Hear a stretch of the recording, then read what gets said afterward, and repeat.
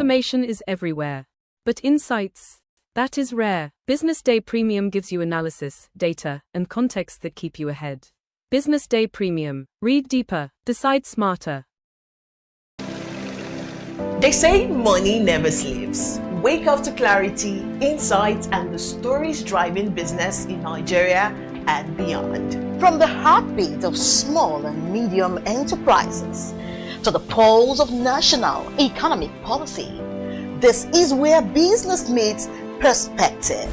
With expert guests, real-time analysis, and stories that matter to you. We go beyond headlines to bring you the full picture. Join us every morning as we break down the numbers, decode the policies, and spotlight the people shaping our economy. This is Business Money. We are not just showing off businesses, but telling the stories behind them. The hustle, the art, the orders, and the wins. Startup Spotlight, showing every Monday on Business Day television. Welcome to the Triumph Against Odd podcast. Most people go through their lives without knowing what their superpower is, right? But if you're lucky enough and determined enough to find your superpower before you get to a certain stage of your life, you will be incredibly successful. Look, the first thing is you just decide not to look at the challenges, because if you do, it's going to end you. The closest thing I think is that I had a deeply military background, which is a bit of a never say die background. I saw an opportunity in non-interest banking, and I felt that the demand was there. There was pent-up demand for it. People were yearning for it, and I felt that if we did it properly, if we brought in professionalism into it, and if we brought in our experiences, our various experiences from various backgrounds into it, that it could succeed. Very few people do that because very few people explore their superpowers. They just explore bread and butter issues. I need to eat, and Yes, there will be challenges. This is a very difficult business environment. The government keeps working on how to make business easier. The first problem to overcome is really just starting, right? We thought about this idea for over 2 years before we even took the first step. You cannot ignore this country. No, and to be from here, I think is an incredible privilege. Nigeria will be ascendant in my lifetime. This is Business Week, a weekly program brought to you by Business Day Television.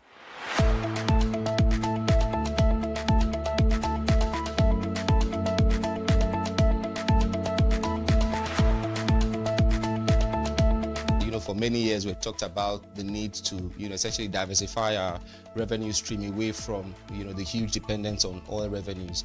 It looks like that is happening now. So that means that we're better protected when, you have these wide fluctuations in oil prices and all of that. So but as you say, and I agree, that we should commend the government. At least revenues are not falling. There have been times in the past when we recorded drops in revenue. That's not the case today. We're seeing revenues actually going up.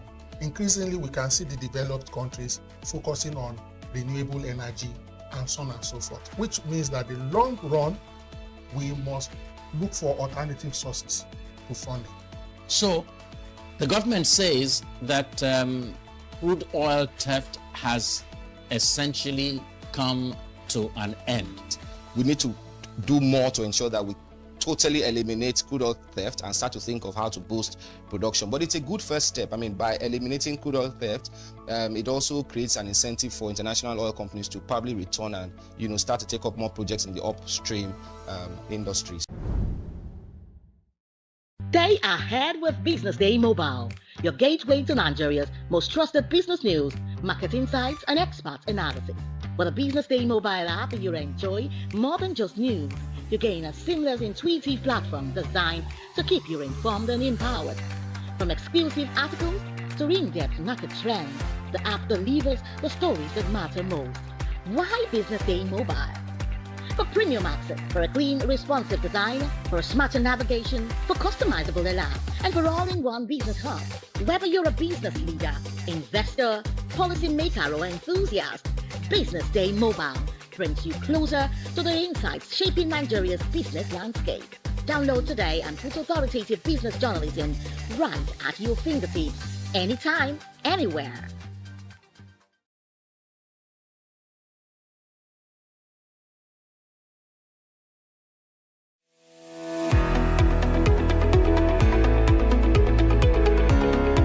This is Business Week, a weekly program brought to you by Business Day Television. And we're live from Lagos, the nation's commercial capital, bringing you the latest insight into the stories that matter for business and the economy. I am Deborah Eze. Onyeka Valentine. I am Destiny Momo. My name is Elizabeth Moses.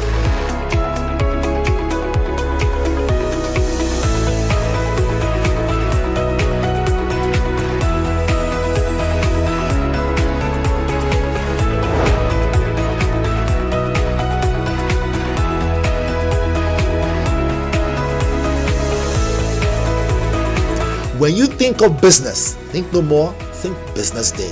I know that Business Day Television will go places. It is the next big thing that will happen to the Nigerian media sector without a shade of doubt.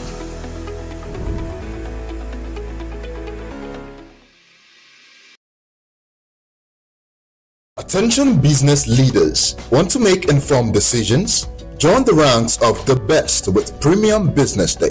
Access in-depth analysis and expert opinions to stay ahead.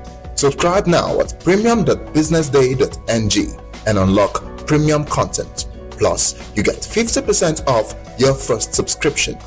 Don't miss out. Make smarter choices and seize new opportunities. Sign up now and elevate your business game. Visit premium.businessday.ng today.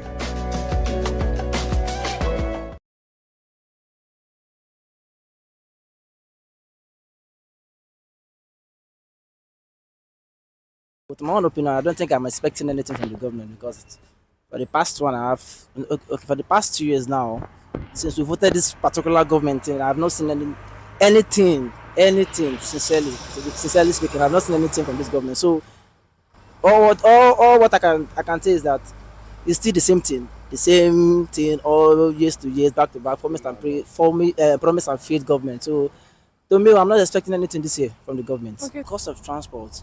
Basically, based on the amount of salary you receive, and based on transportation, you could understand that we spend more on transportation because transportation took more of our salary than any other thing, right here. So, I would like the government to look into that aspect, transporting, and secondly, housing, because an ordinary man cannot afford a house here in Lagos State. So, the cost of housing is too much here. We need more from the government. Okay. We need more road. We need water. We need houses. The poor are crying. Although food are coming down, but we still need them to do more to progress, to make Nigeria to improve. What I'm expecting from the president that he should work on the bandits so as people will be able to so that people will be able to travel. And there's a lot of things that government should work on, like transport and some other thing. Like me now, I can't be able to afford a house in Ikoyi. Okay, let me say I'm a single mother also trying to survive. So government should they should help us like we people that we don't have much. Government should look into the transports then and the goods. I'm talking about they should help the less privileged by putting the price of goods that they should let it to go down so that people will be able to afford to buy rice and some other thing. We expect a lot. We are not going into it because it will take a lot of time. What we just want is that they've been trying their best, and though their best has not been enough to the minority, what we just want is that in terms of the tax and the accommodation aspect of it, the way the agents takes a lot of percentage from the tenants and all those things like that, is really appalling to most of us that we could not even afford. The house rent is not the issue. but the agents and some other parties like that are involved into it. These are one of the things that they should scrap, put the agent aside, because they are not the one they are not the owner of the house like that. So I don't know, governor understand better. Most of these agents, they came up from nowhere. The landlord will just give them, it might not really be the owner of the house, they just give them the address of the house, that okay, manage my house for me like that, blah blah blah. So at the end of everything now, when you're trying to pay, what I really want is that let there be a registered, if there's any means of ways that okay, there should be a registered organization that manage a certain house. That means if the house itself is fully on the normal government line, so that one is normal. So but if aside that, they should scrap some of these agents. They are on the streets threatening people all around. Even the owner of the house does not even have time to run. So when it comes to this Agbero, honestly, let me just crack a joke. Sorry. I understand that very soon Agbero will be like a course in the university that you have to study, because it's becoming a legit work that even from the government, it has been supported already. But what I understand is that fine, nobody can question the authorities, but what I think that there should be a limit to their activities, so that at least to favor the commuters and the people on the road, the drivers, because whatever that comes up, even if they ask thousands, millions of naira from the driver, is we the commuters that are going to suffer everything. So there should be a limit to some of all these things. Fine, this from the government, because I believe they are remitting. So like I know talk, yes, I know talk, but they are remitting, yes, somewhere. So that goes it.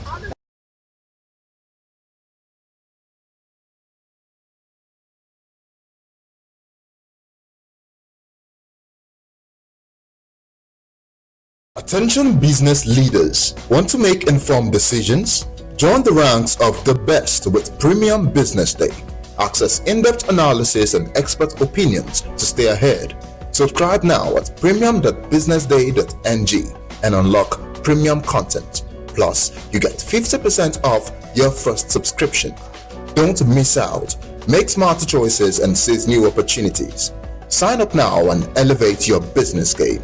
Visit premium.businessday.ng today.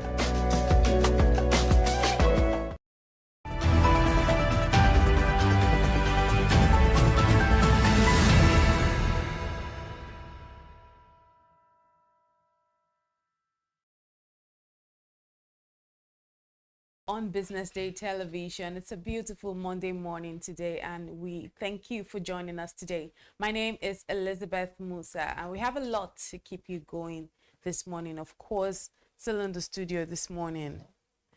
Onyeka Valentine. Onyeka Valentine, how was your weekend? Fantastic. Can't complain. Tell me, give me a little bit of details. So the good thing is, for what it is, you begin to feel that flow of 2026. Those hard work, or put this way, those calls that you made towards the end of 2025, right, will begin to yield now. Why? Because you invested your time making sure that you practice only OQP, which is only quality people. You know, so how does it how does it tie into this morning? I will tell you. So I get calls, okay, Valentine, and this XYZ, right? Can you put together this? Can you put together that? So it makes you understand that those calls didn't just come out from the bloom. You had invested your time. And for every call, especially in our environment right now, in our economy, for every call you get that looks like a double of a hustle or a triple of a hustle, it puts a smile on your face. This way you can now be able to now, let your spending power be more than what that you earn. When it starts paying you. I don't know if you understand what I'm heading to now. I'm not sure, but have you seen that today felt like the actual resumption day? Do you notice? Okay.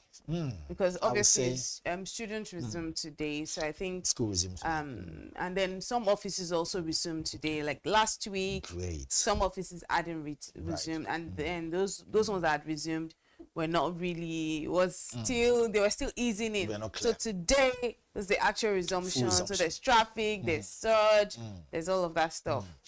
which is why anyone who's out there right now, you have to double your hustle. So when you get calls like that, you know back to school money will be there. You already know that traffic will consume your fuel. So any extra call you get or extra business deal or something will put a smile on your face. That's what I was going to with this. Okay. You know, so now that everything has now fully come back to action, we all know how it is in our country now. Things only go up, things don't come down, right? But surprisingly, the fact that fuel price came down created a lot of traffic in MRS. So you see people leaving other filling stations, going to queue up in MRS because of that small variation of The one on the island or which one?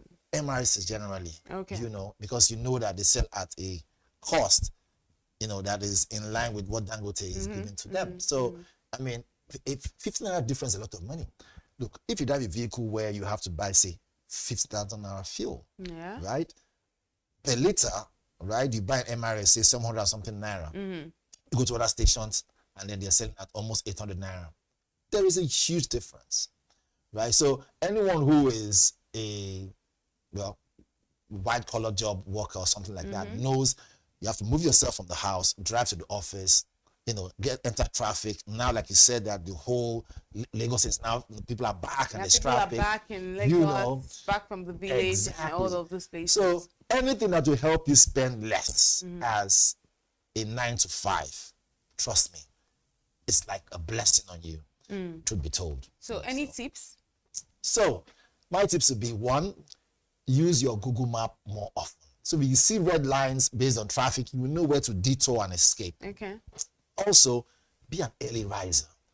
Look, early to bed, early to rise. But that's for people who are working in from offices. Most definitely. Yeah, Then people are working from home now. Yeah, but again, you know, so our economy and our nation hasn't really, you know, got to a point where you can be 100% working from home. So certain jobs you have to be around. Like yeah, ours. like ours, obviously. But then I'll tell you for a fact that we have about, I don't know the percentage because I don't want to give wrong statistics. I hate to give wrong figures.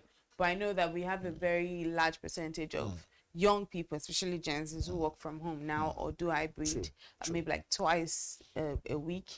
Yes, we have a very large percentage among the quote 95 people. So yeah, I think for me, one thing I'll take from what you said is the OQP, only quality people in year 2026. Very important. That's the truth. Speaking of only quality people, let's see what we have on the headlines this morning. Fubar says everything will be fine, but Speaker insists on impeachment. That's one of our headlines this morning. Again, Tinubu arrives in Abu Dhabi for 2026 Sustainability Week. And then Lagos, Abuja rent surge 20% yearly in housing strain. That one is in the real estate sector. And foreign news this morning, Trump says he's cancelled second wave of attacks on Venezuela. Well, I think just one story I want to quickly chime in quickly is the one on Lagos, Abuja rent surging 20% yearly in housing strain. We have a housing challenge of course, in Nigeria. Generally. Lagos, Abuja leading, of course, Lagos being the commercial capital and Abuja being the actual capital. Lagos tops it because of all of the activities and all of that. And I dare say, it's one thing for rent increase. It's another thing to actually give me what my rent worth, you know. It's one thing to be renting in an area which obviously is maybe an expensive neighborhood, maybe in city center, whatnot, and then, but it's another thing to actually have the basics. Get the value for the money you're yes, spending. do you understand? It's like I understand that you can't expect to rent in or buy in an Ikoyi or in a Lekki and expect it to be the same with somewhere downtown. But I think that there are just some basics that are termed luxury, which we don't get to see sometimes get to see in Lagos. Like if you get to see in Lagos, then it's over the top. There's that. Abuja, I know, has bigger houses and all of that, but Lagos has the Lagos landlords are kind of greedy. Like they'll just take a house and then why is it like this? Well. It doesn't get house, and then this house is already good as this. Then they divide it into two or divide it into three because they just want to make so much money, and they are. I think they're overtaking advantage of the housing challenge. You see, last year also during the dirty December period, which has now been said. You know, there's something about Nigeria. I digress. There's something about us. We are very we know how to hype things up. True. And then after hyping things up, the same way we hype it up, we bring it down. Because the same dirty December that was hyped, it started being said that, oh, dirty December is overhyped in Lagos. People need to go to their villages. The villages where the fun is at now and all of that. And I'm saying we literally just had 1 year of, you know, the old dirty December hype. If you recall, and they're just last year already. We're already talking about it moving to the villages and whatnot. Let's take a quick break and we'll be right back for more stories.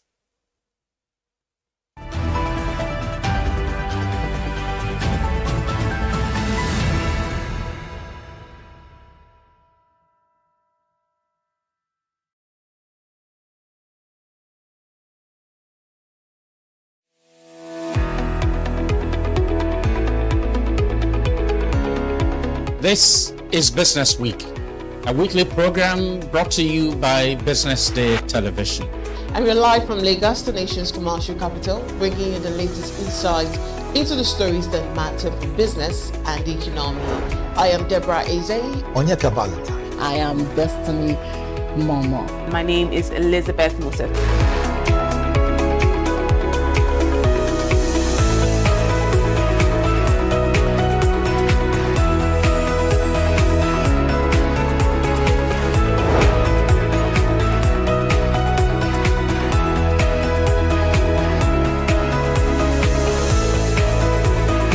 When you think of business, think no more, think Business Day.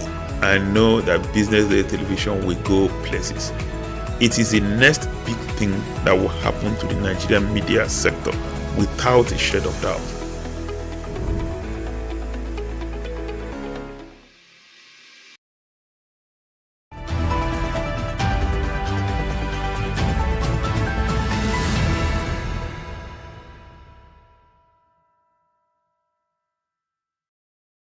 Welcome back. You're still watching the Business Day Television Breakfast Show, and this is the newspaper review segment right here on the show. Of course, we start at home. We started with the Business Day paper this morning. On the front page of the Business Day paper this morning, the big story here says how big banks scaled recapitalization hurdle ahead March. And on page 30 of the papers, on the left-hand side of the Business Day paper this morning, it says blended finance, solar first estates to shape real estate market in 2026. Right. On page 30 still, it says Nigeria's food storage gaps adds to farmers' woes. And page 30 in the world of energy says LNG exports hit 5-year high on rising feed gas supply. Those are some of the top stories on the front page of the Business Day paper this morning. There's also a graph, this morning talking about tier 1 banks capital raise. This one is part of the biggest story on the front page of the papers, and it shows after raise, before raise, Access Holdco, Zenith Bank, GT Holdco, UBA, some of those headlines this morning on the front page of the Business Day paper. Of course, we'll see. Maybe let's talk about Nigeria's food storage gap adding to farmers' woes. As one of our stories this morning, obviously we see that the agricultural sector is one sector that also has like a whole lot. There's a lot of opportunities in the agricultural sector, right. But I think we also have a challenge of food storage, and there's also a gap in that area, and that one is adding to farmers' woes, which is what this story literally is talking about this morning. And then again, in the world of energy, it says LNG exports hit 5-year high on rising feed gas supply. That's also one story this morning that you wanted to talk on any of this, speak on any of. Well, I mean, the good thing is what it is. We're seeing some changes.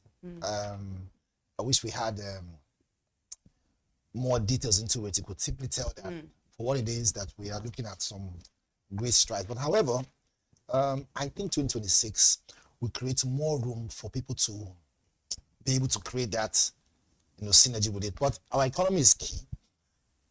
Will it be affected by other sectors? I will say yes. Will we have the statistics, just so we have it right now in the papers there, be a bit different? I will also say yes. However, this is just the first quarter. Let's see how the second quarter lines through. But I think BusinessDay have been able to give us some insight of what to expect, knowing that a lot of other areas will affect it. But what I'm more concerned, right, when it comes to this particular story, is the fact that this recapitalization thing we're talking about, right? Can we have other, sectors, okay, be in front of our explanation in such a way that we can be able to now say, wait a minute, this can affect it, this cannot affect it, like agriculture. Can we look at those areas? How can that affect what it is that we're looking out for? And then I want to also see more of those are professionals. This 2026, we've not heard from likes of Bismarck, likes of other key people, right? Maybe they're waiting to have conferences first to be able to have those breakdown. But when I hear from them, I can now say, wait a minute, is it that we're ahead of ourselves, or is it that we're taking our time to, preempt what it is that's coming up? However, more importantly for me, I think this is just the 12th day into January. Let's see how that unfolds. Right. Let's see what we have on the front page of the Vanguard newspaper this morning as well. The reverse crisis certainly still on the front burner. It says, why I said dogs are barking. This one is from Fubara. Who is he calling dogs? And the writer goes on to say, you know what they say, if you ask me, who I go ask? No, I'm actually asking, you must answer. So the writer goes on to say, right. Tinubu can sack me if I can no longer offer anything. This from Wike. Wike seems like this, it's old enough to be my dad, but it seems like this problem child. It says, Wike Amewule avoid impeachment comment at Port Harcourt rally. And final writer here says, there's plot to stop legislative proceedings. This is from Rivers Assembly. And on page 9 of the papers, on the top left-hand side of the Vanguard paper this morning, it says, insecurity, release of 70 bandits sparks outrage in Katsina. This is on page 13 of the papers this morning. Also goes on to say, 6 killed in Niger, Sokoto communities. And on page 41 of the papers this morning, it says, Iran, 466 killed, 2,638 detained. The writer says, Tehran vows to retaliate if U.S. strikes, blames foreign terrorists for protest. On page 9 of the papers this morning, it says, LG account, Oshun files charges against bank officials, hearing holds on January 30. Page 9 still says, Tinubu broke education pact, abandoned students abroad. Atiku alleges. And on page 8 of the paper, this one is really sad. It says, NMA fault media trial over Chimamanda's son's death. That's on the back of the death of Chimamanda Adichie, Nigeria's novelist and writer, twin son, who died from, obviously, healthcare she says misdemeanor. Yes, she says in the hospital. Negligence. Part of it. And on page 21 of the paper this morning, Financial Vanguard says loans to manufacturers shrink to 2.1 trillion naira. Loans to manufacturers shrink to 2.1 trillion naira. It says drop in 5 sectors, 17.5% to 16.43 trillion in month. Those are some of the top headlines on the front page of the Vanguard papers this morning. I'm sure you want to speak to the Fubara story. Well, interestingly, I didn't know Fubara story I will talk about. Well, I will say this very quickly. River State is just quite, it's an amazing state. I'll use that word. But I haven't seen the trajectory in which they're heading. We hope we will not experience, they will not experience another, state of emergency, as the case may be. Because if Fubara can say, why are dogs barking? My question is this: can we move away from those rhetorics? Can we move away from areas that could spike other issues? You've defected to APC, right? You're finding your footings there. Not just you, one or two of your colleagues who have also moved with you. Some other people out there who are still strong PDP supporters don't want to move to APC. And so they are moving for your impeachment. The big question now is this: can we have him just focus on running the state? Because the more he keeps taunting them, right, the more we can end up seeing some other issues that will affect the people in River State. But I mean, look, if you have a state where people are worried about the leadership, how do you think investors want to come in and invest, right? Also, we also know that Wike is not also sitting on his hands too. On his own end, he's also, pushing back and forth to be able to get that guy out of that. If he asks Wike, what's the biggest speech for 2026? He will just tell you straight up. I mean, from the way and manner he has been going, he will just tell you that he doesn't want that, he doesn't want Fubara there. But I mean, it doesn't just lie up to him, right? It doesn't lie to him, but it doesn't fall on him alone. He might have his own followers. It doesn't necessarily mean that Rivers is in his pocket. However, having said so, I think that for what it is, not everybody who will throw fingers at you will actually, deserve your response. I think Fubara should key into that. Instead of just coming out to now say, why are dogs barking? People will begin to ask questions. So now you're calling us dogs? So then what are your thoughts on this comment by Wike saying that Tinubu can sack me if I can no longer offer anything?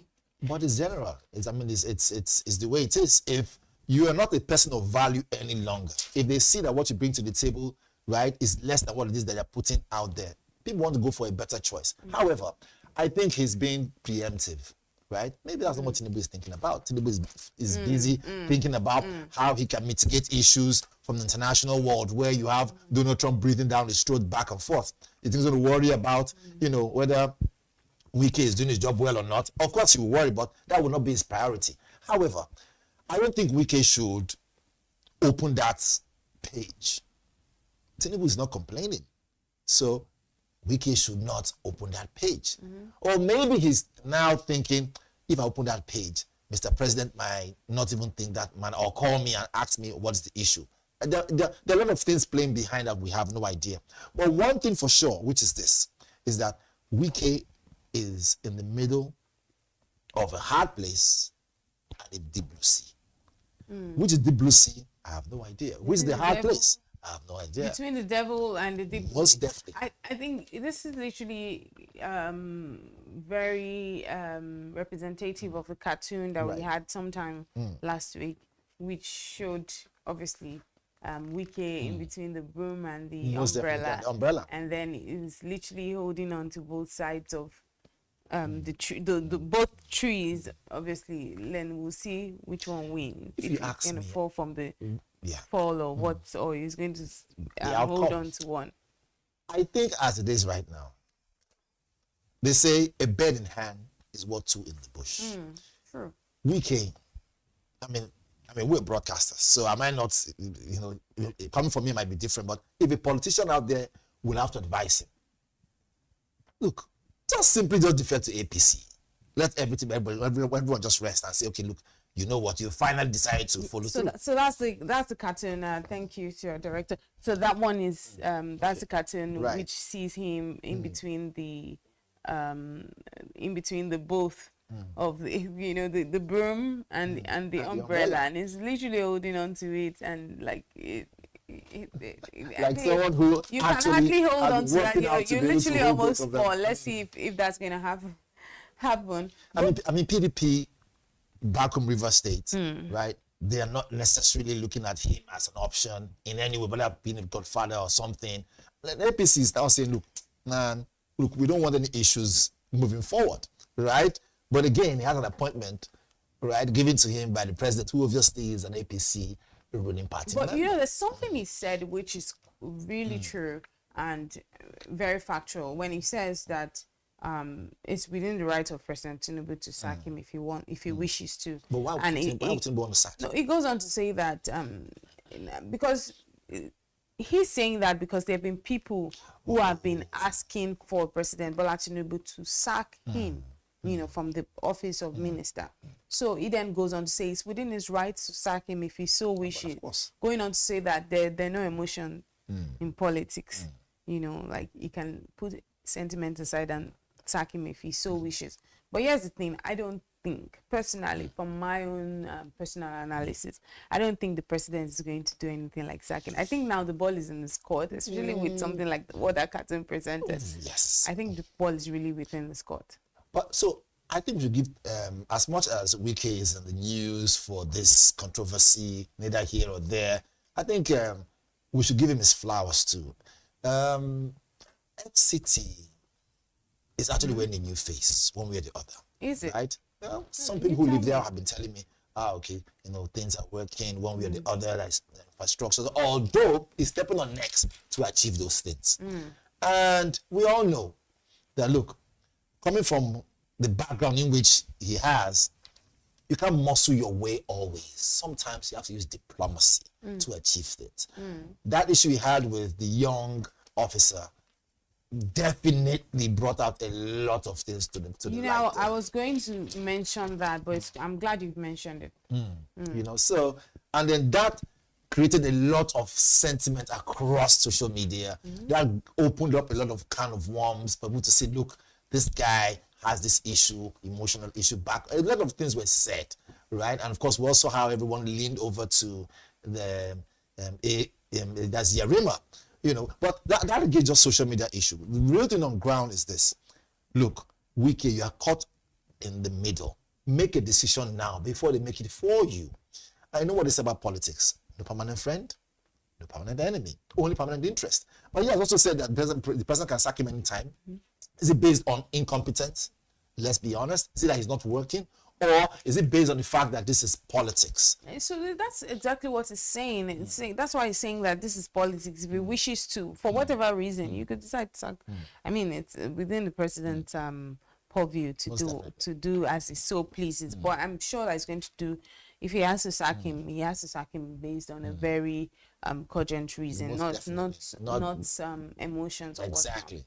So we'll see how that unfolds. Still on the front page of the Vanguard paper this morning, the one says insecurity and release of 17 bandits sparks outrage in Katsina. Now, what this story goes on to talk about is how the release of the 70 bandits, obviously by the Katsina state government, has sparked widespread outrage across the state, with critics warning that this move could undermine the rule of law and deny justice to victims of violent crimes. I think we need to, this is a story obviously that we need to have maybe someone in the legal field speak on, because and explain to us just to break it down a bit, because how do you just go release 70 bandits? Why are you releasing them? Are we trying to it's already very insecure. So what are you trying to do? So the first and foremost, like you said, I wish we had a lawyer here, but let's look at it from the context in which it has been presented, right? The headline says, release of 70 bandits. So you have already told us that they are bandits. Yeah. And so we have a big issue with insecurity in our nation. When these words are mentioned, bandits, terrorists, Boko Haram, right? And every other word that spikes security in the minds of Nigerians, when those words are mentioned, we don't take it lightly. We take it seriously. So now, if we go by the caption here, release of 70 bandits spark outrage in Katsina, of course it should spark outrage across the country. No normal person right now, seeing what Nigeria is going through, seeing how the rest of the world is saying that we need to deal with our insecurity going on. It's not as if it's unique to Nigeria. We have other countries that have their own issues of insecurity. But seeing the fact that a lot of people have had their hands and fingers in this matter, not until Donald Trump had to, let me now use this word now, had to partner with Nigeria, to drop some bombs. I don't want to say he did it on his own. So people will not say, you're undermining Nigeria, But the fact that he now came in to begin to help push things faster makes us understand that, look, we cannot pet or joke with this matter. And one thing I'm just going to say, just real quick, is I get that we have this. First of all, how did we even get to this? How did we get here to this point where we are now negotiating with bandits, which is exactly what's happening, right? The government is trying to negotiate with bandits because obviously you only negotiate when you feel like this person has some sort of upper hand. But that shouldn't be, because in a proper society, why should the government or why should bandits have an upper hand in a secure society? So now you are negotiating. What does it mean? It means that those people who have been sponsoring these people are now speaking with some other people. And now that you are going ahead to negotiate with bandits, there are two things this can do to a society. You are making criminals bold. You are emboldening them, and you're also you have the tendency to undermine the public's confidence system, because here I am as a member of the public. I'm scared because I'm thinking I'm moving among bandits. I mean, I already know this, but now this one is so public that you are releasing this bandit. So then I'm thinking, why would you release them? I think we should even find out on what basis. Is it that they now realize these were wrongly tagged as bandits? If so, then why even add this? If for example, they said release of 70, suspected bandits, I could have said, okay, maybe they made a mistake, right? Because you can pick up anyone who is scruffy looking, right? Beating back and forth, and then he looks all dirty and says the bandit. That night he can fly. So, but when you now say, so if you have confirmed them as bandits and you release them afterwards, which means some people are pressing buttons, some people are making calls that are not supposed to be entertained. Look, I believe that just the way you have in some certain countries, some kind of crimes that are not even up to terrorism attract the death penalty. I'm sorry, but we are at that level right now. There are some countries where if you embezzle money, not only will they seize all your property, they will put the person to the nozzle of the gun or by hanging or whatever the case is. They don't laugh over these kind of things because you're dealing with issues that can bring down the country. Now, an issue like this, which is insecurity, is a serious issue. I can't even tell any joke about it. And so we want a case where you can travel back and forth. Why are air flights, right, and the airfares quite expensive? Because we've realized more people want to travel, and the more people that want to travel, you have less flights. Of course, demand is high. It will be high because nobody wants to travel by road, all because of insecurity. And you're telling me you're releasing 70 bandits. On what basis? Can Katsina State government, can it answer those questions? Because that's what we want to find out at home. Our viewers want to find out, on what basis is it that you now realize that these people were, mistakenly called bandits and they were not? If so, let us know. Can we see their faces?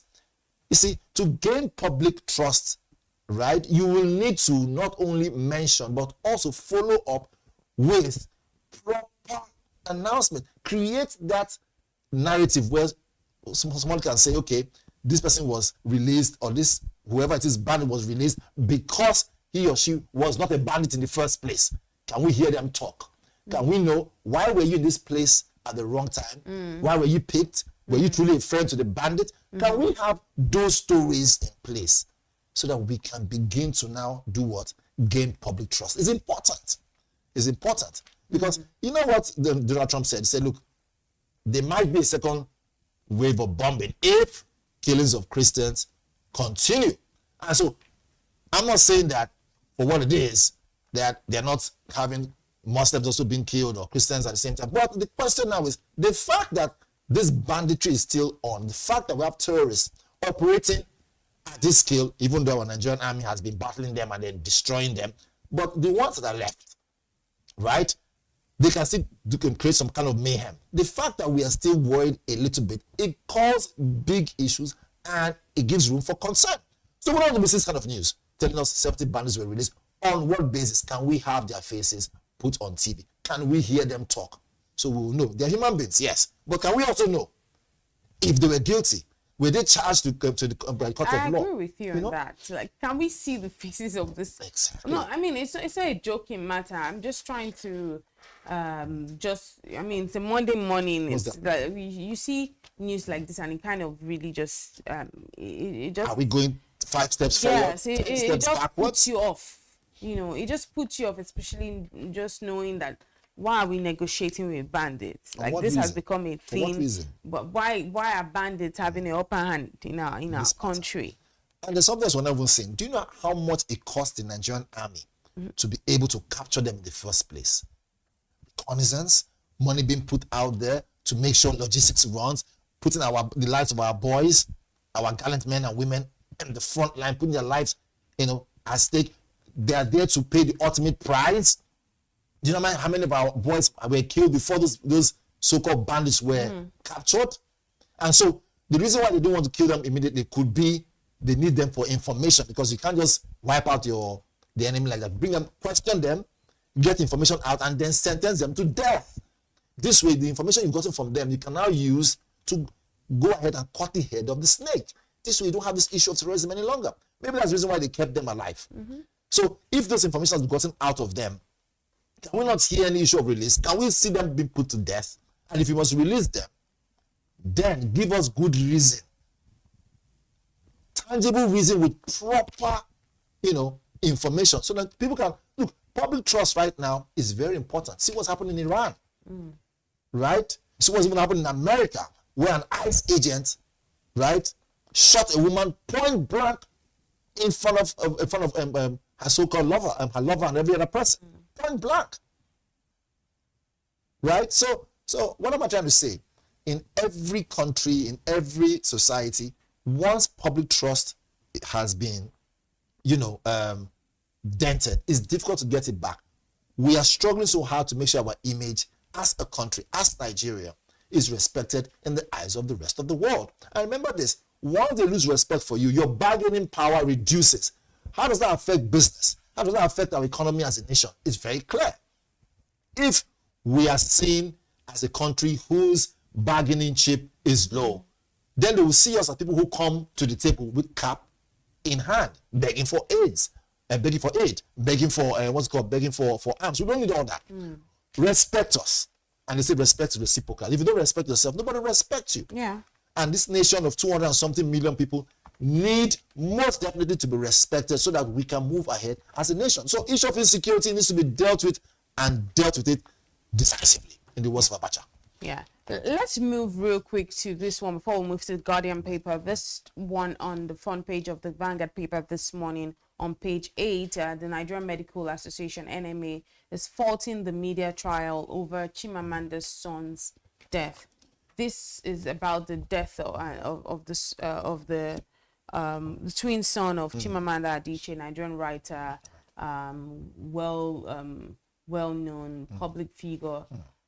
This one has come out. The Nigerian Medical Association is saying that they're criticizing the decision by some parties, obviously the family and all of that, to take these allegations surrounding death of the patient, which is a son, to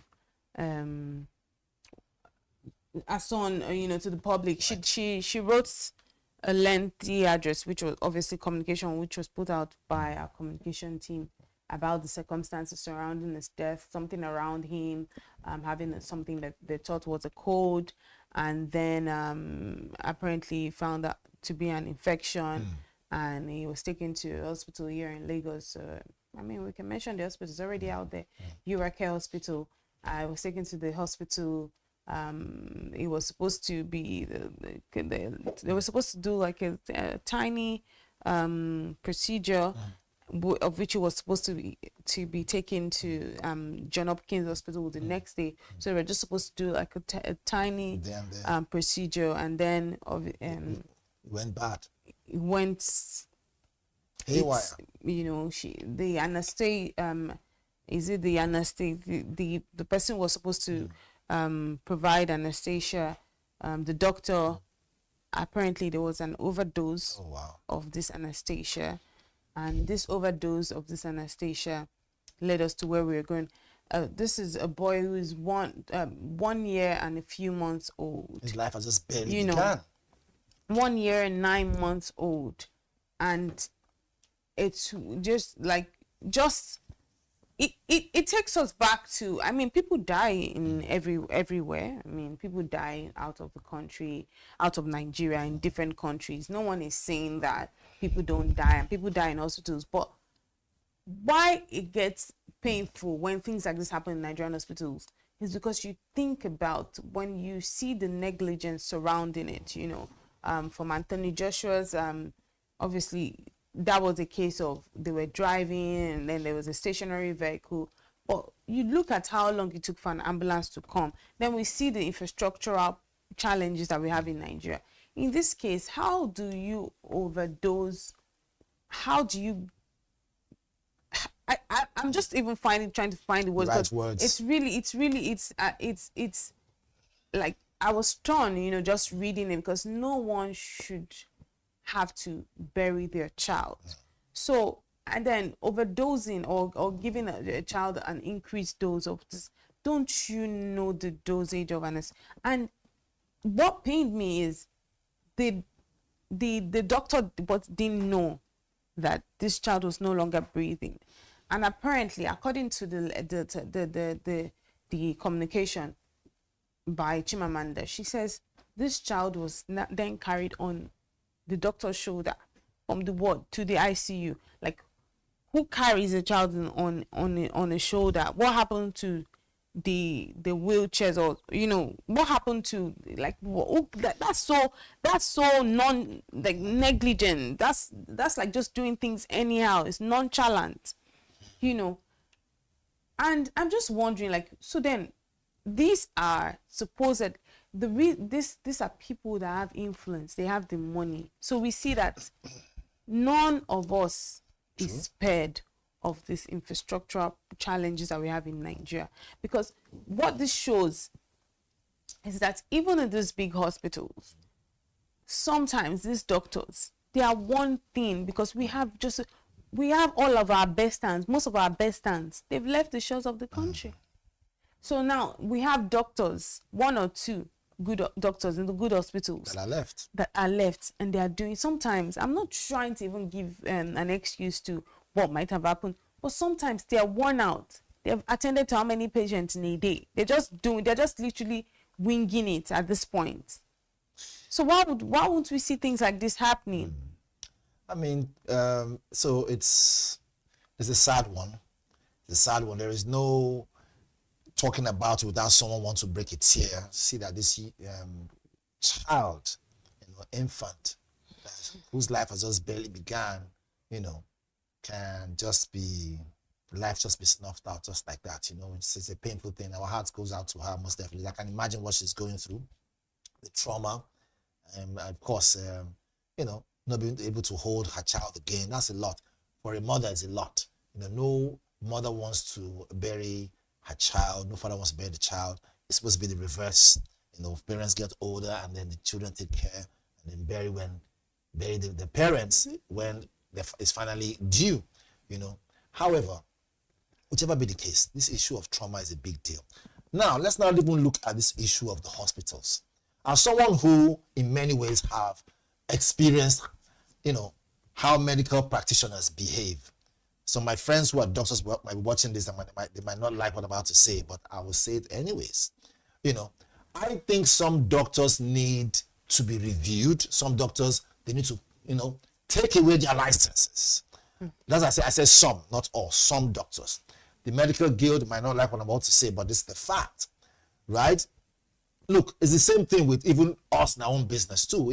If you make a mistake, right, own up to the mistake. And if you're found wanting, it's only normal to now say, look, I will step down for someone else to follow through. And this cuts across board in every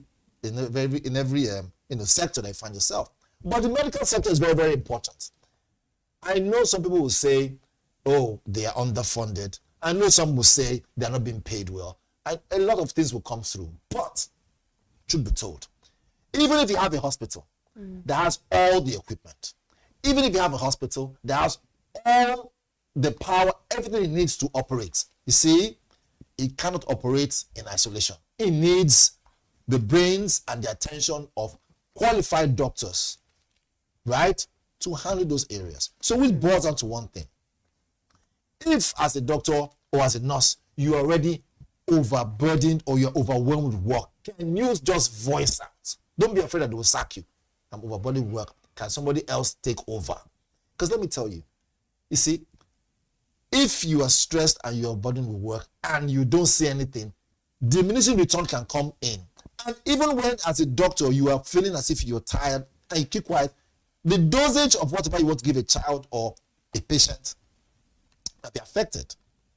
You know, so there's a lot. Anyway, we don't even know if this doctor in question was overburdened with work or whatnot.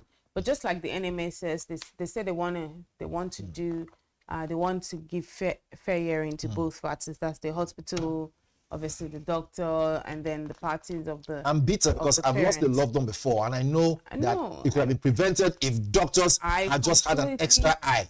I completely agree. I'm very bitter about it, even I'm supposed to be professional about it, but you know, this runs deep. This runs close to home for me.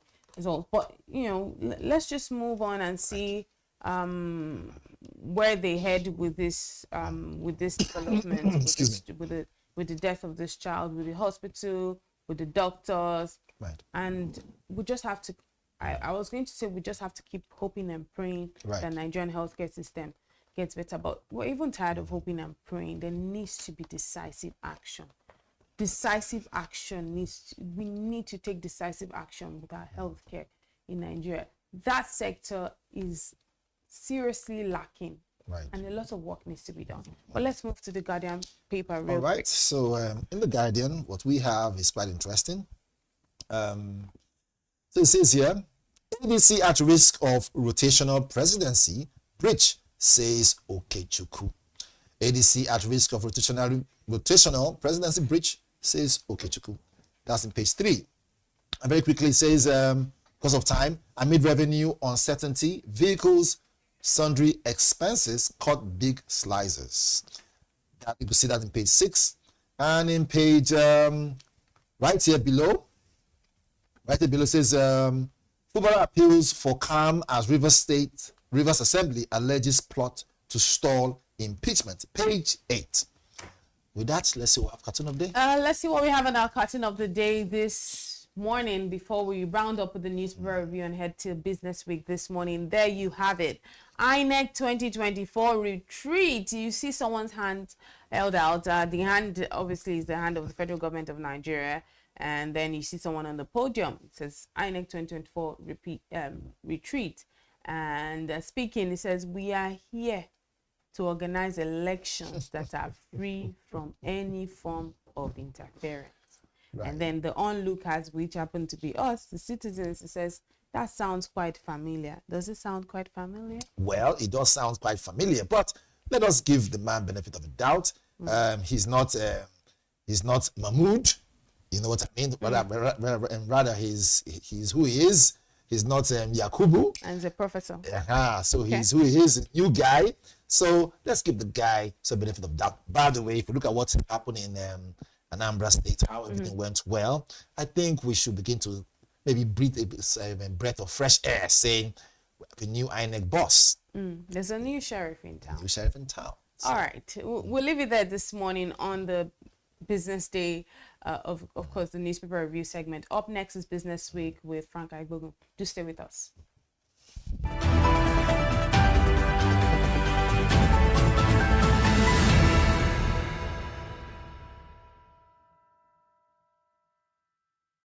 Information is everywhere, but insights, that is rare. Business Day Premium gives you analysis, data, and context that keep you ahead. Business Day Premium. Read deeper, decide smarter. They say money never sleeps. Wake up to clarity, insights, and the stories driving business in Nigeria and beyond. From the heartbeat of small and medium enterprises to the pulse of national economic policy, this is where business meets perspective. With expert guests, real-time analysis, and stories that matter to you. We go beyond headlines to bring you the full picture. Join us every morning as we break down the numbers, decode the policies, and spotlight the people shaping our economy. This is Business Money. We are not just showing off businesses, but telling the stories behind them. The hustle, the art, the orders, and the wins. Startup Spotlight, showing every Monday on Business Day television. Welcome to the Triumph Against Odd podcast. Most people go through their lives without knowing what their superpower is, right? But if you're lucky enough and determined enough to find your superpower before you get to a certain stage of your life, you will be incredibly successful. Look, the first thing is you just decide not to look at the challenges, because if you do, it's going to end you. The closest thing I think is that I had a deeply military background, which is a bit of a never say die background. I saw an opportunity in non-interest banking, and I felt that the demand was there. There was pent-up demand for it. People were yearning for it, and I felt that if we did it properly, if we brought in professionalism into it, and if we brought in our experiences, our various experiences from various backgrounds into it, that it could succeed. Very few people do that because very few people explore their superpowers. They just explore bread and butter issues. I need to eat, and Yes, there will be challenges. This is a very difficult business environment. The government keeps working on how to make business easier. The first problem to overcome is really just starting, right? We thought about this idea for over 2 years before we even took the first step. You cannot ignore this country. No, and to be from here, I think is an incredible privilege. Nigeria will be ascendant in my lifetime. This is Business Week, a weekly program brought to you by BusinessDay television.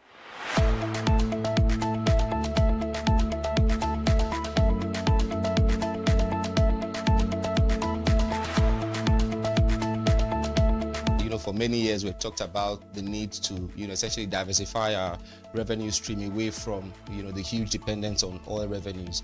It looks like that is happening now. So that means that we're better protected when, you have these wide fluctuations in oil prices and all of that. So it's as you say, and I agree, that we should commend the government. At least revenues are not falling. There have been times in the past when we recorded drops in revenue. That's not the case today. We're seeing revenues actually going up.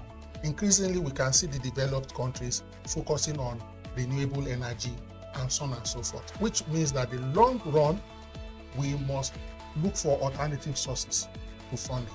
So the government says that crude oil theft has essentially come to an end.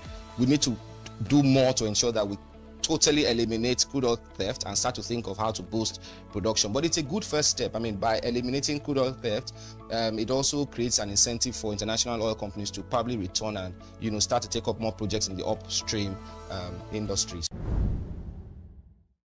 Stay ahead with Business Day Mobile, your gateway to Nigeria's most trusted business news, market insights, and expert analysis. With a Business Day Mobile app, you enjoy more than just news. You gain a seamless, intuitive platform designed to keep you informed and empowered. From exclusive articles to in-depth market trends, the app delivers the stories that matter most. Why Business Day Mobile? For premium access, for a clean, responsive design, for a smarter navigation, for customizable alarm, and for all-in-one business hub. Whether you're a business leader, investor, policymaker, or enthusiast, Business Day Mobile brings you closer to the insights shaping Nigeria's business landscape. Download today and put authoritative business journalism right at your fingertips, anytime, anywhere. Attention business leaders. Want to make informed decisions?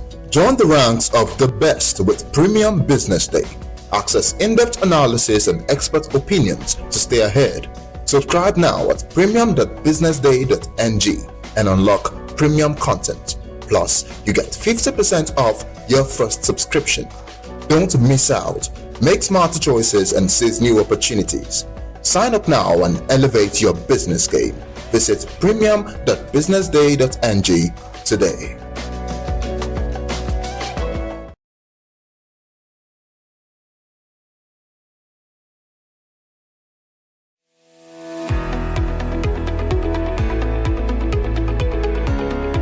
This is Business Week, a weekly program brought to you by Business Day Television. And we're live from Lagos, the nation's commercial capital, bringing you the latest insights into the stories that matter for business and the economy. I am Deborah Eze. Onyeka Valentine. I am Destiny Momo. My name is Elizabeth Musa.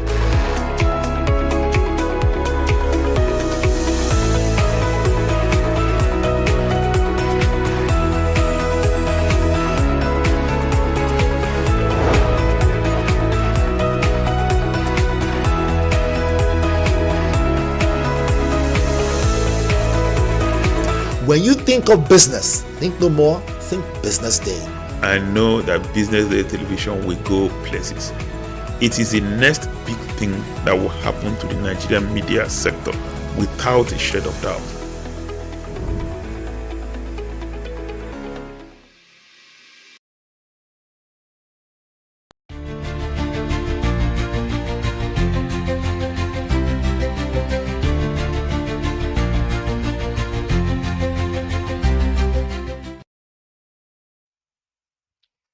Welcome to today's edition of Business Week. And as usual, this is Business Day Television. Today we'll be bringing you a roundup of and commentaries on some important economic matters. So we expect that you will stay with us as you have done in the past, because today promises to be an exciting day. Joining me in the studios as usual is the editor of Business Day, Lolade Akin Murele, and of course the Business Day's chief economist, Dr. Adeosun. Before we get into today's conversation, I think I'd like to just provide you some ideas about the important things happening around the world today. Petrol retailers in Nigeria have ultimately dropped their price below Dangote's 739 per litre price. It means surely the petrol price war is ongoing. LNG exports from Nigeria, which collapsed several years ago because of attacks on pipeline and reduction in oil production, are at their 5-year high. As you would recall, LNG used to be Nigeria's ATM until it was hobbled by attacks on pipelines. On the international scene, President Donald Trump of the United States has been provided with several options to fulfill his threat to attack Iran, where killing of protesters has risen to at least 538 deaths. Ethiopia, with the continent's best and largest airline, is making another move. It has started construction on its $13 or $12.5 billion airport, which will be the biggest in Africa. It will be capable of packing 230 planes and able to process 110 passengers annually. Now, let's get to the conversation to the gentleman. The Nigerian Stock Exchange recorded a stunning 100 trillion naira in valuation in 2025. What happened, Lolade? Yeah, so I think there are a lot of feel-good factors happening around the stock market. And obviously, this started maybe even since 2023, if you like, when the average return was about 37%. Last year was 51%. Which put Nigeria among the top 10 best performing stock markets globally. So I think there are a lot of factors playing out here. Corporates are posting more robust earnings. Profitability is on the rise. The economic reforms are also sitting well with the stock market. The Naira stability, the improved access to foreign exchange has also helped foreign investors come in. And then let's also remember that last year there was news that Nigeria was about to be reclassified as a frontier market status under the FTSE Russell Index. That is going to be formalized in March of this year. So that's also driving some positive momentum for the stock market. And I mean, of course, if you look at the structure of the market, even though it seems like there's some sort of over concentration on a few companies, however way you look at it, positive sentiments are all around. If you look at projections that inflation is going to continue on its on the decline this year, that also bodes well for the stock market, because when inflation falls and interest rate is reduced, then it means that companies listed on the stock market can raise capital at a lower cost. So all the factors are positive for the stock market, and I think that most of the projections I've seen is that this year would even be better than last year, with people saying that the market might end with a 55% return in 2026, which would be unprecedented. Fantastic. Dr. Adeosun, what do you think? Yes, I do you share the very glowing optimism of Lolade? Just to add one or two more things to please.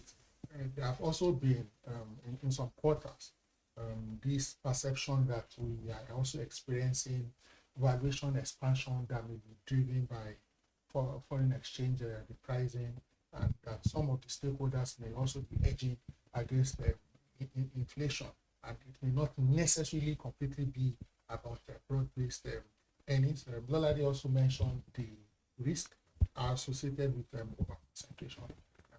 BusinessDay, I think, has published one or two things around that. So we must be able to see how we can expand the markets to include more participants, so that we can diversify the number of participants nationally and also globally, and also see how we can adjust for foreign exchange in the future, so that the earnings can be more durable. Like we say on the street, you don't want undue money at the end of the day. Well, thank you.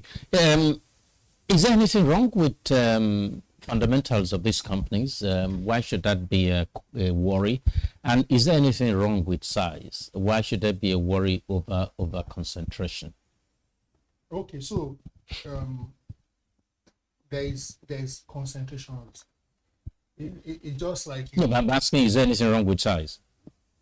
So the challenge is a few dominant players. Yes, but I mean, if you go to the Johannesburg Stock Exchange, and I'm going to ask later that we try and do a peer-to-peer comparison in terms of sizing, and but when you go to the South African Stock Exchange, you have a situation where the mining giants are leading and holding sway there, and nobody talks about over concentration. So, why is there such a? It appears as if Nigerians, you guys are just. It's like somebody who's hungry doesn't have food. He's thinking about dysentery. What's the point? Let's get there. We're not there at all. What's the over concentration? So let's also put things in perspective. Your point is. I mean, in those days, UAC was everything, and we didn't talk about over concentration. You also need to pay attention to corporate governance. When you say UAC, you will see that the ownership is more diversified. Some of the businesses we are talking about, you can point to one man in multiple cases. And that risk from the corporate governance perspective is critical. So if it's just one business, but the ownership is diversified, God forbid if anything happens to one player, you know things will move on. But we have some players right now, they are too individualistic. That's just the concern. Okay. But there hasn't been any story of concern around the corporate governance so far. It's just the fact that these are big companies and they're associated with individual ownership. Yes. Yeah. For now. Not sure whether not sure whether that's an issue though. But let's go on. I was saying that we should do a peer-to-peer review, a comparison between the Nigerian Stock Exchange and the Johannesburg Stock Exchange. Let's just look at it and slice it. Size, we're 100 trillion. Where does that compare in terms of GDP ratio? Where does the Johannesburg exchange compare in terms of South African GDP ratio? Because we're celebrating a milestone, and I agree. But I get a sense that we're still very insignificant. Precisely, that's a good question. So so the rally we're seeing in the Nigerian stock market is also happening in South Africa. I mean, stock valuation on the JSE as well crossed the highest since 2017 last week. But if you look at it, it's about 8.13 trillion rand, and that comes to about $500 billion. $500 billion. In Nigeria's case, it was 103 trillion naira as at close June 9, Friday. That's about $68 billion. So yes, we're still very much far off. So we're probably just about 1/10. Yes, the size of the Johannesburg Stock Exchange. So there's still a long way for us to go, but we're taking the right steps, making the right moves. Baby steps. Getting the right companies listed as well will be very important, because when you look at the market capitalization as a percentage of GDP, then it tells you that there's still a lot of room for us to significantly grow that. In South Africa, it's like 3 times GDP, the market cap. But in our case, it's much less. It's less than 10%. So there's still room. Hopefully, with listings due this year from the Dangote refinery to the NNPC, hopefully that happens, and then more companies coming up, then maybe we will start seeing our stock market valuation also start to at least attain levels, maybe half of what is in South Africa, before we can even aim to match it or equal it. You know, the presidents of Nigeria don't often make a statement about what's happening on the Nigerian Stock Exchange. But when we hit this milestone, the President Bola Tinubu made a statement commending what had happened. And but I was just wondering if the president likes, you know, this is the thing that really sometimes overwhelms me in Nigeria, where you have the leader of a country celebrating something and he does nothing to ensure that that is sustained or even improved on. If I were the president of Nigeria and I want the valuation of the Nigerian Stock Exchange to double in a year, I won't need to sleep before I know what to do. And I start first from just dealing with organizations, enterprises where government itself still has shares. Like the power companies that were privatized, government still holds shares in those companies. You can say within a year, I'm going to sell my shares on the Nigerian Stock Exchange and use that as a lever to bring these companies to the stock exchange. All companies have divested largely to Nigerian owners. I would say to these oil companies, just like Aradel did, I give you 1 year, you have to be listed on the Nigerian Stock Exchange. And there are a number of other sectors, large agriculture firms. You tell them that they should list, provide incentives for them so that, you know, what they do makes sense to them. But you can't celebrate something and then you just close the book and then you go back to bed as if nothing happened. What's happening with Nigeria? I totally agree. That's a good one. All he said was, you know, commend the feat and say that he hopes that more local investors would actively participate. He makes it look like the government is totally helpless about the situation. The government certainly is not helpless. There are policies that can be put in place to ensure that you create an incentive for companies to list, and then you also lead by example by listing your own shares in some of the Why has it taken an NPC so many years to list? It's curious. It's curious. Do they really desire to list? Yeah, that's a question. I mean, I can't see any desire. It's like it pays the government and the and those who run the place to stay outside of the market. For a firm that's been dogged with opacity for many years and are only just coming around to release financial statements now, I think maybe that's one of the reasons why, you know, they don't want the public scrutiny that would happen once they are listed. Yes. But for sure, we need to get to that point where, you know, the government really leads by example by listing his shares in NNPC and then also creating incentives for private sector players to list as well. Dr. Diashun, I see you're nodding your head. I hope you support when you raise that question that why has NNPC not listed, I chuckled because opacity is the word. Once something opacity is their game plan, you mean? Yes. Once you list, you are inviting scrutiny and for vested interest. And anything government in Nigeria never invites scrutiny. Never. They want to shy away from. public view as much as possible. Oh, what a shame. Anyway, so let's look at the prospects for 2026. We expect to see more foreign investors coming to the market on the back of the stability of the naira. We expect to see some big listings, if not many, at least the Dangote refinery. What else do we see happening on the exchange, and what impact would it have? And are they catalysts that government can introduce? For me, I'll say that beyond the big listings, the FX stability is one key thing. As long as we continue this momentum whereby there's sufficient access to FX, the rate is predictable, that would then set the pace or set the tone for foreign investors to come in. Because let's not forget that even though the market is rallying now, the foreign investors are still not back in their full weight.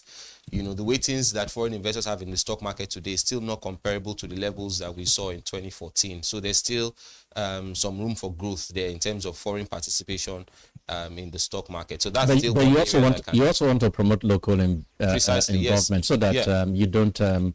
So for the local guys, concentration. Yes, true. For the local investors, a lot of them have really picked up the slack since the foreigners exited, and that's why you see that the market today is dominated by domestic investors, and that is only going to continue because the truth is the companies that are listed are even getting stronger, and their earnings potential is rising by the day.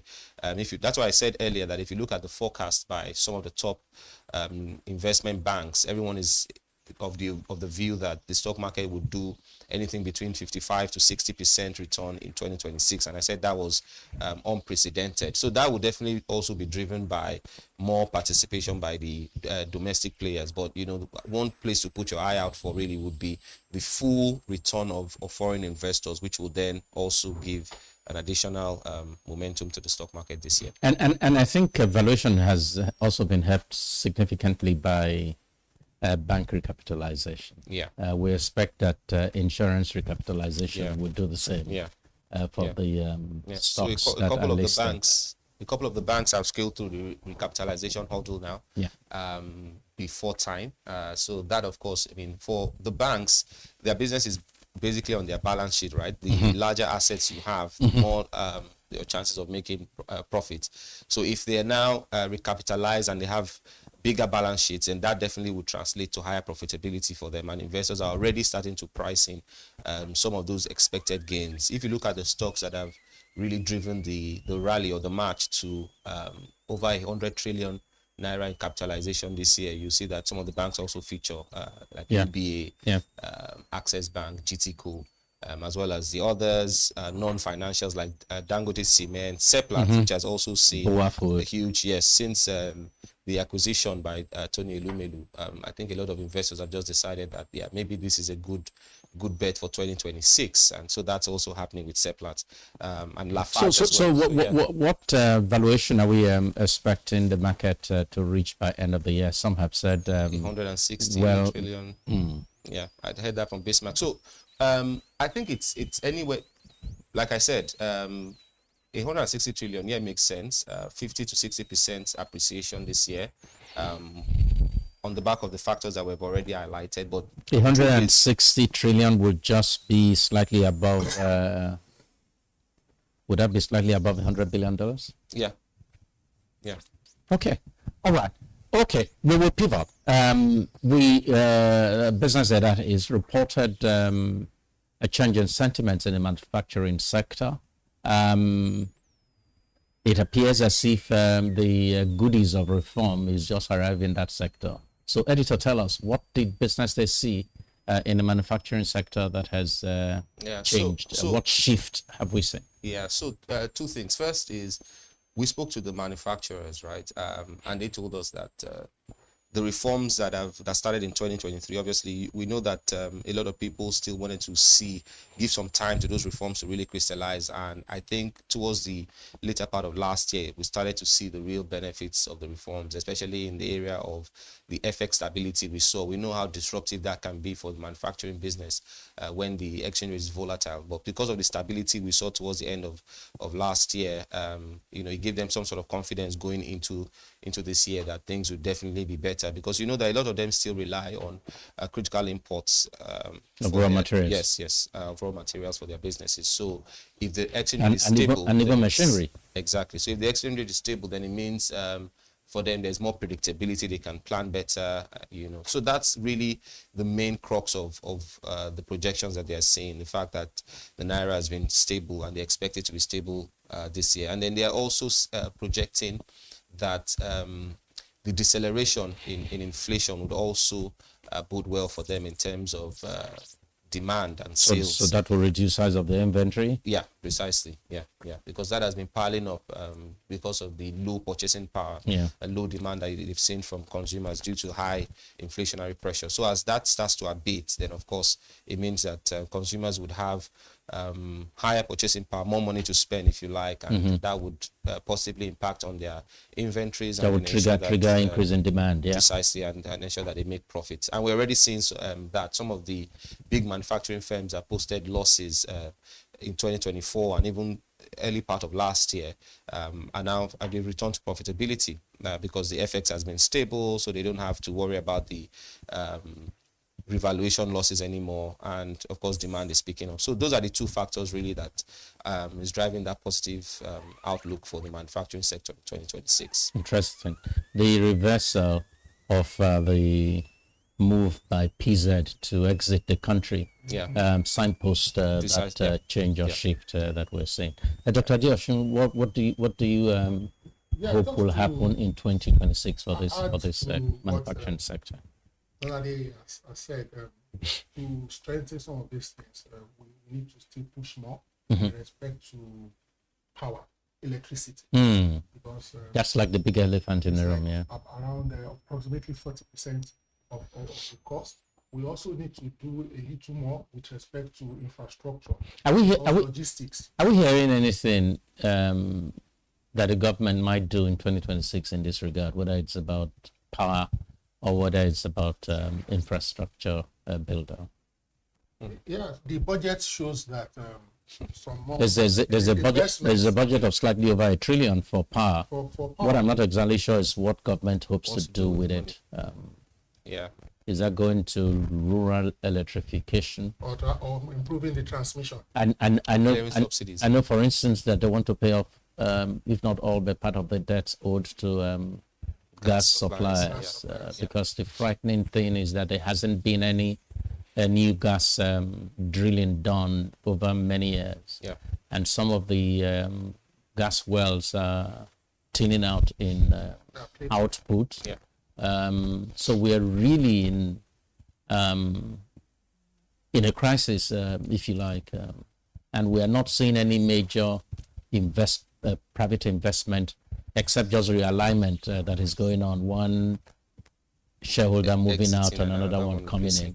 We're not seeing anyone that is bringing in new cash to invest, whether to grow distribution capacity or to grow generation capacity, or perhaps government which owns the transmission lines, whether there will be any significant expansion in that regard. Yeah, I mean, clearly the electricity value chain is broken. Just last week, we reported that about 20 firms left the power grid again. And you need them to make that sector liquid. Precisely. So the more they leave, the more illiquid the sector gets, because the burden of getting the funds will then fall solely on households, and that's not sustainable. Ideally, you want the large corporates to be your big power users who are able to pay the big bills. So if they are leaving the power grid, then it just creates a lot of they are the ones who pay commercial rate. They are the ones who pay commercial rate, and they are the ones that are not likely to owe. Anyway, we're going to return to the power issue because last week the owners of Sahara Power said that the sector is is in a Christmas mood. So let's ask, if the suppliers of power are celebrating, what is happening to the consumers? But we have to take a break now, and surely we'll be right back. Please don't go away.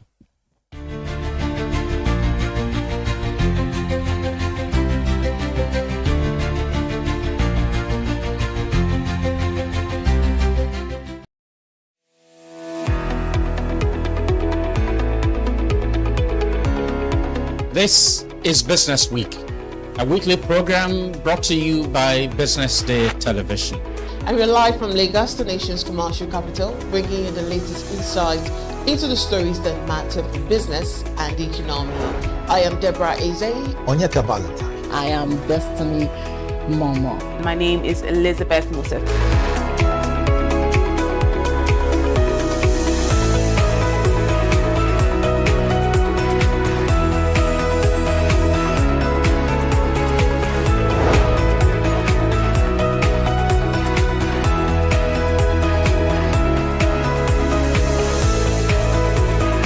When you think of business, think no more, think Business Day.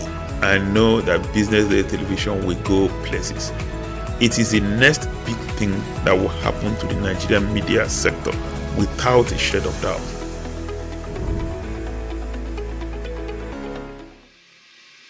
Meet Monica, your all-in-one financial solution. Convert crypto to Naira at juicy rates anytime, anywhere. Enjoy fast withdrawals straight to your bank. Buy airtime, data, and pay bills in seconds. No stress, no delays, just seamless transactions. Monica, the smarter way to move your money.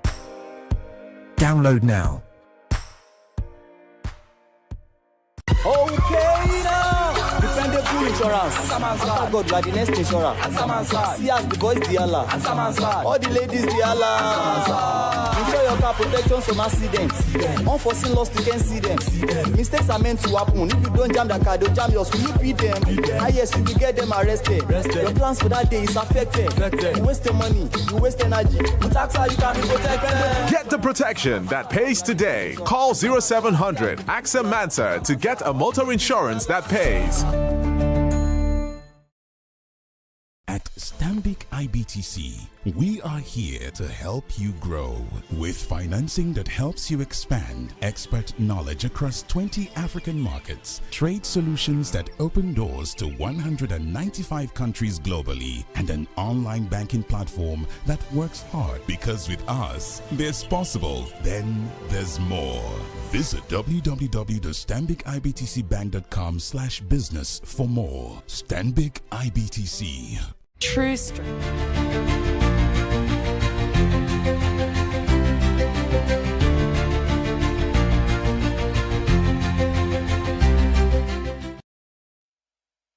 Welcome back to Business Week. Of course, you are watching Business Day Television. Before we went on break, we were talking about power, how important it is for power to be regular and well-priced as a lever to expand manufacturing activity. Anyway, after a very long time, one of the owners of the discos, Sahara Energy, precisely, the owners, in fact, they own not just a disco, they also own the Agmi generating company as well. They said last week that things have never been rosier for the power sector than it is today. Thank God for them, but consumers see no light at the end of the tunnel. Why this conflict, gentlemen? All right, so let me start here by saying that part of the things responsible for the increased liquidity that the discos are enjoying today is likely attributable to tariff adjustments that the federal and the regulator NERC, approved, and also I think the discos to over time have devised better means for cash collections, and also trying to get many of their consumers to move to prepaid and postpaid, prepaid. So when you are unprepared now, which means you are buying the electricity even before you consume it. So these are some of the things that have worked in their favor. So it's more of a financial reform, but when it comes to availability, increased availability of electricity, there's still one big elephant in the room, which is the transmission company of Nigeria and the transmission infrastructure. That is still completely public help. So you have GENCO PPP, you have DISCO PPP, but you have TCN Transmission Company of Nigeria, which is completely, now the government is holding it, will not be a problem. You don't have the required infrastructure. You see that even last year, we had several grid collapses. And I don't see any of these things dissipating this year. Again, our electricity generation is somewhat a function of raining season, and the other component, which is gas, we've had issues with supply gas supply, and then we also had issues with depth, of the GENCO. But hopefully, with the new revelation by the Sahara Group that they are more liquid, hopefully that means part of the cash should get back to the GENCO too, so that gas supply, so that everybody in the value chain, if liquidity increases and improves, the equipment, transformers, step down, step up, will be more available, and electricity supply Typically, when this is really strange, your customers are the ones that get better first. And when they get better, they benefit you as a company, and then you begin to get better as well. It appears as if those in the power sector have an ironclad protection, that they feel things better before their consumers feel I think it. it's largely because the sector is still being subsidized.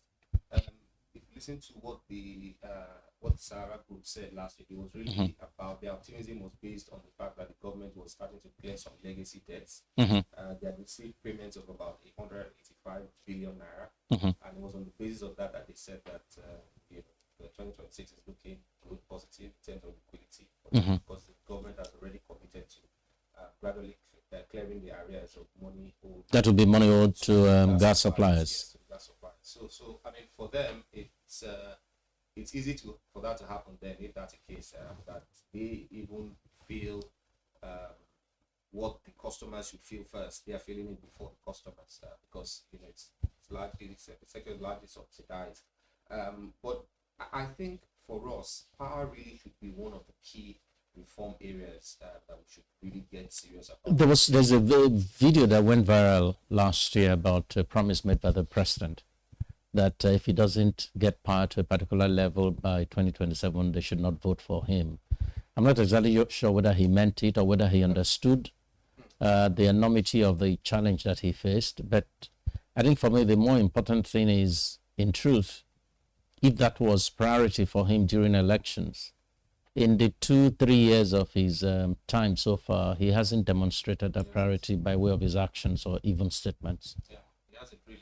And it's a shame, because he has laid out a bold target to grow the economy to hit $1 trillion. I mean, it's hard to achieve that if you still don't have sufficient power. We talked about this many times, how African countries much smaller than us in terms of population, economic size, generate much more power for their households and businesses, and that really is the backbone of economic growth. You can't really have industrialization take off and the jobs that accompany it really go far in Nigeria without power, without fixing the power crisis. There's an argument.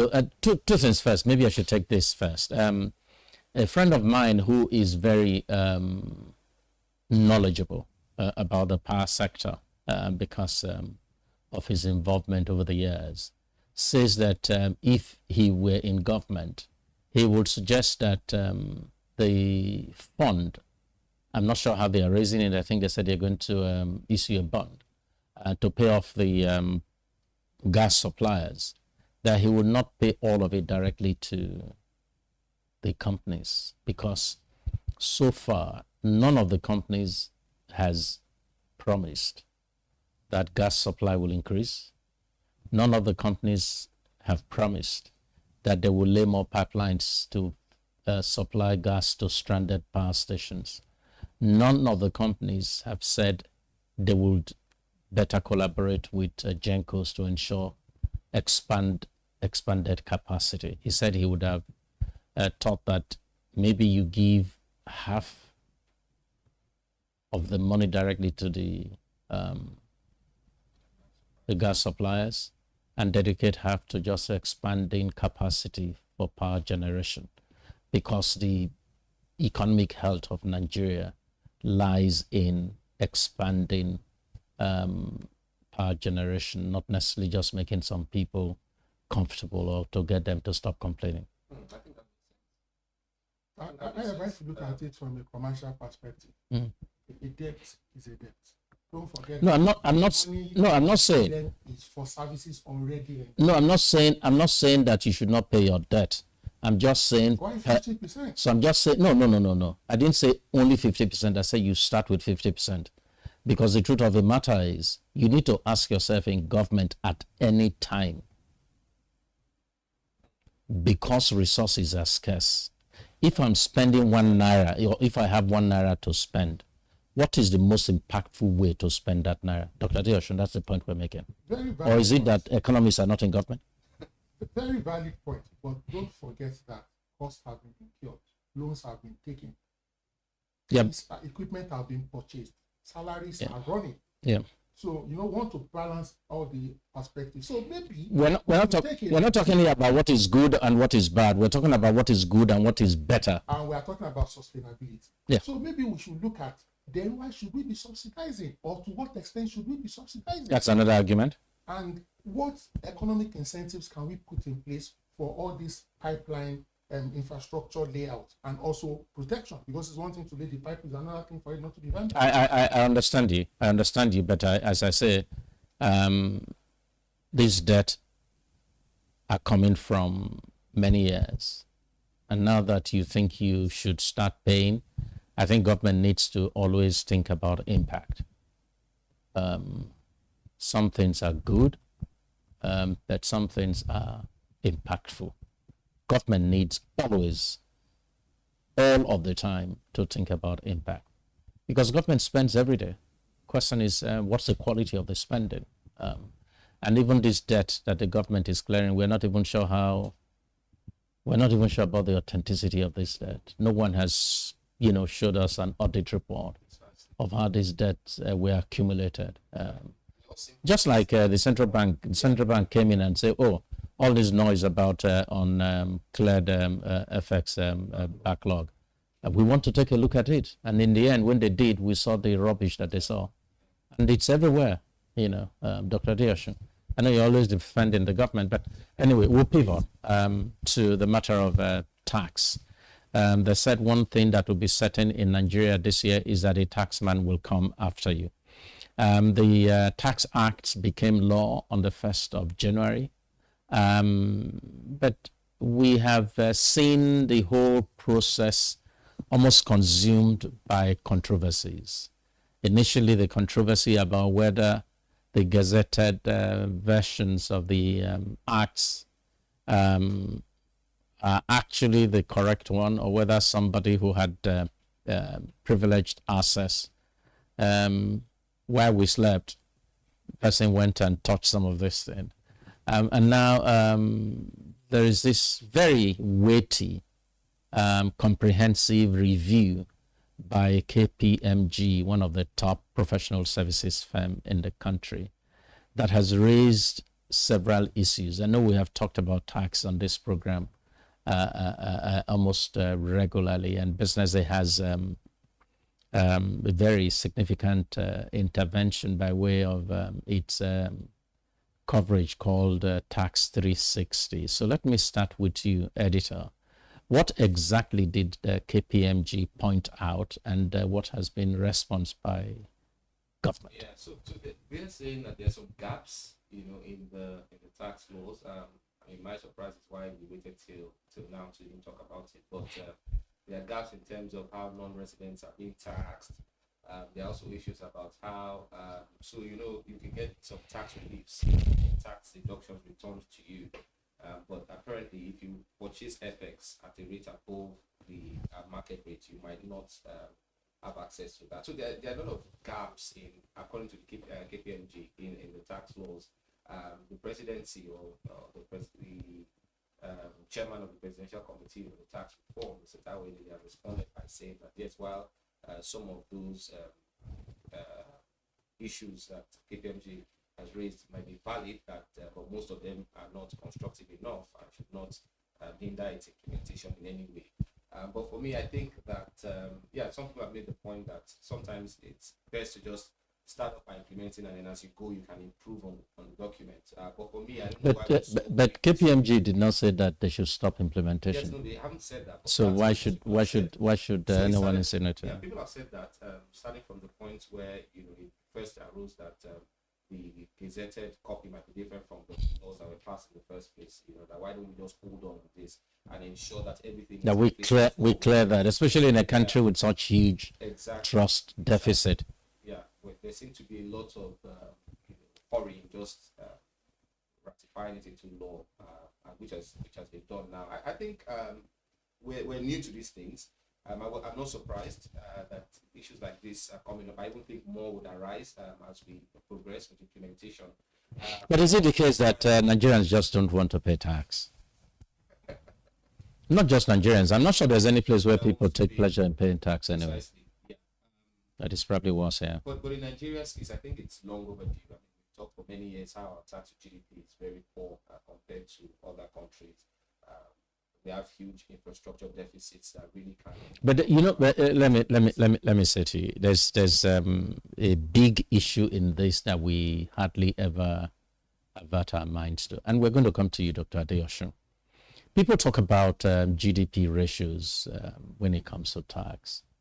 The big problem with Nigeria and why our tax to GDP ratio is low is government still is occupying the commanding heights of the economy in Nigeria. And government doesn't pay tax. So who's going to pay the tax if you're the one doing everything? Until recently, they own power. They still own petroleum, which is the biggest single contributor. And then, of course, in other areas, you have a challenge of formalization. Dr. Adeosun, I think you should weigh in here. So, very good observation. Government raises funds from multiple sources: tax, revenues, levies, and so on and so forth. Yeah, the role of government, by and large, should be more of the midwife, where you create an enabling environment for investments to thrive, both local and foreign. So that's why you see, for example, in recent past, government has been trying to focus on ease of doing business, trying to, even this part of the things around this tax is how to make it more seamless, less stress-free, easier to pay and comply. The government's business is not to do business, it's to facilitate the business. Create an enabling environment. Level, SMEs, individuals, and so on and so forth. And multiple tiers of government to have a role to play: local government, state government, the subnationals. If you know anybody trading anywhere, ask them what they go through from both legal and illegal tax consultants. But instead of this, the government is holding on. Look at all the assets all over Lagos, for instance, that are lying idle. Can those ones pay tax? Absolutely. So that's why you have this big gap in your GDP ratio a lot of day. So it's not necessarily because Nigerians are wicked. National stadiums, they are federal secretariats. Yes. I mean, coming to Lagos in 1982, as I did, one of the most interesting places to just walk around was Broad Street and Marina in Lagos, where you had federal government agencies, federal government ministries. It was really, really the heartbeat of Lagos. Government decided to move to Abuja, but they left the rot in Lagos. And if you still go there, you will cry if you begin to imagine the kind of real estate revolution that you can stir with government just doing the simple things. Look at the Federal Secretariat. I agree. I mean, PwC estimates that Nigeria has about 180 trillion naira trapped in dead real estate assets. That's huge. That's something that should be paying tax. That's not paying tax. Absolutely. So we shouldn't cry over tax to GDP ratio by just taxing people more. Go a bigger pie. Precisely. We should energize these institutions, these assets, wake them up from being dormant, and that start then begin to be involved in economic activity. It is economic activity that brings about tax. Anyway, so where do we think we go from here?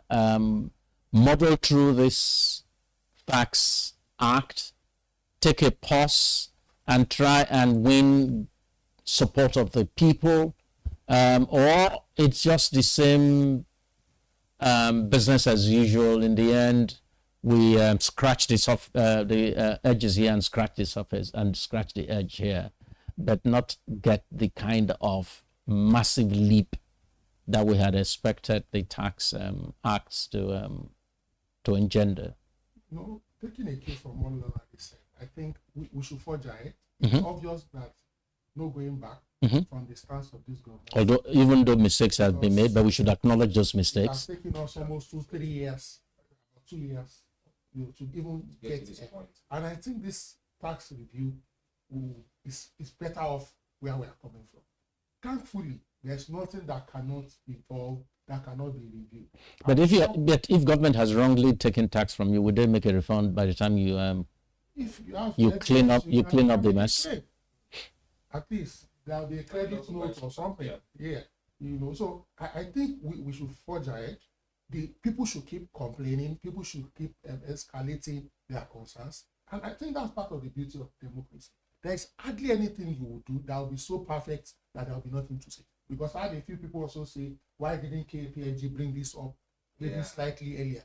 There is never too late to bring something. I have a problem with that view. I'm inclined to saying that government should be the one that should be patient and not make people suffer from his own mistake, which is why courts have the right to say we place a stay on a case so that people are not wrongly, dealt with. I don't see any reason why government should be in such a hurry to say, if it was a private company, yes. Why should government be in a hurry? Government is a continuum. Government will continue for the next 1 million years if the earth doesn't end. Why should government be in a hurry? Why? What does it want to achieve? Administrations after. That's no. The gains of administration is in pleasing the people, is in doing the right thing, not in doing the wrong thing and doubling down on it. You have made mistakes. You have not even acknowledged you've made mistakes. And you are saying, oh, let's just continue. We'll clear it later. Why should government be the one to introduce that kind of thinking in Nigeria? Anyway, we'd like to close today's program by just looking at the very interesting things happening in the, if you like, in entertainment and Nollywood. We have seen significant inroad by theme makers in Nigeria. A number of them were listed last year as top. So, Edisa, what exactly is happening to Nollywood? What's happening? And how can, in the creative sector, and how can we, just catalyze more of such very interesting end-of-year reviews? Yeah, I think it's just credence to the fact that Nollywood is really coming of age. You have more people really enjoying the products of Nollywood. Last year, you had over 10 movies grossing over $1 billion in box office, which is really good. That's fantastic. Yeah, I think it's just a sign of the fact that we're really coming of age when it comes to the Nollywood entertainment sector. I think it's important that this is happening at this time because we need more sectors of the economy really to fire it at all cylinders. So precisely. Yeah, there can be more tax. I feel that's what the taxman is thinking now. How do we go after these guys to ensure that they're paying their fair share of taxes? Yeah, but that's really great. And meanwhile, they're doing absolutely nothing for the sector to expand of government. Yes, government. There's very little support coming from government. They still have to get bank loans. For instance, I was speaking to a producer last week who was telling me about the hassle of trying to get bank loans to shoot a movie, how much it costs, and how it's subjected to the normal market rates. Even though they think that there should be some sort of subsidy, everybody wants that because the interest rates is pretty high in Nigeria. But I think it's just the coming of age for Nollywood, really, and many people are even expecting that 2026 will be the year where they build on the record-breaking year of 2025 and do even more things. You also see that there's increasingly more people who are more actors and filmmakers who are setting up or pivoting to YouTube. That has also become a very profitable platform for a lot of them. A lot of them are setting up YouTube channels and are making money from YouTube by just listing movies. They are getting views. So it's really a good one. Last year was really good for the Nollywood industry, and I think Interesting. That will be better.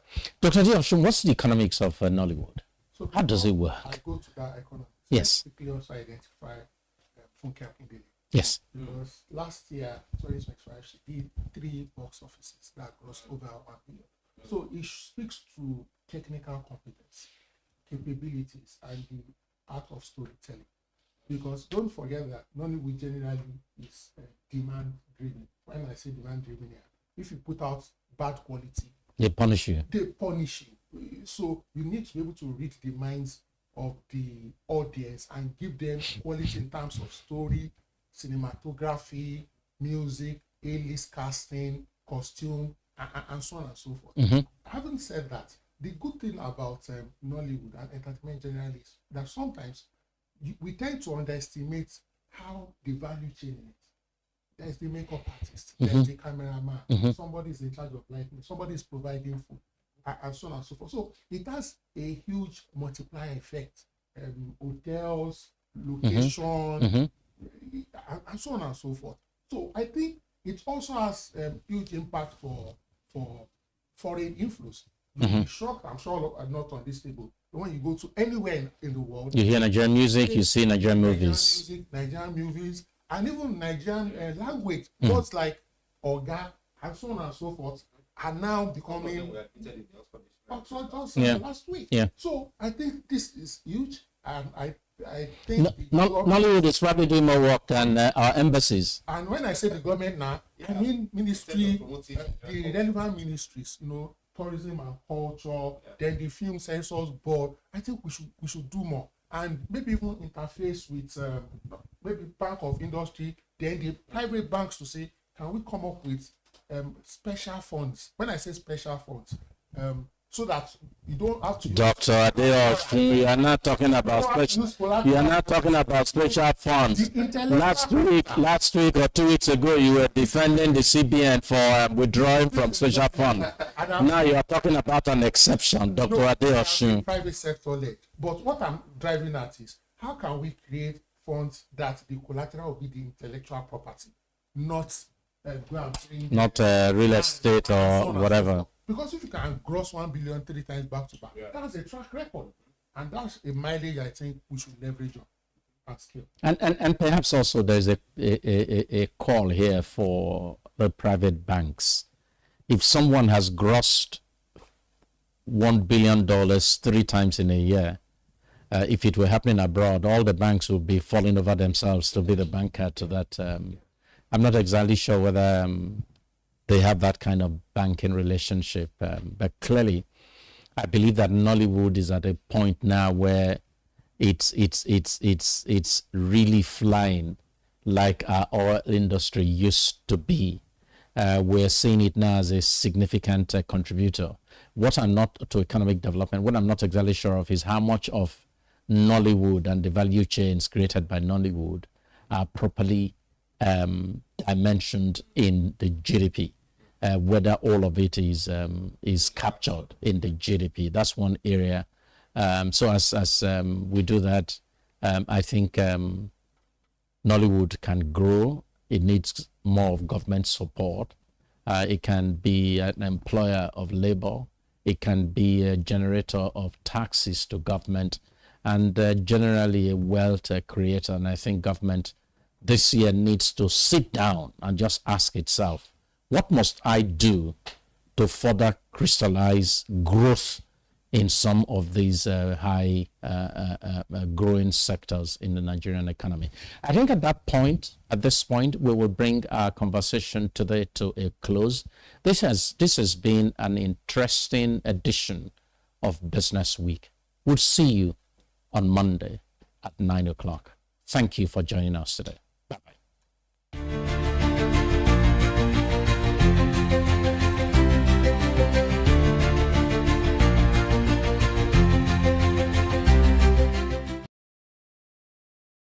Information is everywhere, but insights, that is rare. Business Day Premium gives you analysis, data, and context that keep you ahead. Business Day Premium. Read deeper, decide smarter. They say money never sleeps. Wake up to clarity, insights, and the stories driving business in Nigeria and beyond. From the heartbeat of small and medium enterprises to the pulse of national economic policy, this is where business meets perspective. With expert guests, real-time analysis, and stories that matter to you, we go beyond headlines to bring you the full picture. Join us every morning as we break down the numbers, decode the policies, and spotlight the people shaping our economy. This is Business Money. We are not just showing off businesses, but telling the stories behind them. The hustle, the art, the orders, and the wins. Startup Spotlight, showing every Monday on Business Day television. Welcome to the Triumph Against Odd podcast. Most people go through their lives without knowing what their superpower is, right? But if you're lucky enough and determined enough to find your superpower before you get to a certain stage of your life, you'll be incredibly successful. Look, the first thing is you just decide not to look at the challenges, because if you do, it's going to end you. The closest thing I think is that I had a deeply military background, which is a bit of a never say die background. I saw an opportunity in non-interest banking, and I felt that the demand was there. There was pent-up demand for it. People were yearning for it, and I felt that if we did it properly, if we brought in professionalism into it, and if we brought in our experiences, our various experiences from various backgrounds into it, that it could succeed. Very few people do that because very few people explore their superpowers. They just explore bread and butter issues. I need to eat, and Yes, there will be challenges. This is a very difficult business environment. The government keeps working on how to make business easier. The first problem to overcome is really just starting, right? We thought about this idea for over 2 years before we even took the first step. You cannot ignore this country. No, and to be from here, I think is an incredible privilege. Nigeria will be ascendant in my lifetime. This is Business Week, a weekly program brought to you by Business Day Television.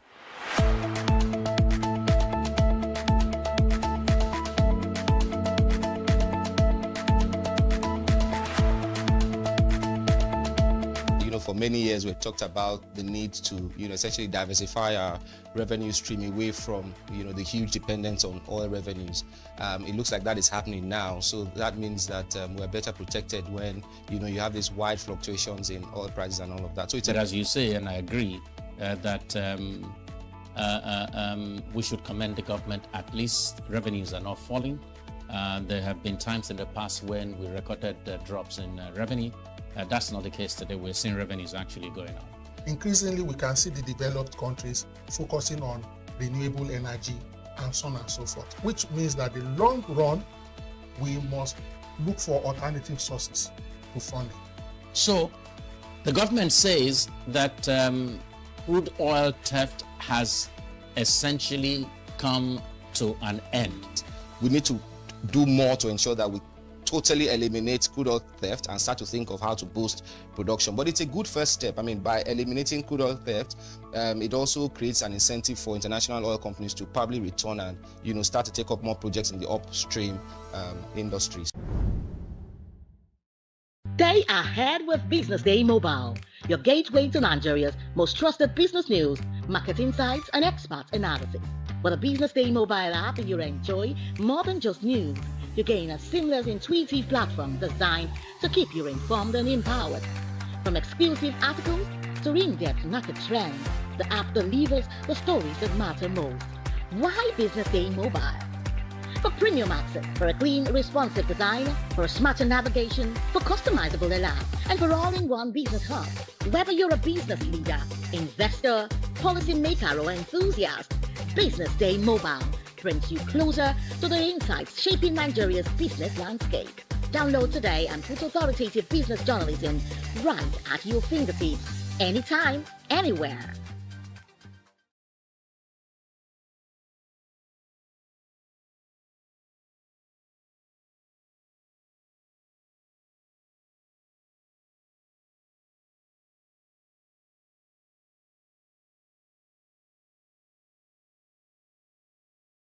Information is everywhere.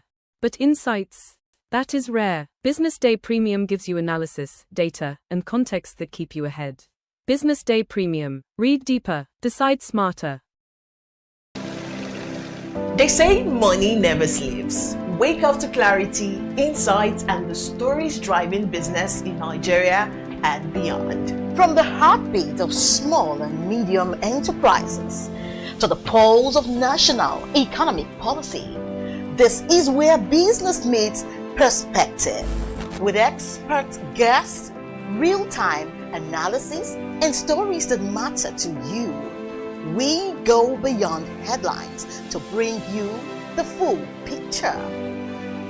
Join us every morning as we break down the numbers, decode the policies, and spotlight the people shaping our economy. This is Business Money. We are not just showing off businesses. We're telling the stories behind them. The hustle, the art, the orders, and the wins. Startup Spotlight, showing every Monday on Business Day television. Welcome to the Triumph Against Odd podcast. Most people go through their lives without knowing what their superpower is, right? But if you're lucky enough and determined enough to find your superpower before you get to a certain stage of your life, you will be incredibly successful. Look, the first thing is you just decide not to look at the challenges, because if you do, it's going to end you. The closest thing I think is that I had a deeply military background, which is a bit of a never say die background. I saw an opportunity in non-interest banking, and I felt that the demand was there. There was pent-up demand for it. People were yearning for it, and I felt that if we did it properly, if we brought in professionalism into it, and if we brought in our experiences, our various experiences from various backgrounds into it, that it could succeed. Very few people do that because very few people explore their superpowers. They just explore bread and butter issues. I need to eat, and Yes, there will be challenges. This is a very difficult business environment. The government keeps working on how to make business easier. The first problem to overcome is really just starting, right? We thought about this idea for over 2 years before we even took the first step. You cannot ignore this country. No, and to be from here, I think is an incredible privilege. Nigeria will be ascendant in my lifetime. This is Business Week, a weekly program brought to you by Business Day Television.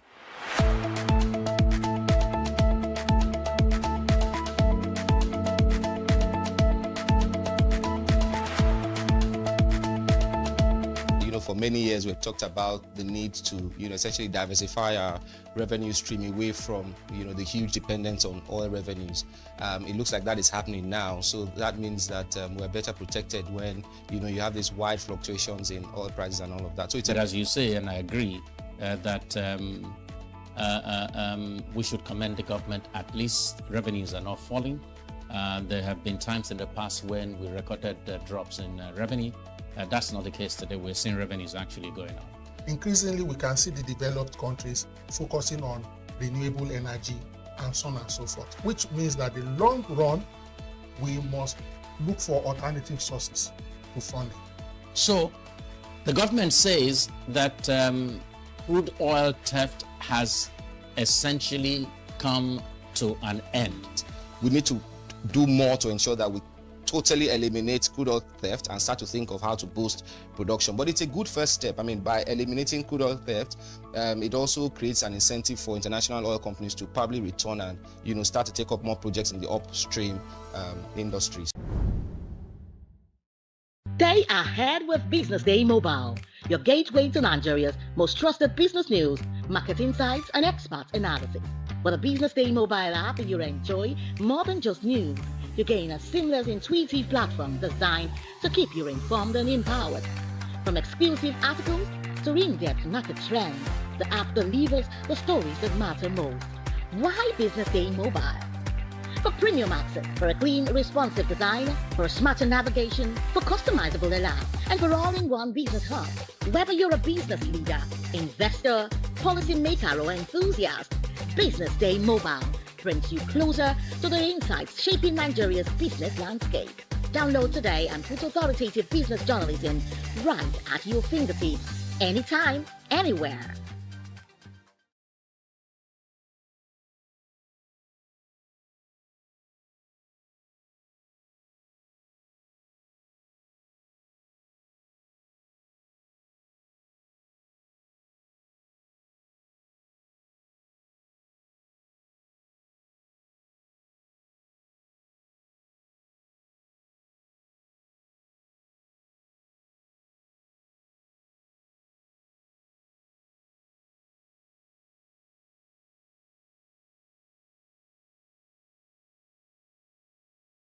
Attention business leaders. Want to make informed decisions? Join the ranks of the best with Premium Business Day. Access in-depth analysis and expert opinions to stay ahead. Subscribe now at premium.businessday.ng and unlock premium content. Plus, you get 50% off your first subscription. Don't miss out. Make smarter choices and seize new opportunities. Sign up now and elevate your business game. Visit premium.businessday.ng today.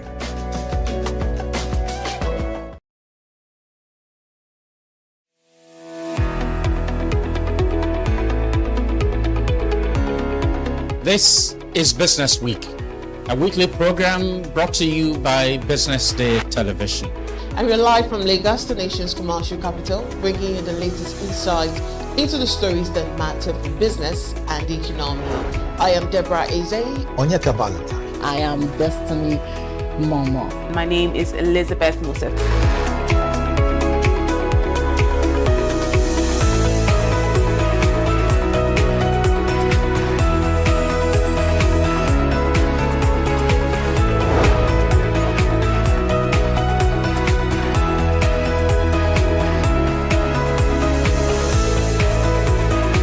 When you think of business, think no more, think Business Day. I know that Business Day Television will go places.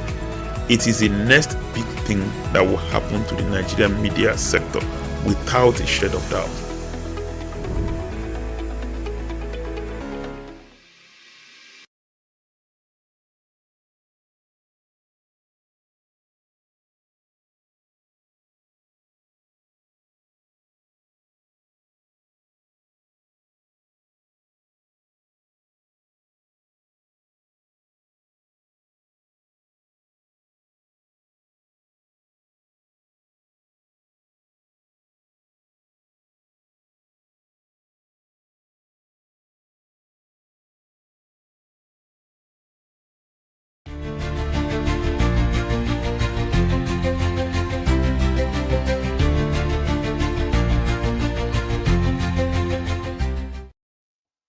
Good morning and welcome to the big story right here on Business Day Television. I am Elizabeth Musa.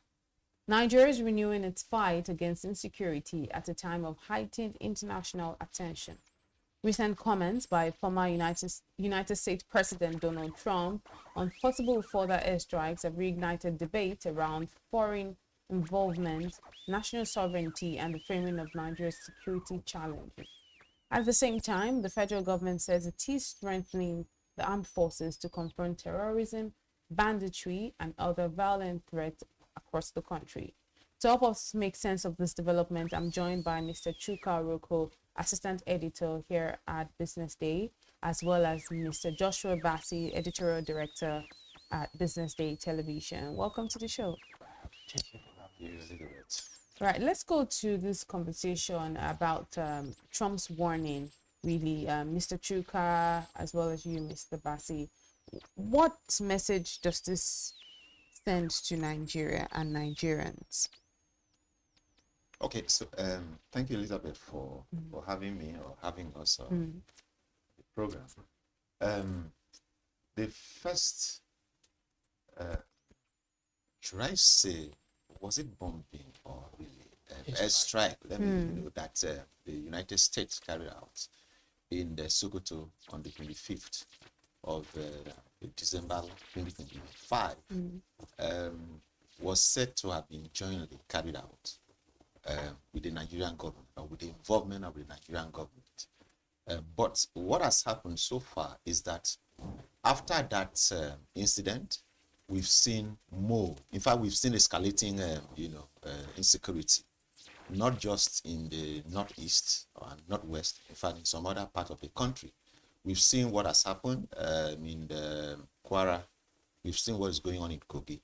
And very recently, we saw what happened in the Oyo State, just Ibadan, very close to us here, where some guards at, is it forest guard or whatever, where just, people just came from nowhere and then shot them. I think about 7 people were said to have been shot dead.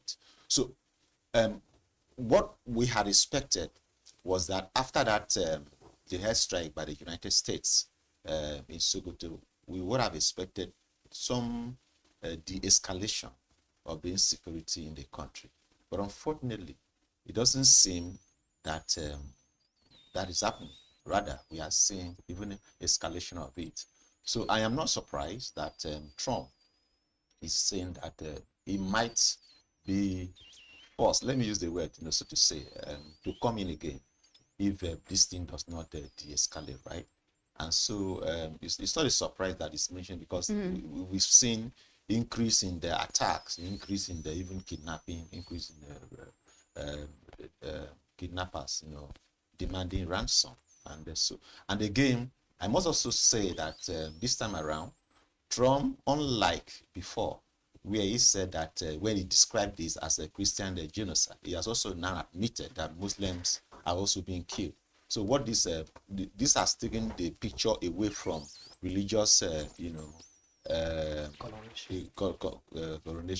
coloration as we were, because there was a lot of complaint about, we were saying, look, it's not only Christians that have been killed, Muslims have also been killed. Well, he has acknowledged now that Muslims have also been killed. So the focus now is not it's not religion. Okay, the focus now is on the Islamic terrorists who are running riots in Nigeria, in different parts of the country. So for me, if Trump decides to come in again, provided it is with the, in collaboration with the federal government of Nigeria, that for me is well and good. All we want is, for Nigerians to be safe wherever they are, whether they're in the north or in the south. We just want a situation where Nigeria is giving some help that I believe we need internationally to be able to overcome the high level of insecurity we have in the country today. Right. And Mr. Roko, when you look at this situation, really talking about Nigeria's security challenges, one of the things that President Trump, U.S. president, had said was mentioning Nigeria as a country of particular concern. He's also framing this as, religious. What are your thoughts on framing Nigeria's security challenges as religious, especially on the global stage? Thank you for that question. But if you look at it critically and place it side by side what happens in the country, you find that Trump is not wrong with what he said. We have a country where everything, almost everything, is either treated on a religious basis or on ethnicity. And in this particular case, because of the nature of treatment we have witnessed in this country and where they happen, it is very easy for anybody to conclude that, oh, this is targeted at a certain set of people, and especially those who are not of the Islamic faith. Because why it is easy to conclude on that is that most of the people who are carrying out this are not strictly Christians. And when they do, they target Christian institutions, they target Christian gatherings, they target people, even especially priests. I have not heard of any case where an Islamic cleric was said to have been killed, and if they are not, they may have done that, but predominantly we hear about priests being kidnapped, Christian leaders being either kidnapped or killed. So Trump is not entirely wrong with that kind of assessment, and because those of us who are in Nigeria, we see that some of these things play out almost on a daily basis. And just like my colleague has said, we have seen heightened insecurity issues in the country, and even after Trump's airstrikes sometime last year. And it means that those who are perpetrating that crime are trying to show that, oh, we have not even done anything to scare us or deter us from doing what we are doing. And the Nigerian government, who claim to have worked in collaboration with the United States president, perhaps initially we saw something like people who were waking up from sleep, but over time, in the last maybe 1 month or 2 weeks, it seems as if they have gone back to sleep again. And that perhaps is the reason for what Trump is saying, that another strike or another attack may happen. So, to the extent that what we see is mainly targeted at Christians, most of the people who have been kidnapped, most of the people who are victims of this insecurity are mainly people from other Christian faiths. So it is not out of place to conclude that Trump is absolutely right. But we would see there's some school of thought, there've also been some reports that have also shown that some of these attacks have also been at the Muslim community. So it's not really targeted towards, Christians alone and all of that. So in terms of not making it a religious crisis, but one that is, just all about terrorism itself, not particularly to Christians, but Christians, Muslims, everyone is also is bearing the brunt of it all. I think the basis for this conclusion is the scale. Okay. You find that more of Christians have suffered this attack than other people. As if when the bullet moves, even when it sees a Muslim, it will deflect and start looking for a Christian. But most of the time, wherever this will strike, is where you have a concentration of a Christian community. And that does not, however, deter from the fact that Muslims are also victims. But the scale of who actually suffered this thing more, and the Christians actually suffer more. So whatever anybody is saying is just sometimes people are just saying it for the sake of it, because some analysts say that maybe for the sake of balance, that what is happening here is not actually what somebody somewhere is thinking about. But even though of us who are in the country here, what we have seen so far tells you that most of the things are targeted, not all. Most of the attacks are targeted at a certain set of people, and those are Christians. Mr. Bassi, do you share same sentiment? Yeah, there's no doubt that if you look at in terms of the comparison, we've seen more of the Christians who are killed, we've seen more of the Christian terrorists who are see more of churches that have been attacked compared to mosques. So there's no doubt in the fact that Christians have been more affected. However, like Trump himself, like I said, Trump himself has also come to acknowledge now that Muslims are also being killed. But so the most important thing now is addressing the issue of terrorism. Okay, so like that, so with what Trump has said, so it's the conversation, the narrative is now taken away from religious, angle. It's now focusing mainly on terrorism and the fact that people who do not deserve to die are being killed. Children who do not deserve to be kidnapped away from their schools are being kidnapped. Poor people do not deserve to, who do not even have money to take care of themselves, and take care of their families, are being asked to pay ransom, running into millions of naira. So this is not the way to address poverty. So, as a matter of fact, rather than looking at the government talking about addressing poverty, so this again is sinking people more into poverty because families who do not even have money to take care of themselves will now have to go and either borrow or sell their property or sell their land to be able to raise millions of naira to go pay ransom in order to get their loved ones who have been kidnapped, get them out of the kidnappers then. So really, this terrorism that Trump is focusing on, and it is this terrorism that we Nigerians, and even I believe the Nigerian government should also be focusing on collaborating with the United States government. Like they said last time that it was in collaboration with the Nigerian government. So we want to see that, as much as possible, deal with. This for me, it's no longer an issue of religion now. Actually, fact remains that yes, more Christians have been killed, but Muslims have also been killed. But the point now is that it is not even a religious matter now. It is the fact that terrorists are running violence in Nigeria, and they must be checked, they must be checked, they must be wiped out. That is what is important, I believe, to the United States. That's what is also important to the Nigerian government. That is what is also important to us, Nigerians. And that's what we want to see. I want to hear your thoughts very quickly on this situation where Nigeria is now negotiating with bandits. I mean, the vice president of the country has said that the military will be empowered, and we saw this morning that 70 bandits, in Katsina State were released. And this brings the question of, for the citizens of a country, you see something like this happening, you start wondering if this is us emboldening, criminals, you start having a little bit of distrust in the system, like you're losing confidence in the system. Should we be negotiating with bandits?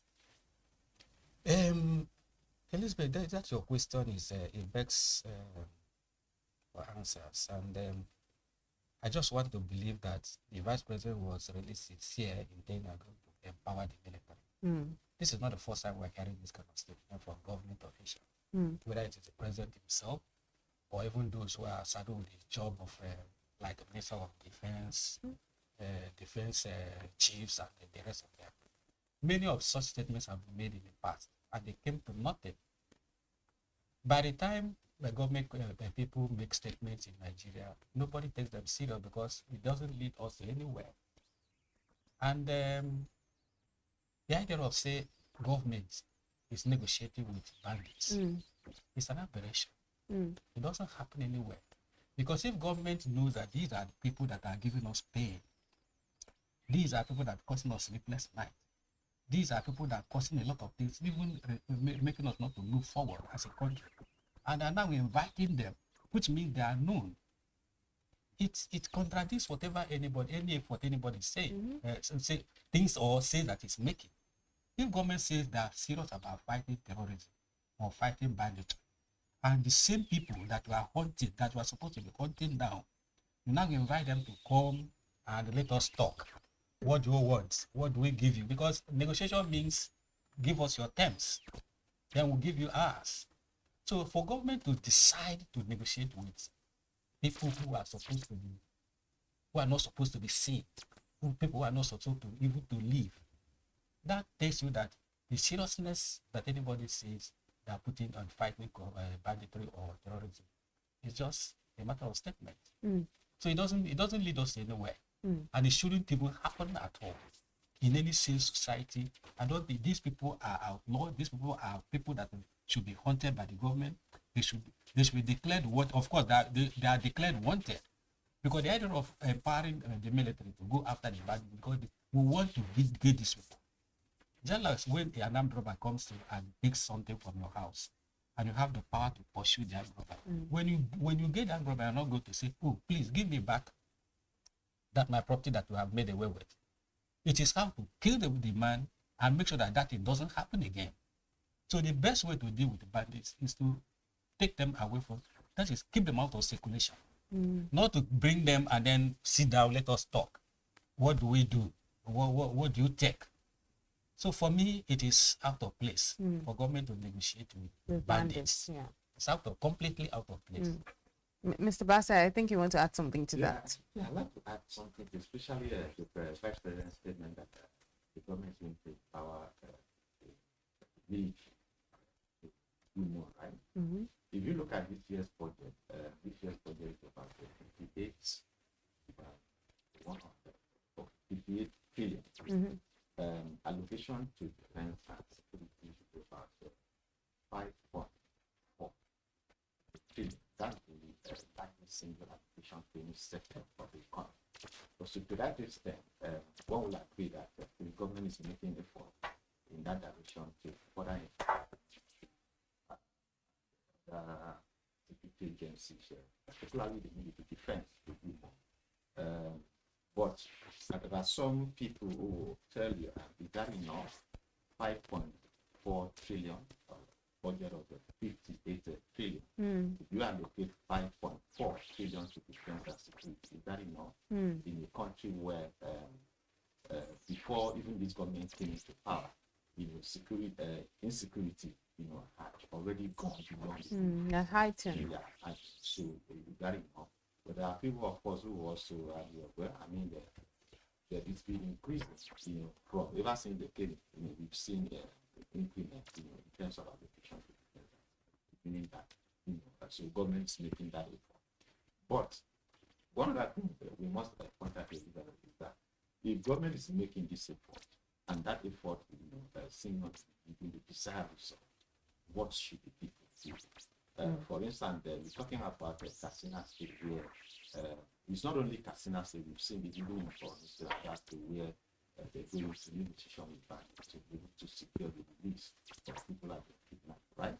Okay, so the point is that where the federal government seems to have failed, and this forbid the federal government has failed, it is subnational state that will be able to. So if the government hasn't been able to tame the bandits, and the bandits, had adopted hundreds of people, and the government is helpless, or the state government is helpless, and the bandits say, "Look, we're going to release these children to you. I'm going to release these people that we have kidnapped to you.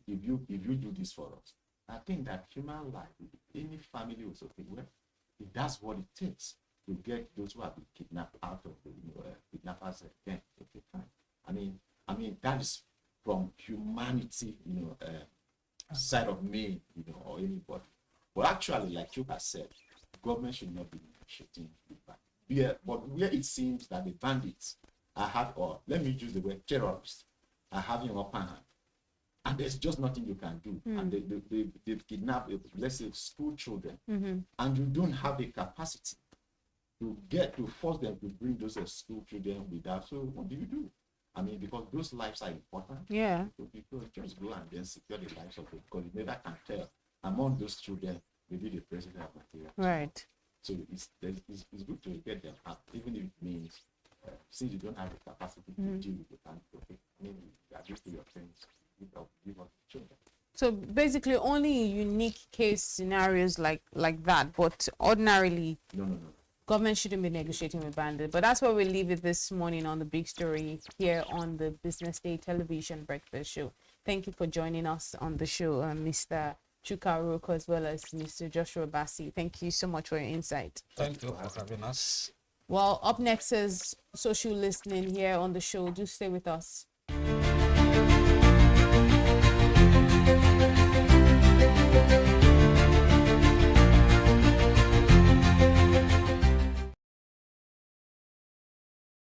Information is everywhere. But insights, that is rare. Business Day Premium gives you analysis, data, and context that keep you ahead. Business Day Premium. Read deeper, decide smarter. They say money never sleeps. Wake up to clarity, insights, and the stories driving business in Nigeria and beyond. From the heartbeat of small and medium enterprises to the pulse of national economic policy, this is where business meets perspective.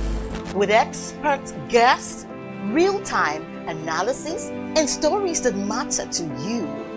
We go beyond headlines to bring you the full picture.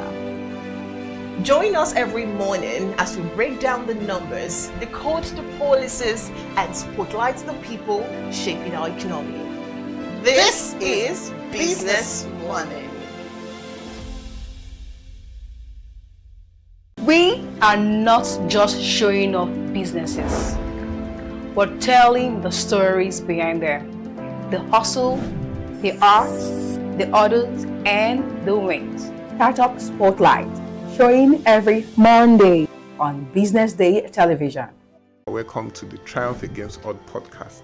Most people go through their lives without knowing what their superpower is, right? But if you're lucky enough and determined enough to find your superpower before you get to a certain stage of your life, you will be incredibly successful. Look, the first thing is you just decide not to look at the challenges, because if you do, it's going to end you. The closest thing I think is that I had a deeply military background, which is a bit of a never say die background.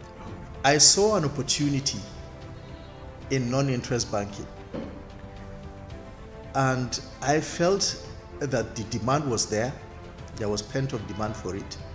People were yearning for it, and I felt that if we did it properly, if we brought in professionalism into it, and if we brought in our experiences, our various experiences from various backgrounds into it, that it could succeed. Very few people do that because very few people explore their superpowers. They just explore bread and butter issues. I need to eat, and Yes, there will be challenges. This is a very difficult business environment. The government keeps working on how to make business easier. The first problem to overcome is really just starting, right? We thought about this idea for over 2 years before we even took the first step. You cannot ignore this country. No, and to be from here, I think is an incredible privilege. Nigeria will be ascendant in my lifetime. This is Business Week, a weekly program brought to you by Business Day Television.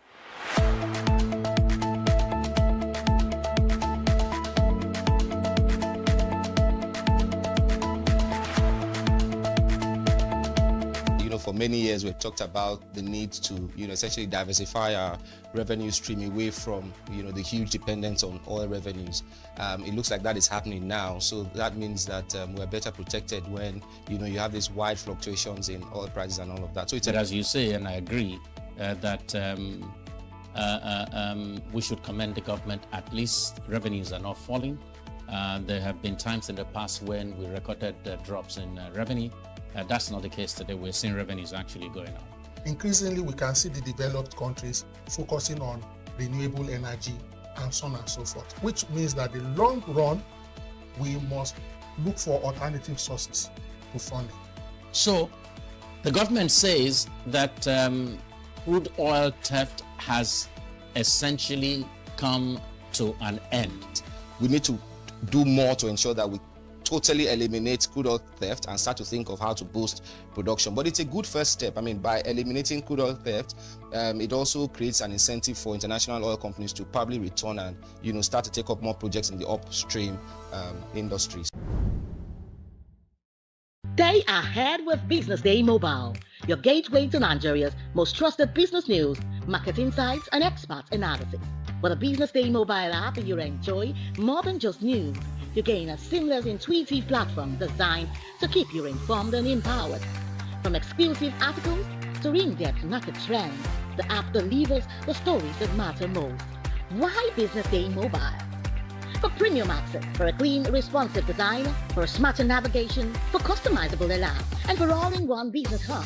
Whether you're a business leader, investor, policymaker, or enthusiast, Business Day Mobile brings you closer to the insights shaping Nigeria's business landscape. Download today and put authoritative business journalism right at your fingertips, anytime, anywhere.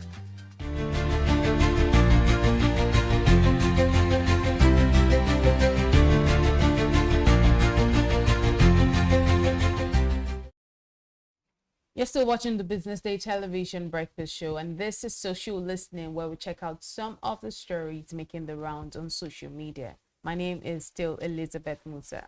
Most definitely, I am Onyeka Valentine. Absolutely. Let's see what we have on the social media space today. Quite a number of interesting stories today, but we'll start off with one which has definitely got my attention this morning, and that one is the comment by the FCT Minister Nyesom Wike, insisting that political power is earned through strength and strategic action.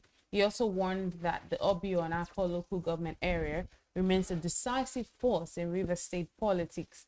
Wike also dismissed calls for his removal, stressing that the path to sack him lies solely with the president. Wike spoke on Sunday during a thank you visit to Obio Akko, where he addressed party rulers, traditional rulers, women, and youth. The minister has been touring the state's 23 local government areas to appreciate residents for their support in the 2023 elections and to canvass continued backing for President Bola Tinubu ahead of the 2027 polls. Now, obviously, this will move on from the conversation that we had on the newspaper, where obviously the comment was the President Tinubu can sack him if he decides to. But then this one where he says only Tinubu can sack me. So let us see it as the boys' quarter issue to the main house. All of a sudden, Nyesom Wike has now become motivational speaker. All of a sudden, we hear that his heavy row moving from, the lion's row to a cat's meow. Interesting. Wow. Anyways, it's good that we can see that politics can either, humble you or make you, lose the cap, as the case may be. In this case, we are wishing him well. But before we wish him well, we would like to say, okay, is it possible that there are many ways that you can go about this? For him to be so seasoned in this game called politics, I call it a game. He should have seen this thing coming. Okay. If someone who is, a newbie in politics, obviously is facing kind of challenges, I would say the newbie, this man is seasoned in this thing.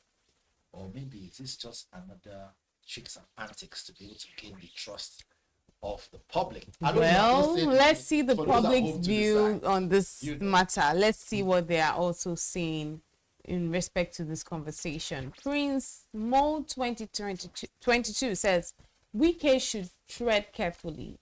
No one is indispensable in politics.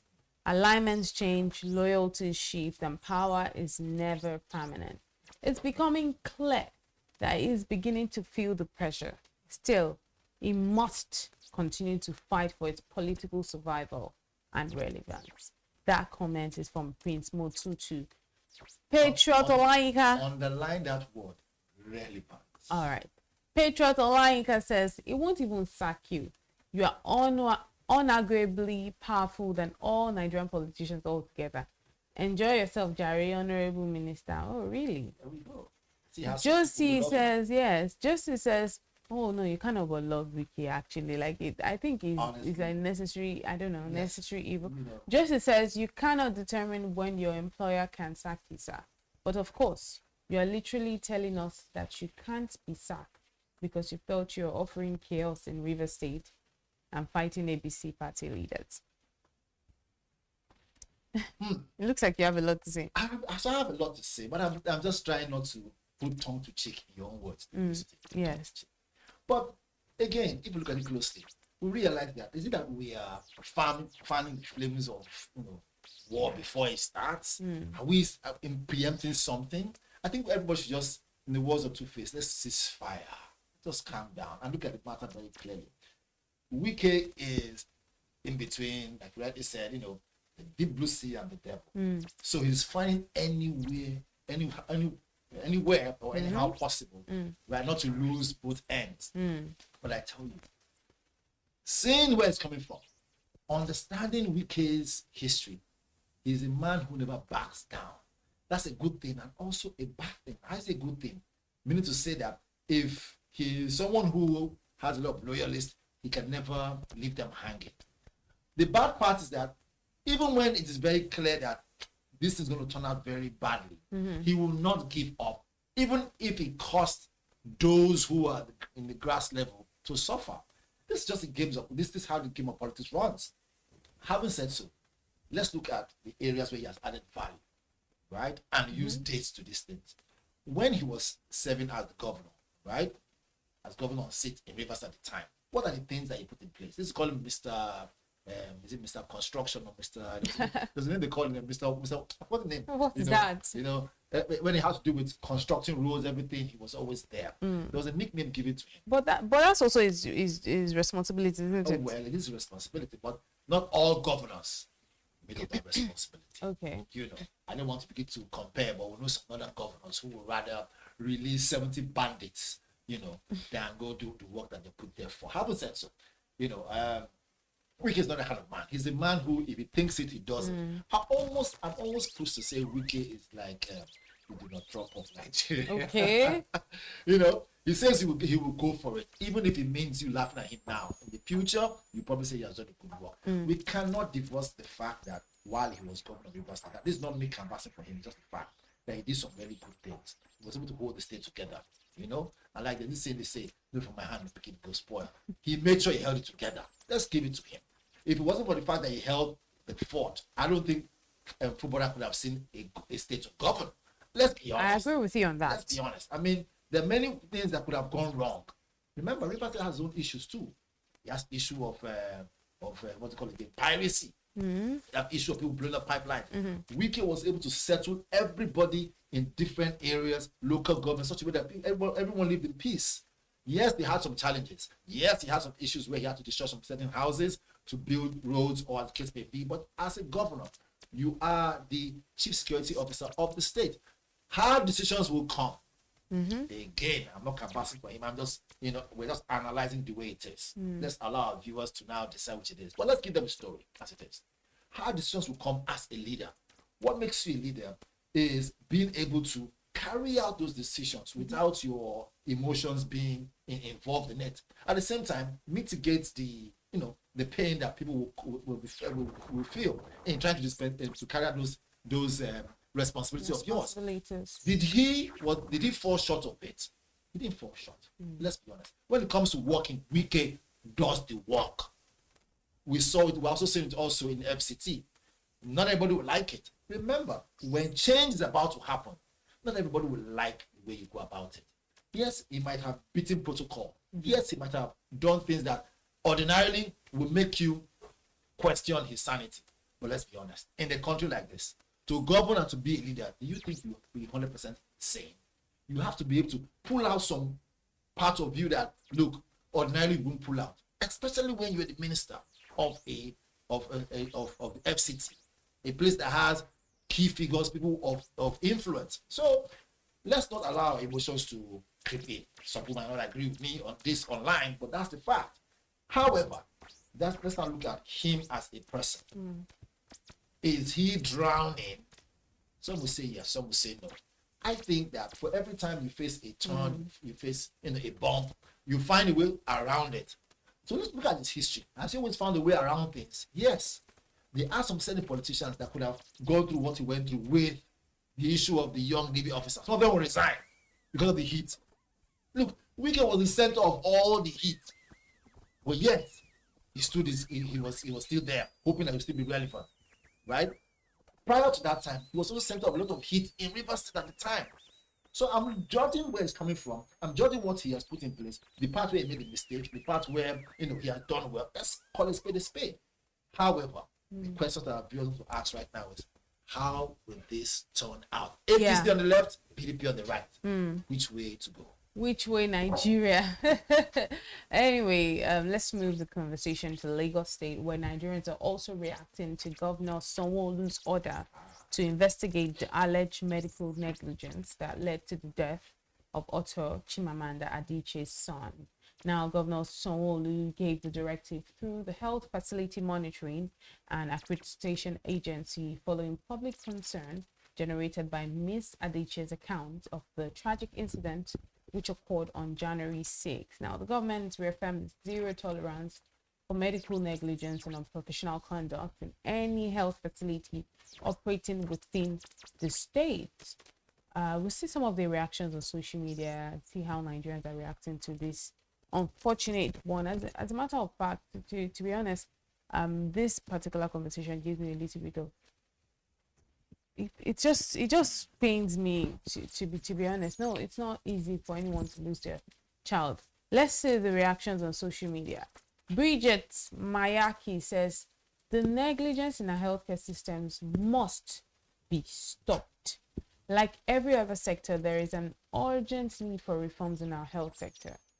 There must be sanctions and licenses revoked where a health practitioner compromises. Life is sacred and must remain so. I agree. Do we have more reactions to this story?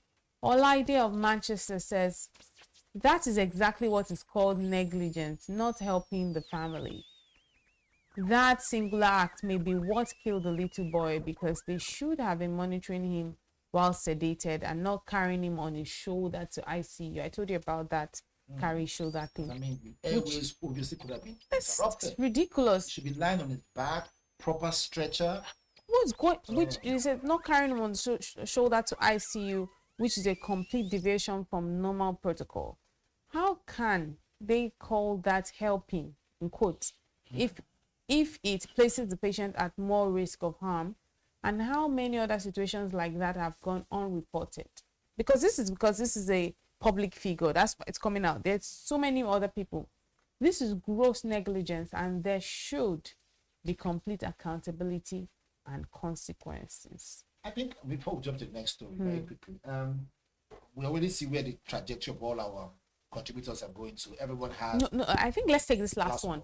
A. Adebanji says, Prince B says, it shouldn't take a high-profile person being involved for us to demand better healthcare. Every child's life lost to negligence is a debt the system owes us. We've got a long way to go, but the conversation starts with us not staying silent. Not staying silent. Let's talk about it then. I mean, our viewers and our, they now have given us the charge to talk about this thing. And let's do that and do it with sense. First and foremost, I want to quickly, say thank you to Governor Sanwo-Olu for stepping in and to ask questions, because like we know when things don't go the way we want them to, right? And all fingers are pointed toward the government. Yeah. But that hospital that it happened, was it a government hospital? No, it wasn't. Private hospital. So now, what does that tell you? It tells you that, look, again, our hearts go out to the Chimamanda's family, Our hearts go out to her, and her husband. It's not an easy thing to go through. But now, let's not look at the area surrounding the whole circumstance. Private hospital, meaning to say that they had money to pay for the child to be, taken care of. Most definitely, so money was not the issue. Secondly, right, the fact that we are now hearing that the child was carried on the shoulder simply means, wait a minute, if that hospital is the private hospital and some good money was spent, are you telling me that when you enter the pediatric zone, that for children, everything should be in place? Now, if it's for the ICU, moving that child alone out of wherever the child was to the ICU, my question is, if the child wasn't responding as soon as the child got to the hospital, it could have been still to the ICU to start with, straight to the ICU. So the one where we heard that the child, he was carried on his shoulder, is a no 100%. It is just a zero, and coming from a private hospital. I mean, come on, you wouldn't tell me, oh, you were overburdened, because the reason why they are paying you premium money is to make sure that we have a lot of people on ground. That's a story for another day, because what you call premium might not be premium. You know, so again, I mean, it's a sad thing. We are not happy about what had happened to her, what she's going through. However, having said so, the Lagos State government has stepped into and they've asked questions. Hopefully, we'll see how that turns out. Yeah, let's move on to entertainment now. The third conversation gaining attention across social media is the arrest of controversial Nigerian artist Abib Okikiola, popularly known as Portable, by the Ogun State Police Command. I think it's been a while since we heard about Portable in the news. I mean, he has gotten used to this thing. Yes, but if you notice, so towards the end of last year, I think it kind of died down a bit. But moving on, there's now news about the alleged assault on his baby mama at his bar. Now, a video circulating widely on social media shows the Zazu crooner in handcuffs, shirtless, and tearfully pleading while seated on a couch in what appears to be a police holding area. Reports suggest that he was being beaten by some police personnel at a detention facility in Ogun State, sparking public outrage and renewed concerns over police conduct and human rights practices.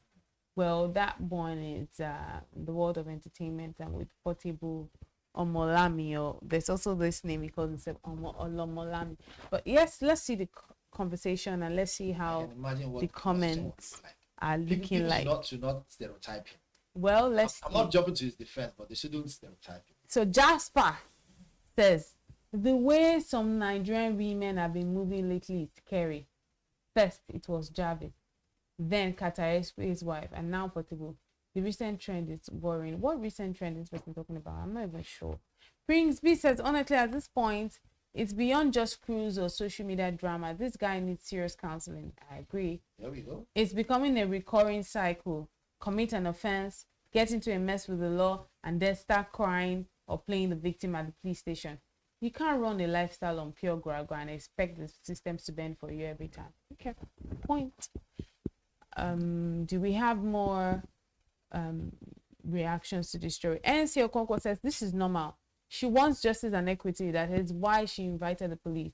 It might be that Portable is not supporting her and she cannot be taking care of the child alone. Getting a lady pregnant is not the case here. The case is taking care of your children. So anyone that wants to criticize us should tell the baby daddy to do the needful as the father of the child. Well, again, what he's been arrested for is not for not taking care of his child. It is for assault. So I think we should focus more on that, which most definitely is the reason why. So let me just say this. Remember I said while we were reading the first message that I don't think Nigerians should stereotype him. He has his own style. I'm not first and foremost. What's that style? I'm not defending him. If he actually put his hand on that on his baby mama or his wife or whoever it is, I think it's a no-no. There are many ways that you can deal with the matter instead of being physical. Again, did he have to do with self-defense? That's another thing. Let's be honest, right? As much as you should exercise some level of restraint as a man. Also, as a woman, you must also exercise some level of restraint. Again, he's been arrested. What does this mean? It means that, like the first person said, he needs to get counseling. Maybe he needs that counseling, right? And of course, to get such counseling, you have to humble yourself and accept that something's not going too well. Some of his fans will probably not like what you're about to say, but let's just say it as it is. Upbringing also does matter, right? That is fact. Again, how you move around and carry yourself is very important too. The kind of social activities you involve in can also find a way, to influence your behavior. His kind of music, I'm not going to begin to falter. He has his choice of music. He has his fans, right? However, as a person, every now and then, is it that he's having issue with police or somebody or I do else, think it needs counseling. so in order for me not to sound as if I'm holding them down, I would still say go for that counseling. Maybe there's some trauma that he has dealt with before.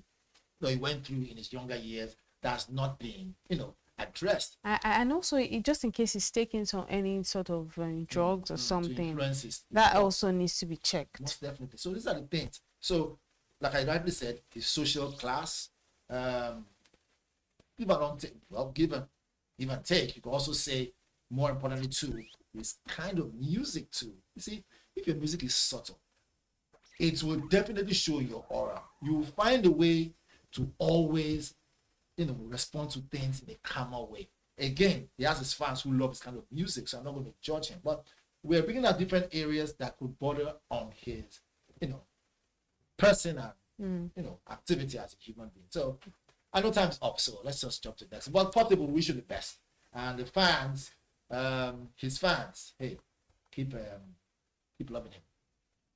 All right, we'll leave it here today on Social Listening, and that's where we wrap up the show today. Thank you for sticking with us from the start of the show until the end, where they say every good thing must come to an end. And that's where we bring it to an end today. My name is Elizabeth Musa. I am Onyeka Ballant. Until tomorrow, stay safe.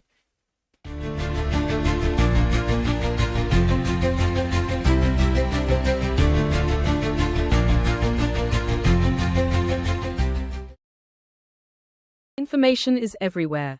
But insights, that is rare. Business Day Premium gives you analysis, data, and context that keep you ahead. Business Day Premium. Read deeper, decide smarter. They say money never sleeps. Wake up to clarity, insights, and the stories driving business in Nigeria and beyond. From the heartbeat of small and medium enterprises to the pulse of national economic policy, this is where business meets perspective. With expert guests, real-time analysis, and stories that matter to you, we go beyond headlines to bring you the full picture. Join us every morning as we break down the numbers, decode the policies, and spotlight the people shaping our economy. This is Business Morning. We are not just showing off businesses, but telling the stories behind them. The hustle, the art, the orders, and the wins. Startup Spotlight, showing every Monday on Business Day television. Welcome to the Triumph Against Odd podcast. Most people go through their lives without knowing what their superpower is, right? But if you're lucky enough and determined enough to find your superpower before you get to a certain stage of your life, you will be incredibly successful. Look, the first thing is you just decide not to look at the challenges, because if you do, it's going to end you. The closest thing I think is that I had a deeply military background, which is a bit of a never say die background. I saw an opportunity in non-interest banking, and I felt that the demand was there. There was pent-up demand for it. People were yearning for it, and I felt that if we did it properly, if we brought in professionalism into it, and if we brought in our experiences, our various experiences from various backgrounds into it, that it could succeed. Very few people do that because very few people explore their superpowers. They just explore bread and butter issues. I need to eat, and Yes, there will be challenges. This is a very difficult business environment. The government keeps working on how to make business easier. The first problem to overcome is really just starting, right? We thought about this idea for over 2 years before we even took the first step. You cannot ignore this country. No, and to be from here, I think is an incredible privilege. Nigeria will be ascendant in my lifetime. This is Business Week, a weekly program brought to you by Business Day Television.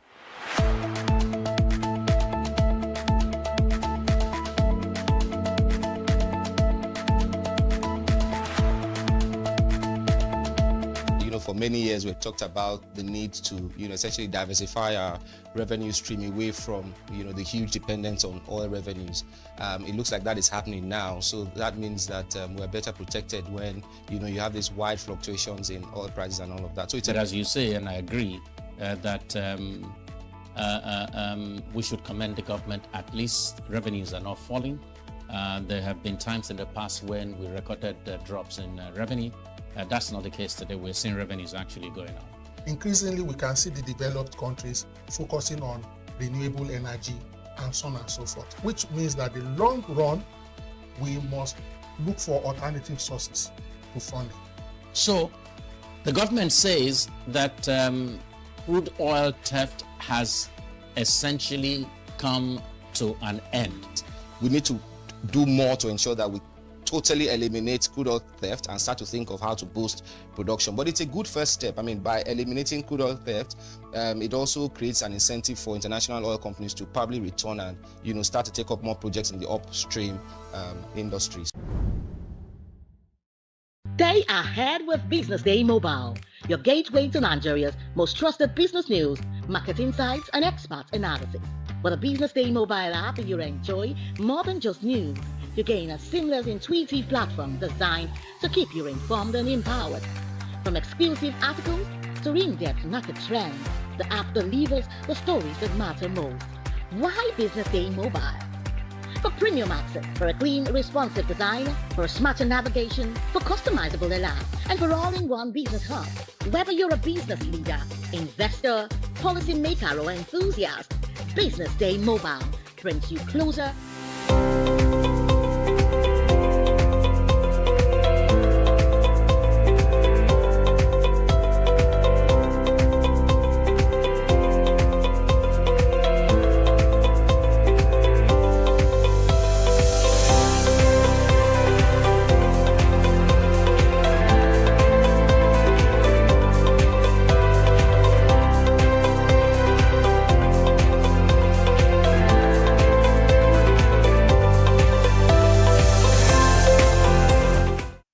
Good morning and welcome to the Business News Hour, coming to you live on Business Day television. My name is Norma Obona, and here are the top business stories making headlines today. Retailers drop petrol below Dangote's 739 naira per litre. Geopolitical tensions lift oil prices above $63. Equities turnover dipped to 94 billion naira in 2026 first trading week. NGX admits additional 2.57 billion first holdco shares. PenCom empowers PFAs to appoint external auditors. We begin today's business news in Nigeria, where the price war in Nigeria's petroleum downstream sector has intensified, with some retail outlets now selling premium motor spirit, also known as petrol, below the 739 naira per litre pump price recommended by the Dangote Petroleum Refinery. Following Dangote's refinery's decision in December to cut petrol prices from about 800 to 739 naira. We'll bring you the rest of the news after the short break.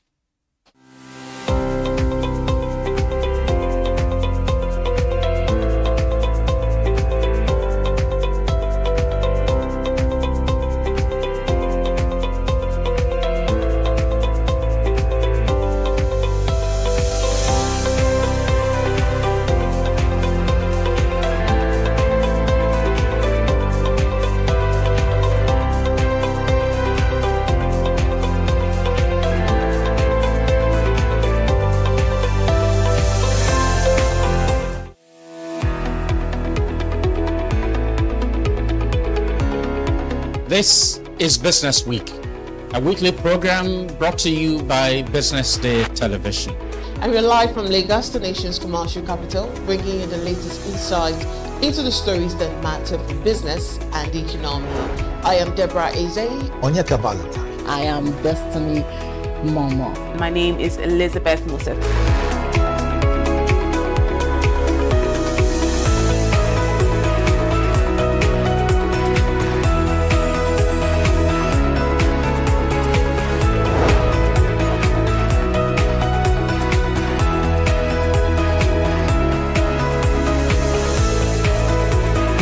When you think of business, think no more, think Business Day. I know that Business Day television will go places. It is the next big thing that will happen to the Nigerian media sector without a shade of doubt.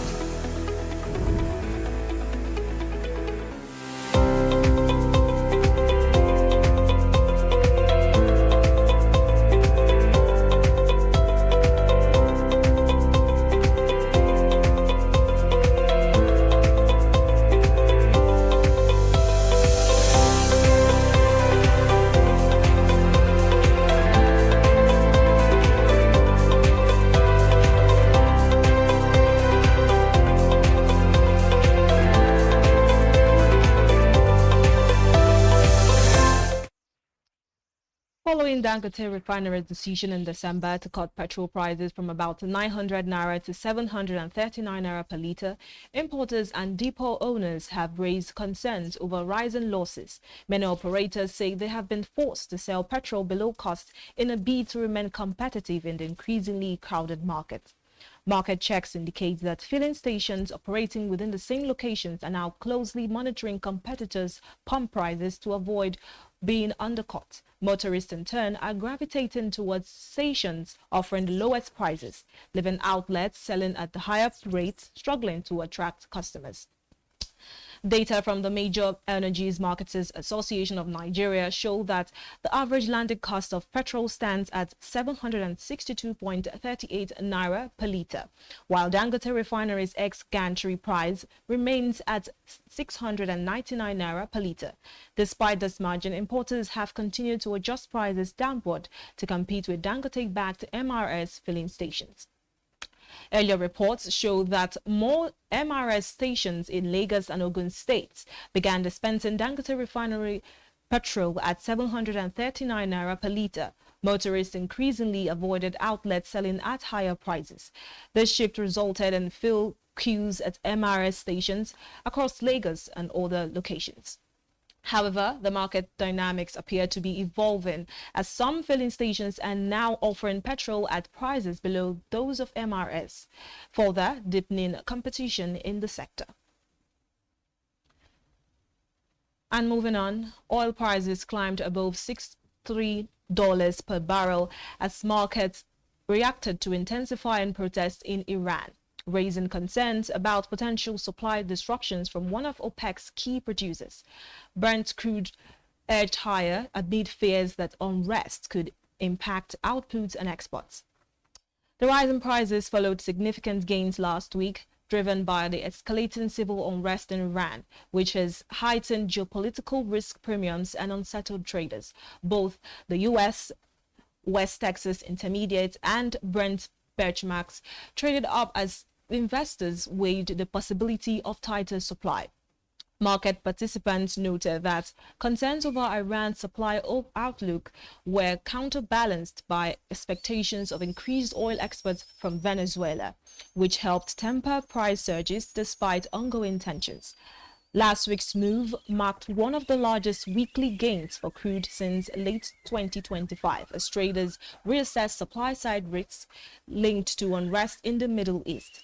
Protective positioning and geopolitical anxieties supported prices despite looming oversupply narratives for 2026.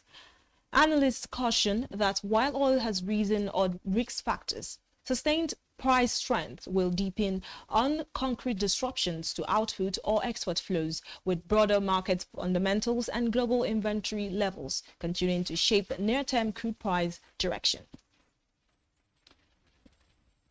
And meanwhile, equities turnover on the Nigerian exchange declined to 94.03 billion naira in the first trading week ended January 9, 2026, as market momentum slowed and investor participation eased compared to the previous week. And during this period under review, a total of 4.16 billion shares were traded in 248 and 254 deals, down from 7.82 billion shares valued at $134.47 billion in the preceding week.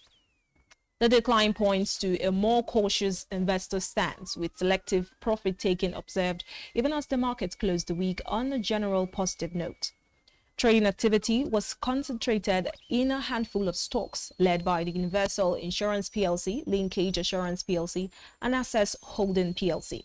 Collectively, these stocks accounted for 1.26 billion shares valued at 5.06 billion naira, representing over 30% of the total market value for the market.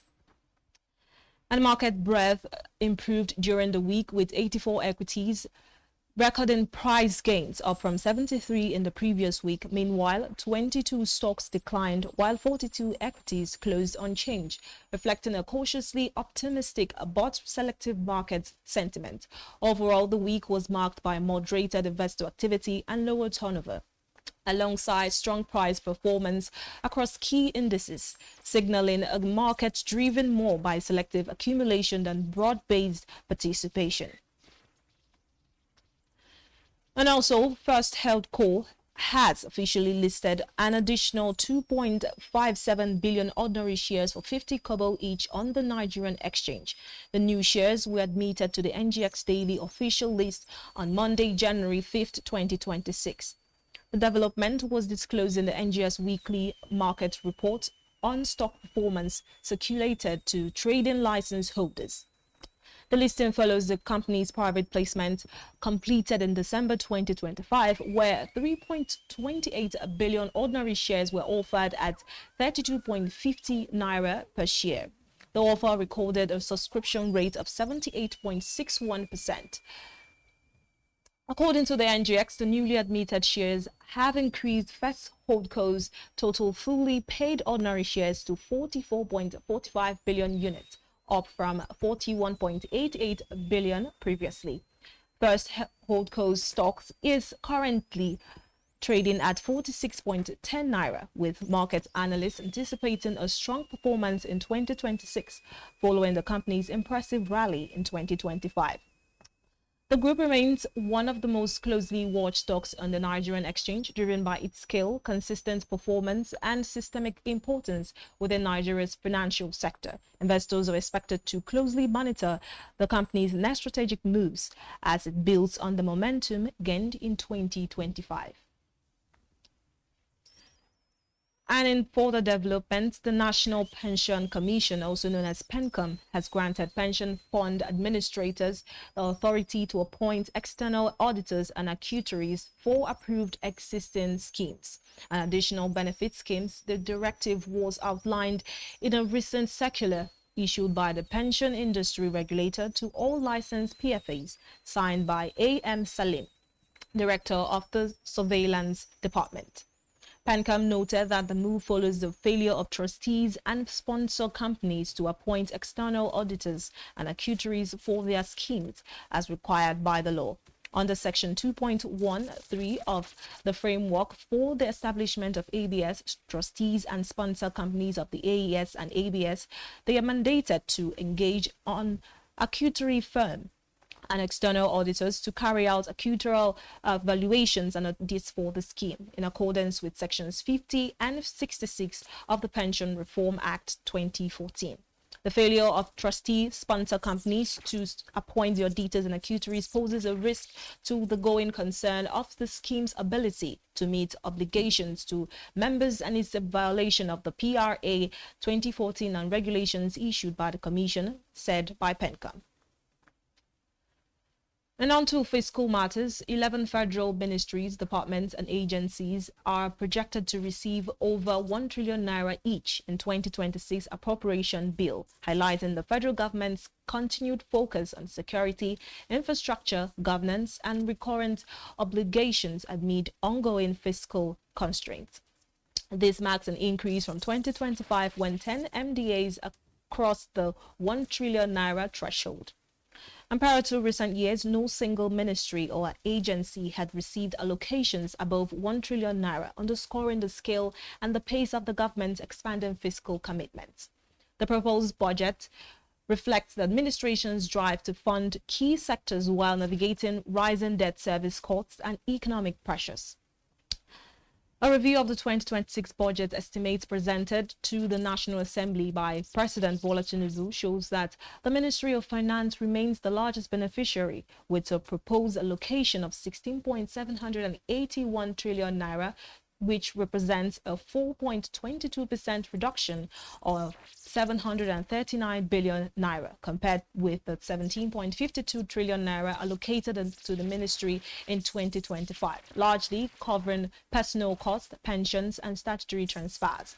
Other MDAs slated to receive over 1 trillion naira include the Ministry of Police Affairs with 1.33 million naira, the Ministry of Agriculture and Food Security with 1.45 trillion naira, and the Independent National Electoral Commission, which is proposed to receive 1.13 trillion naira, reflecting the anticipated funding need for electoral activities during the budget cycle. President Tinubu presented a 2026 appropriation bill to a joint session of the National Assembly against the backdrop of ongoing fiscal reforms.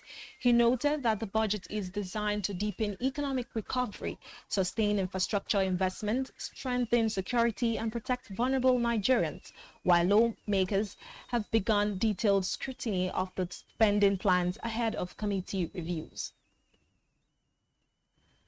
We'll take a short break now, and when we return, we'll bring you more updates shaping the business and economic landscape. Stay with us.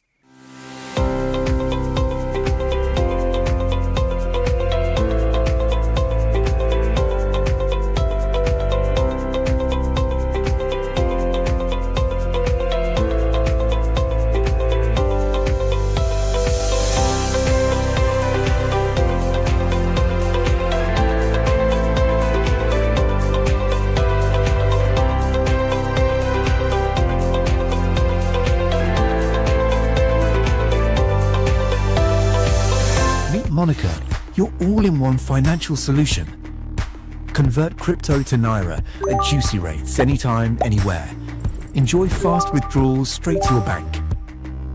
Buy airtime, data, and pay bills in seconds. No stress, no delays. Just seamless transactions. Monica, the smarter way to move your money. Download now.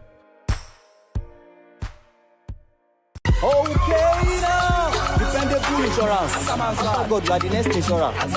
See as the boys the Allah, all the ladies the Allah. Insure your car protection from accidents. Unforeseen loss, you can see them. Mistakes are meant to happen. If you don't jam the car, they'll jam yours. Will you beat them? Ah yes, you will get them arrested. Your plans for that day is affected. You waste your money, you waste energy. With AXA, you can be protected. Get the protection that pays today. Call 0700 AXA Mansa to get a motor insurance that pays. At Stanbic IBTC, we are here to help you grow with financing that helps you expand, expert knowledge across 20 African markets, trade solutions that open doors to 195 countries globally, and an online banking platform that works hard, because with us, there's possible, then there's more.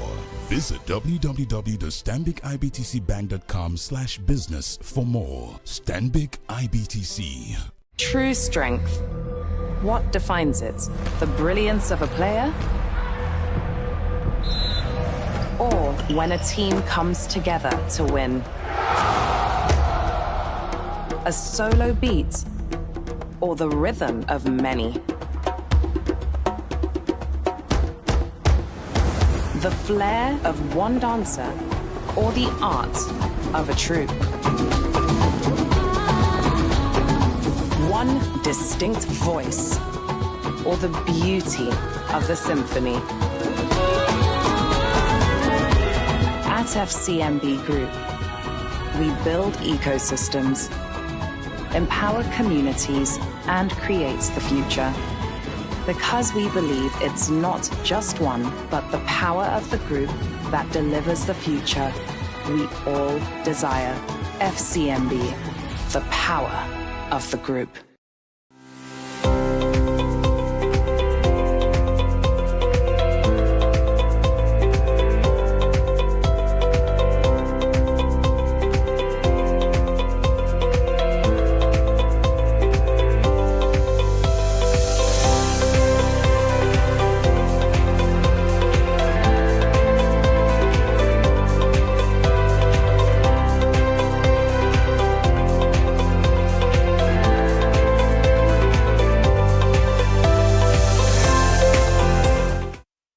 Welcome back. You're still watching the Business News Hour.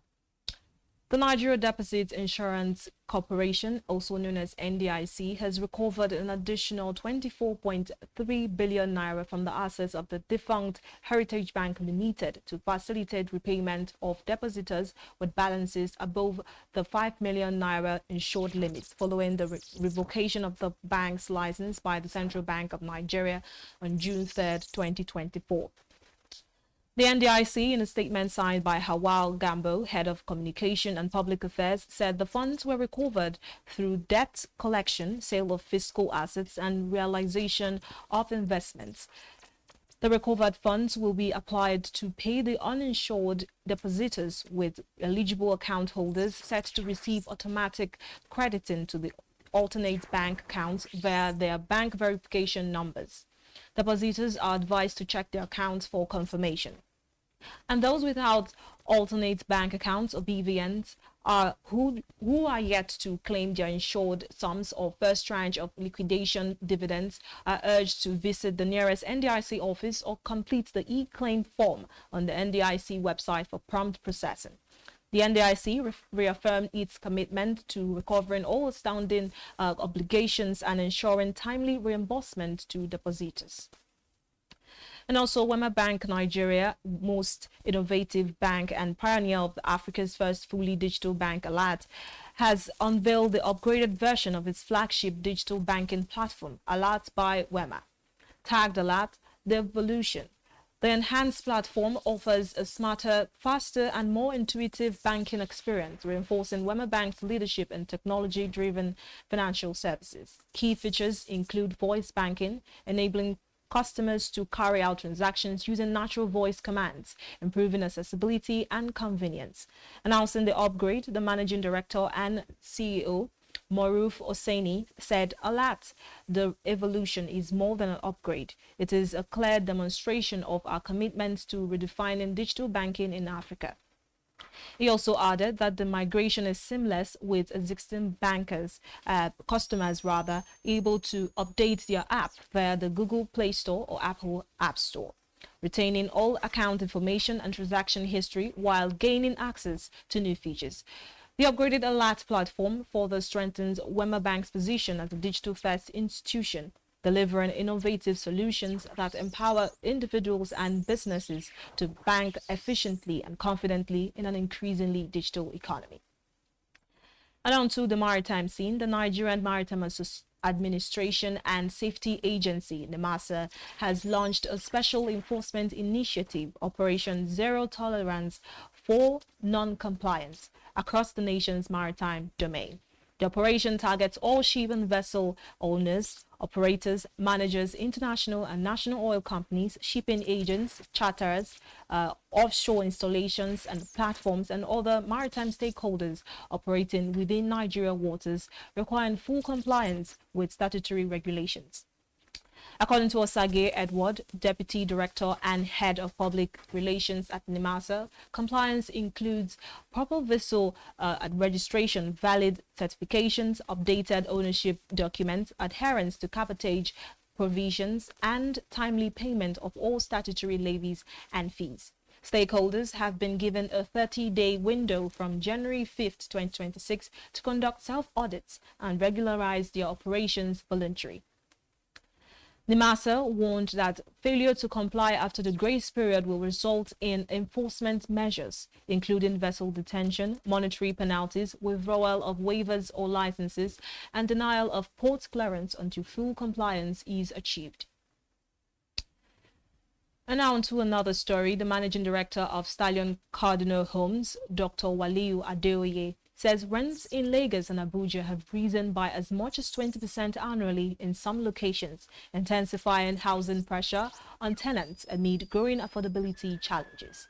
He explained that the rental market has continued to deteriorate, particularly in Lagos and Abuja, where rent increases of between 15 and 20% per year have become common in certain areas. Adeoye stressed that with most urban Nigerians relying on rented accommodation, the sector is facing a deepening crisis worsened by widespread requirement for 2 or 1 year rent paid upfront. According to him, the combination of tax reforms, land digitalization initiatives, mortgage recapitalization, and the development of housing data infrastructure represents the most comprehensive housing policy drive Nigeria has seen in decades.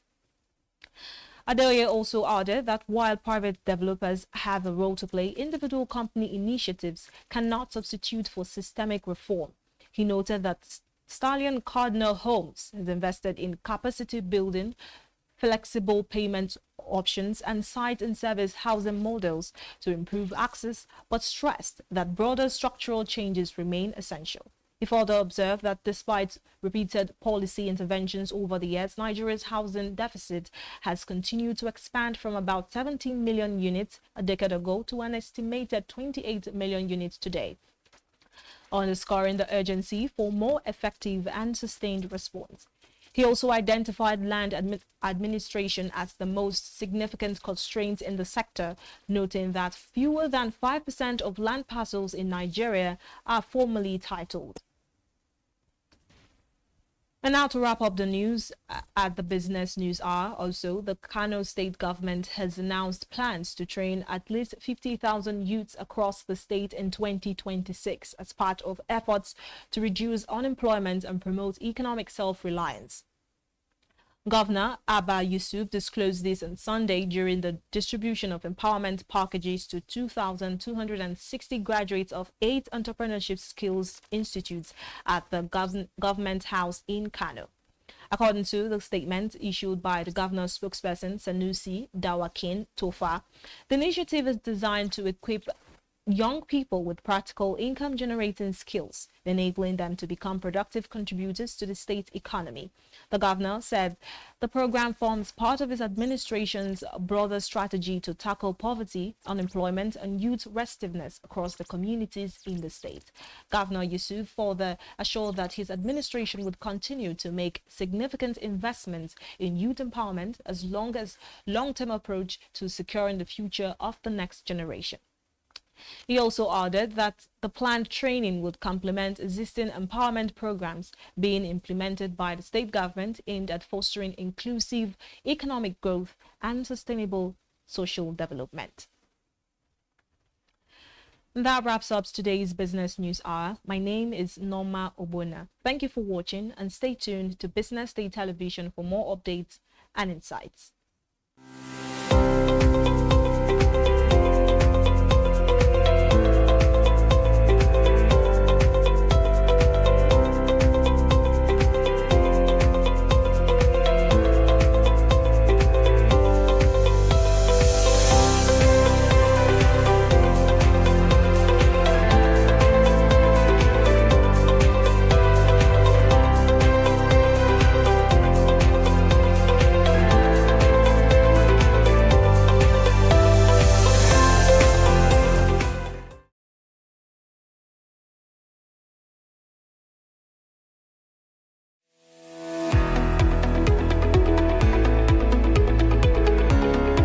This is Business Week, a weekly program brought to you by Business Day Television.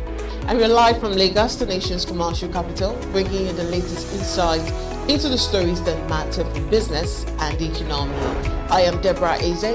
Onyeka Valentine. I am Destiny Momo. My name is Elizabeth Mosef.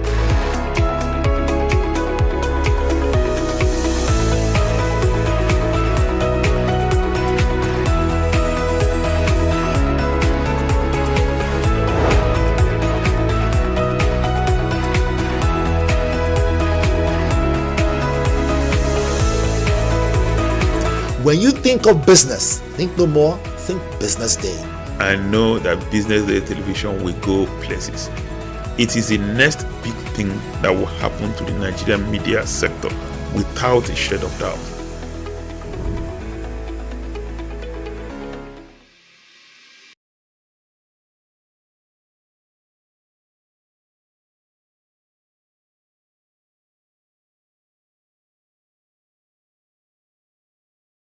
With my own opinion, I don't think I'm expecting anything from the government because For the past 1.5, okay, for the past 2 years now, since we voted this particular government in, I've not seen anything. Sincerely speaking, I've not seen anything from this government. So all what I can say is that it's still the same thing all years to years, back to back, promise and faith government. So to me, I'm not expecting anything this year from the government. Okay. Cost of transport, basically based on the amount of salary you receive, and based on transportations, you could understand that we spend more on transportation because transportation took more of our salary than any other thing, right there. So to my own, I would like the government to look into that aspect, transporting, and secondly, housing, because an ordinary man cannot afford a house here in Lagos State. So the cost of housing is too much here. We need more from the government. Okay. We need more road. We need water. We need houses. The poor are crying. Although food are coming down, but we still need them to do more to progress, to make Nigeria to improve. What I'm expecting from the president that he should work on the bandits, so as people will be able to so that people will be able to travel. And there's a lot of things that government should work on, like transport and some other thing. Like me now, I can't be able to afford a house in Ikoyi. Okay, let me say I'm a single mother also trying to survive. So government should they should help us, like that we don't have much. Government should look into the transports then and the goods. I'm talking about they should help the less privileged by putting that the price of goods, that they should let it to go down so people will be able to afford to buy rice and some other things. We expect a lot. We are not going into it because it will take a lot of time. What we just want is that they've been trying their best, and though their best has not been enough to the minority, what we just want is that in terms of the tax and the accommodation aspect of it, the way the agents takes a lot of percentage from the tenants and all those things like that, is really appalling to most of us that we could not even afford. The house rent is not the issue, but the agents and some other parties like that are involved into it. Those are one of the things that they should scrap, put the agent aside, because they are not the owner of the house like that. So I don't know, government understand better. Most of these agents, they came up from nowhere. The landlord will just give them, it might not really be the owner of the house, they just give them the address of the house, that okay, manage my house for me like that, blah blah blah. So at the end of everything now, when you're trying to pay, what I really want is that let there be a registered, if there's any means of ways that okay, there should be a registered organization that manage a certain house. That means if the house itself is fully on the normal government line, so that one is normal. So but if aside that, they should scrap some of these agents. They are on the streets threatening people all around. Even the owner of the house does not have time to run. So when it comes to this Agbero, honestly, let me just crack a joke. Sorry.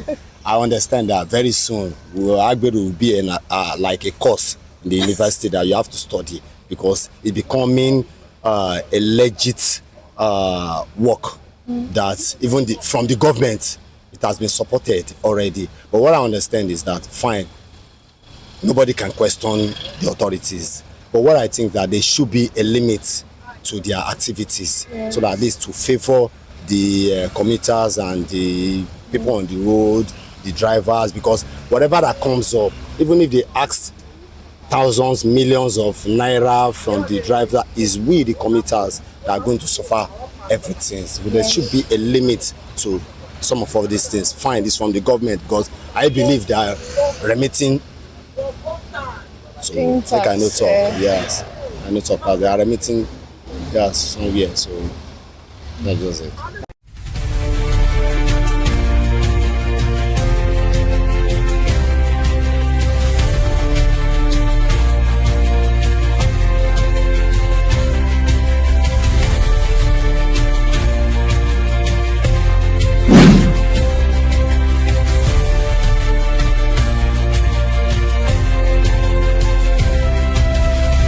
Welcome to Startup Spotlight on BusinessDay Television. On today's episode, we spotlight the topic empowering SMEs, simplifying sourcing, expanding credit access, driving growth. Every day across Nigerians, thousands of small business owners wake up with one goal: to grow. But for many, the journey isn't easy, from finding trusted suppliers, accessing credit, and managing daily operations can feel like climbing a mountain.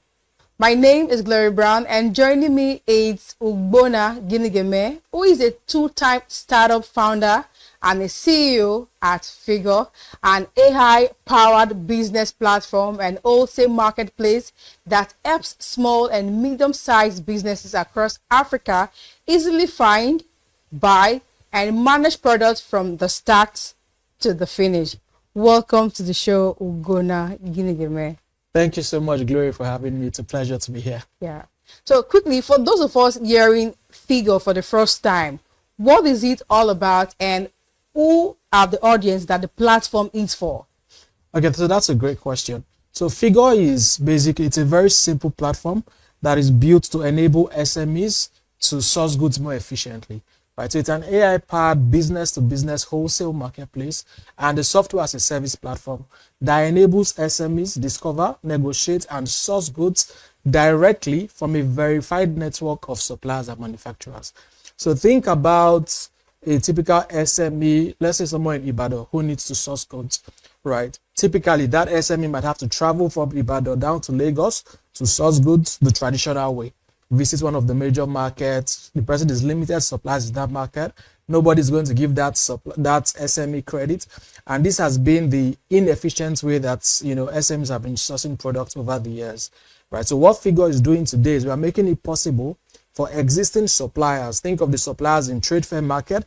Think of the suppliers in Alaba. Think of the suppliers in Balogo. Think of the manufacturers in Kano or in Aba, right? We make it possible for these suppliers and manufacturers to have an online presence such that businesses that want to source goods in bulk can easily discover them, negotiate, pay, and source goods from them. Then we support the process with access to credits through buy now, pay later.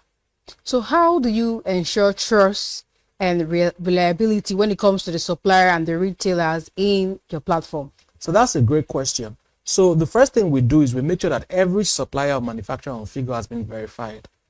Right, so once you're sourcing from a supplier or manufacturer on the Figure platform, you're sourcing from a verified supplier, right? And also, we also act as a sort of escrow, right? So you're not sourcing from the supplier outside of the platform. All the transactions are housed on the platform, right? So your money is safe. We make sure your goods are safe. And if there's any dispute whatsoever, we're able to intervene and make sure that, it is resolved amicably for all parties.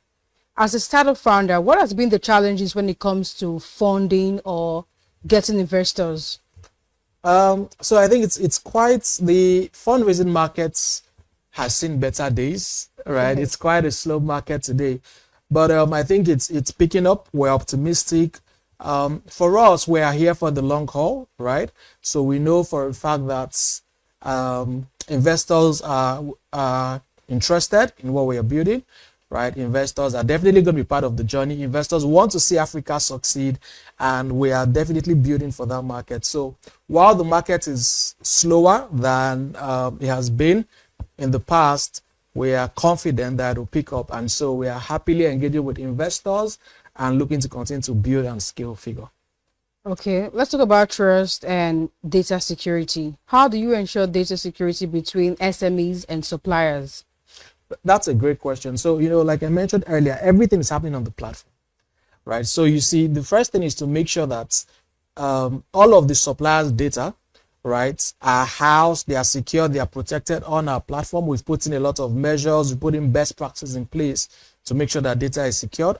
And then the retailers who are sourcing from these suppliers, right, they are just exposed to the sort of the information they need to know to make a buying decision, typically about products.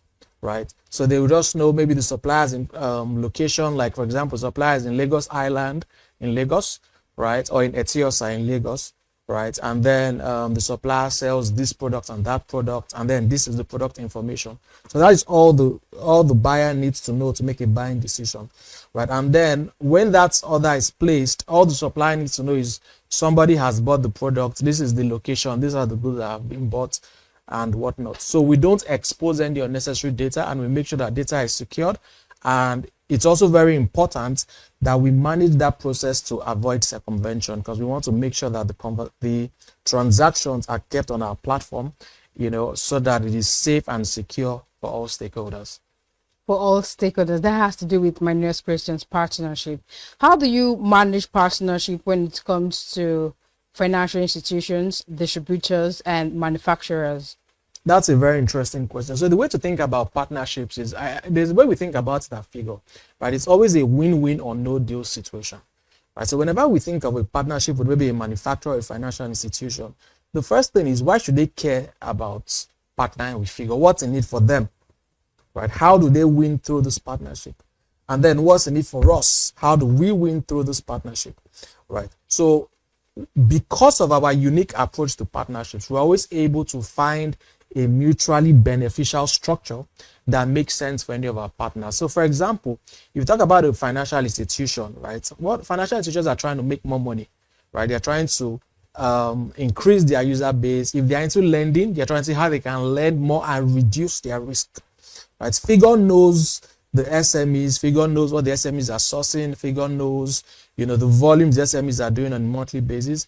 And so we are able to partner with these financial institutions to sort of reduce their risk when it comes to lending to these SMEs, because there is historical data, right? So the financial institution now can lend, right, in a safer way. They can reduce their risk. They can still make money. For the SME, they are getting credits at better terms, which makes sense for them, right? So they're able to grow their business. For us, we're happy to facilitate that transaction because we want to see these SMEs grow, so it's always a win-win situation. It's the same approach when we talk about manufacturers, when we talk about logistics partners and so on. We always think, how do we make sure both parties win? And if we cannot find a mutual ground to ensure that both parties win, we don't go ahead with it. But I can tell you today, all our partners are very, very happy. We'll take a short break now, but don't go anywhere. There's more insights coming your way right after this break.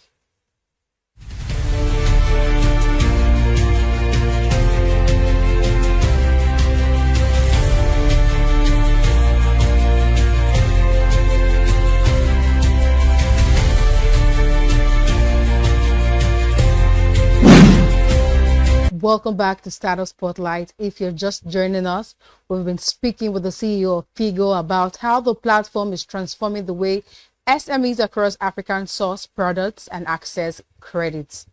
So let's talk about some of the biggest challenges that Figo has faced while scaling the African markets. Okay, thank you for that, Glory. That's an interesting question. So one of the major challenges has been logistics. You see, logistics plays a major role in when it comes to sourcing, right, or when it comes to procurement, or basically moving goods, right? And so what happens is logistics is not cheap, it's expensive, you see. And so for a lot of SMEs, they are typically always looking for ways to reduce logistics costs, right? Now, as a company, you have to build sustainably, right? And so that means that you're not able to, because we are not charging directly, right? We have logistics partners. Those partners need to render a service. They need to charge for that service, right? And so as you're dealing with logistics on a day-to-day basis, sometimes, right? For example, if you think about an SME, let's say a retailer in Kano, for example, right? They're trying to source goods from Lagos. You're trying to source, let's say, 100 bags of rice. You can imagine the cost of moving 100 bags of rice from Lagos all the way down to Kano. Maybe it's even a remote village somewhere in Kano, right? Or you're sourcing from Abuja to Anambra or something, right? So the logistics cost and even finding the right logistics partner, it's a very, very broken process, right? Because you have to think about partnering, you have to think about route optimization, you have to think about order aggregation, you have to ensure that the goods get to the right address, at the right time, in good condition. So I think logistics has been challenging. We don't handle logistics directly as a company. We partner with logistics companies, 3PLs, third-party logistics companies, but we need to ensure that those customers can have their goods delivered at the right price, the right landing cost, which is cost of goods and cost of logistics, right? Delivered on time as well, and also delivered in good condition. So yeah, I'll say it has been a challenge, but it's something that, we continue to work on and improve on. Working on it and improving on it has to do with technology, right? Of course. So what role do you see technology, especially AI, playing in reshaping the future of African SMEs? Brilliant question. So for us, we're a technology company.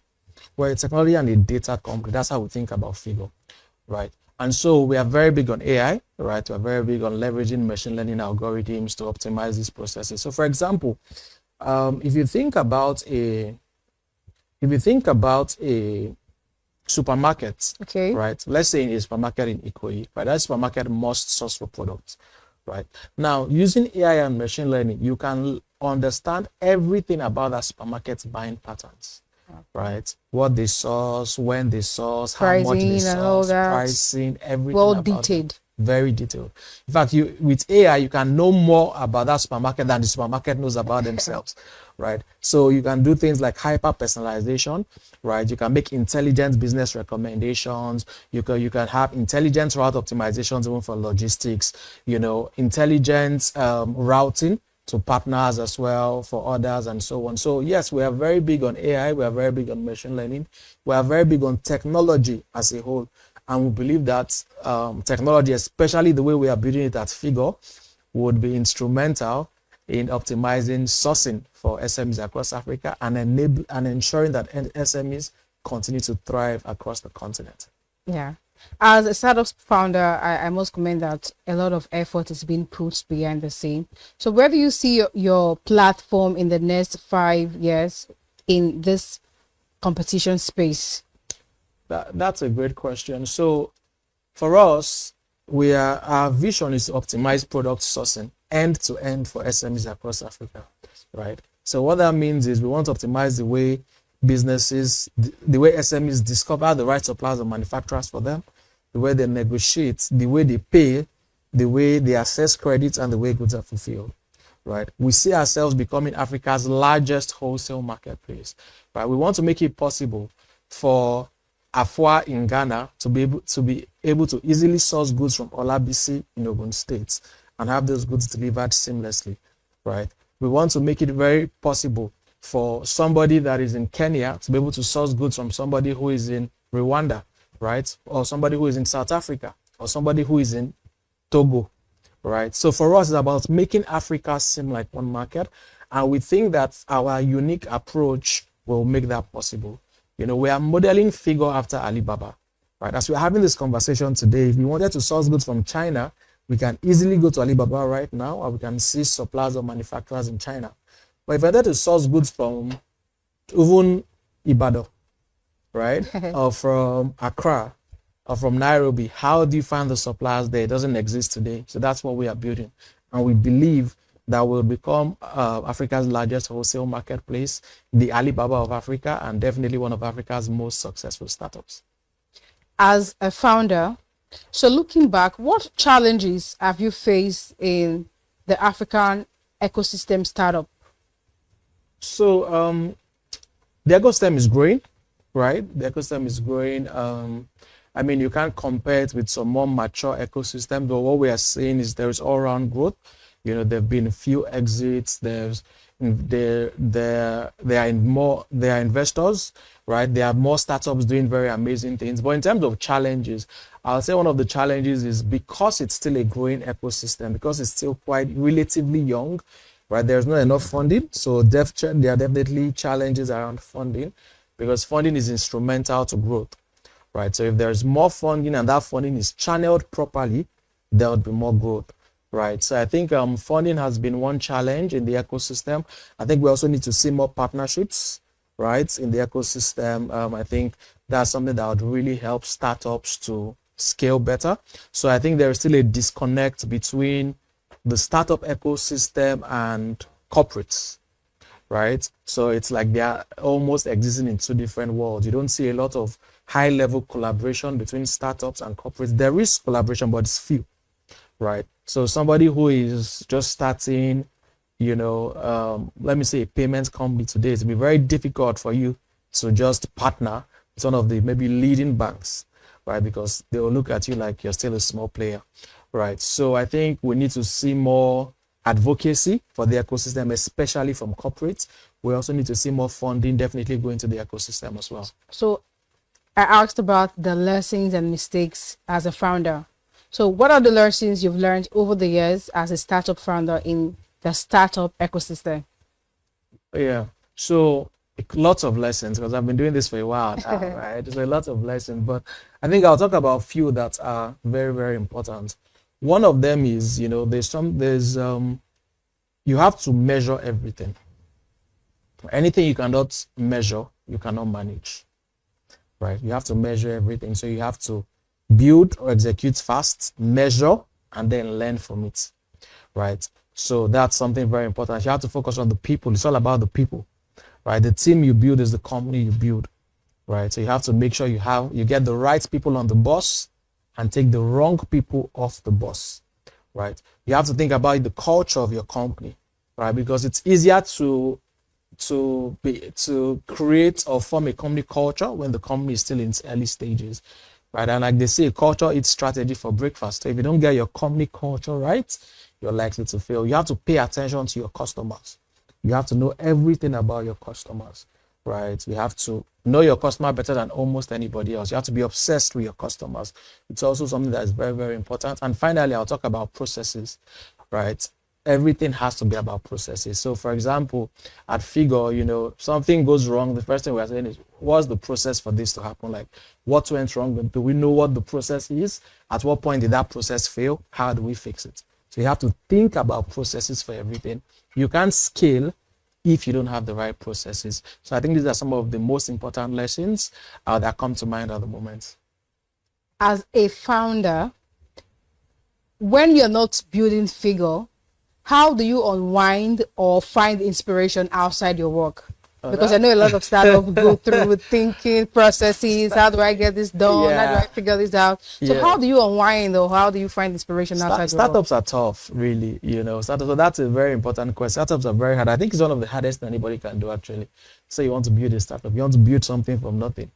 You have to be a little crazy to do that. But because of the pressure, it's very important you find time to unwind. For me personally, so when I feel overwhelmed, I like to zone out a bit, right? Even if it's just for a few hours or a few days, I like to zone out a bit.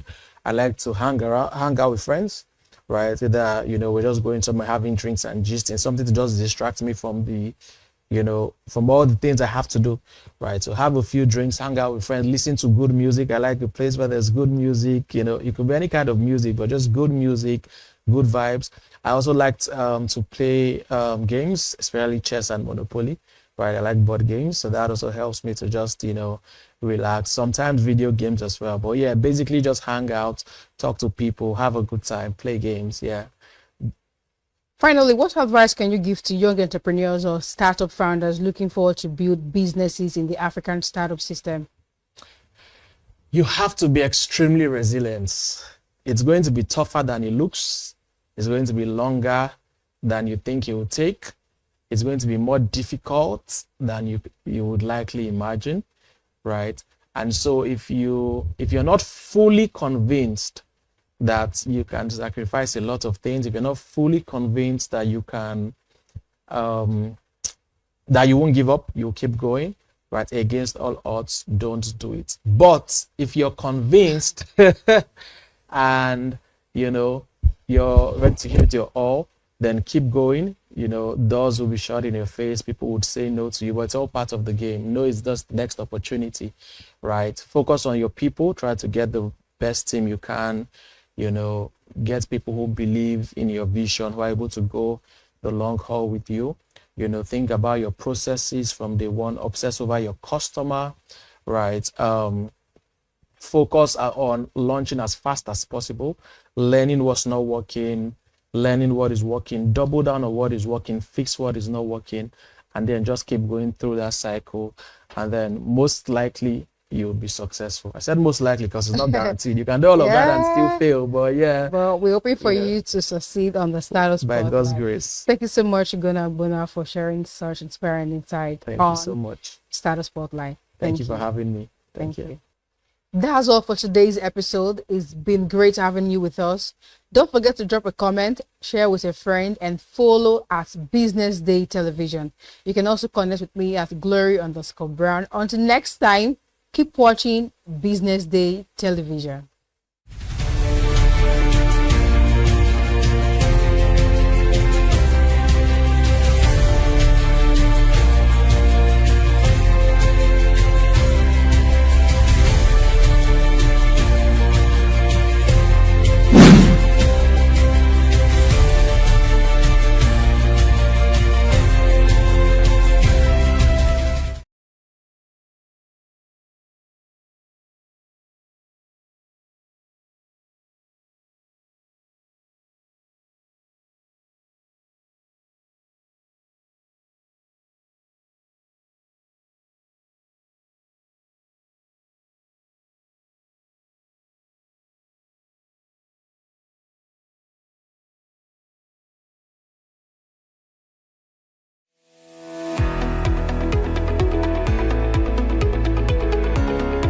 This is Business Week, a weekly program brought to you by Business Day Television.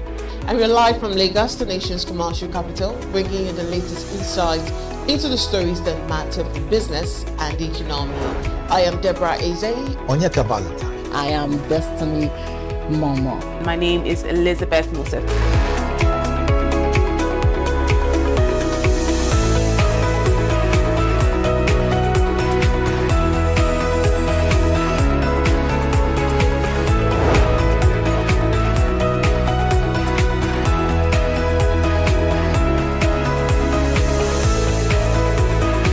When you think of business, think no more, think Business Day. I know that Business Day Television will go places. It is the next big thing that will happen to the Nigerian media sector without a shade of doubt.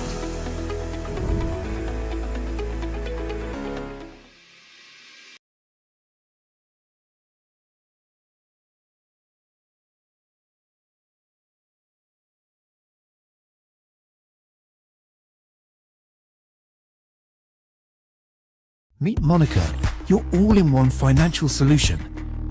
Convert crypto to Naira at juicy rates anytime, anywhere. Enjoy fast withdrawals straight to your bank. Buy airtime, data, and pay bills in seconds. No stress, no delays, just seamless transactions. Monica, the smarter way to move your money. Download now. Okay now, dependable insurance. After God, you are the next insurer. See as the boys the Allah, all the ladies the Allah. Insure your car protection from accidents. Unforeseen loss, you can see them. Mistakes are meant to happen. If you don't jam the car, they'll jam yours. Will you beat them? Ah yes, you will get them arrested. Your plans for that day is affected. You waste your money, you waste energy. With AXA, you can be protected. Get the protection that pays today. Call 0700 AXA Mansa to get a motor insurance that pays. At Stanbic IBTC, we are here to help you grow with financing that helps you expand, expert knowledge across 20 African markets, trade solutions that open doors to 195 countries globally, and an online banking platform that works hard because with us, there's possible, then there's more. Visit www.stanbicibtcbank.com/business for more. Stanbic IBTC. True strength. What defines it? The brilliance of a player? Or when a team comes together to win? A solo beat? Or the rhythm of many? The flair of one dancer? Or the art of a troupe? One distinct voice, or the beauty of the symphony. At FCMB Group, We build ecosystems, empower communities, and creates the future. Because we believe it's not just one, but the power of the group that delivers the future we all desire. FCMB, the power of the group.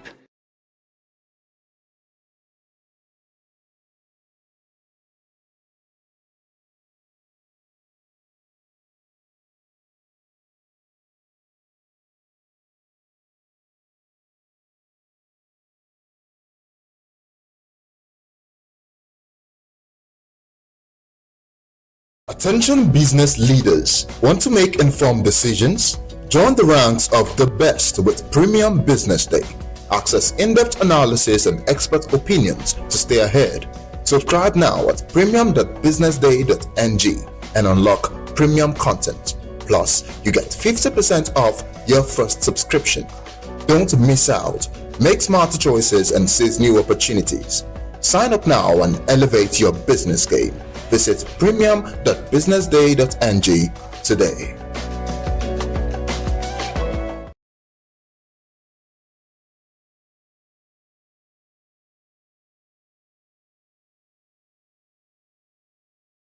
Attention business leaders. Want to make informed decisions?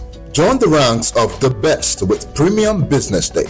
Access in-depth analysis and expert opinions to stay ahead. Subscribe now at premium.businessday.ng and unlock premium content. Plus, you get 50% off your first subscription. Don't miss out. Make smarter choices and seize new opportunities. Sign up now and elevate your business game. Visit premium.businessday.ng today.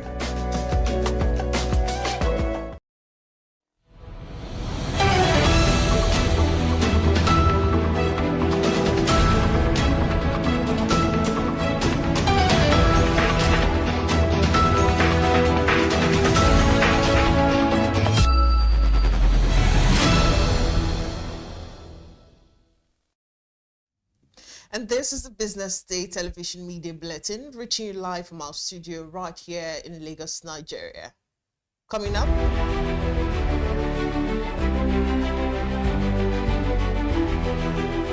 debt service on the Tinubu set to cross 91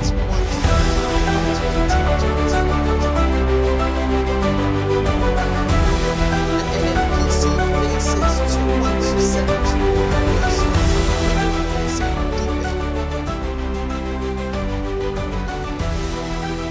market gains 3.84 trillion naira on strong buying. And NDIC declares 24.3 billion naira second liquidation dividend for Heritage Bank recipients. Thank you for joining us this afternoon. I am Deborah Ize. The federal government, under the administration of President Bola Tinubu, is reportedly on course to spend more than 91 trillion naira on debt service between 2023 and 2028. According to reports, the debt size highlights the mounting cost of public borrowing amid persistently weak revenue performance. This estimate is based on a review of debt service provisions in the 2023 and 2024 budget, the 2025 Appropriation Act, and forward projections contained in the medium-term expenditure framework for 2026 to 2028. The scale of projected debt service reflects a combination of rising fiscal deficits, a rapidly expanding debt stock, and elevated interest rate conditions that have intensified since 2023. And moving on, the Nigerian National Petroleum Company Limited is facing potential legal exposure running into trillions of naira, with pending lawsuits against the state-owned energy firm rising to about 2.27 trillion naira in the financial year ended 2024. Analysis from the 2024 annual report showed that while the National Oil Company has recognized 474.8 billion naira as contingent liabilities in its financial statement, additional lawsuits estimated at 1.8 trillion naira remain unresolved across various courts, with no provision made for them. The legal claims figure represents a 1.63 trillion naira increase, about 256%, compared with the 638.38 billion naira recorded in 2023. The analysis showed that NNPC recognized 474.8 billion naira as contingent liabilities in its 2024 financial statement, a steep rise from the 18.14 billion naira provided for in 2023, marking an increase of 456.66 billion naira year on year. The company also reviewed unresolved lawsuits estimated at 1.8 trillion naira in 2024, for which no provisions were made, compared with 620.24 billion naira in similar cases reported in 2023. And still on, strong buying interest across banking, telecoms, and consumer stocks drove a broad-based rally on the Nigerian exchange last week, lifting market capitalization by 3.84 trillion naira as investors sustained demand for large cap and fundamentally strong equities. The bullish momentum, which pushed the market above the 100 trillion naira mark during the week, was supported by positive market breadth, heavy trading in financial service stocks, and renewed confidence in the equity space, culminating in a firm close on Friday with gains in key bellwether stocks. According to reports, sustained buying interest across major stocks also lifted the Nigerian exchange equities market by 3.84 trillion naira in the past trading week, as investors piled into banking, telecoms, industrial, and consumer names, pushing the market deeper into bullish territory. NGX data show that total market capitalization rose to 103.78 trillion naira at the close of trading on Friday, while the all-share index gained 3.71% week on week to settle at 162,298.08 points. This strong performance saw the equities market cross to 100 trillion naira mark during the week, reflecting heightened investor confidence and improved settlement. And coming up, NGIC declares 24.3 billion naira second liquidation dividend for Heritage Bank depositors. This and more after the short break.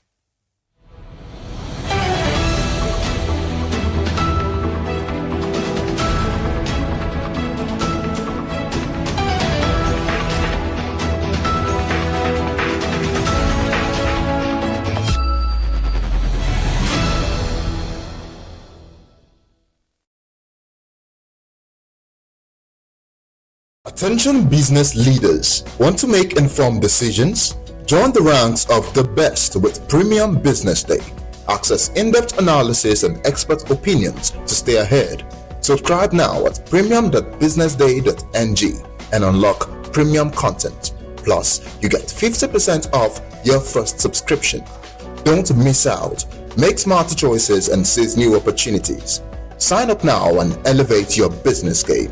Visit premium.businessday.ng today.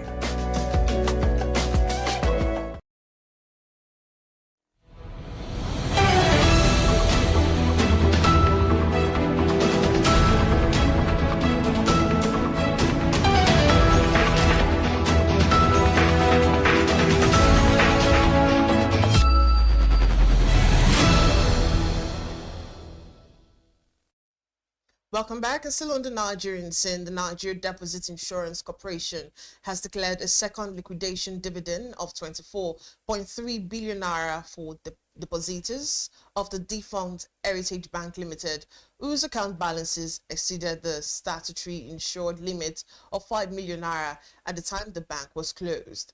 This is according to a statement signed by the head of Communication and Public Affairs Department, Awawu Gambo.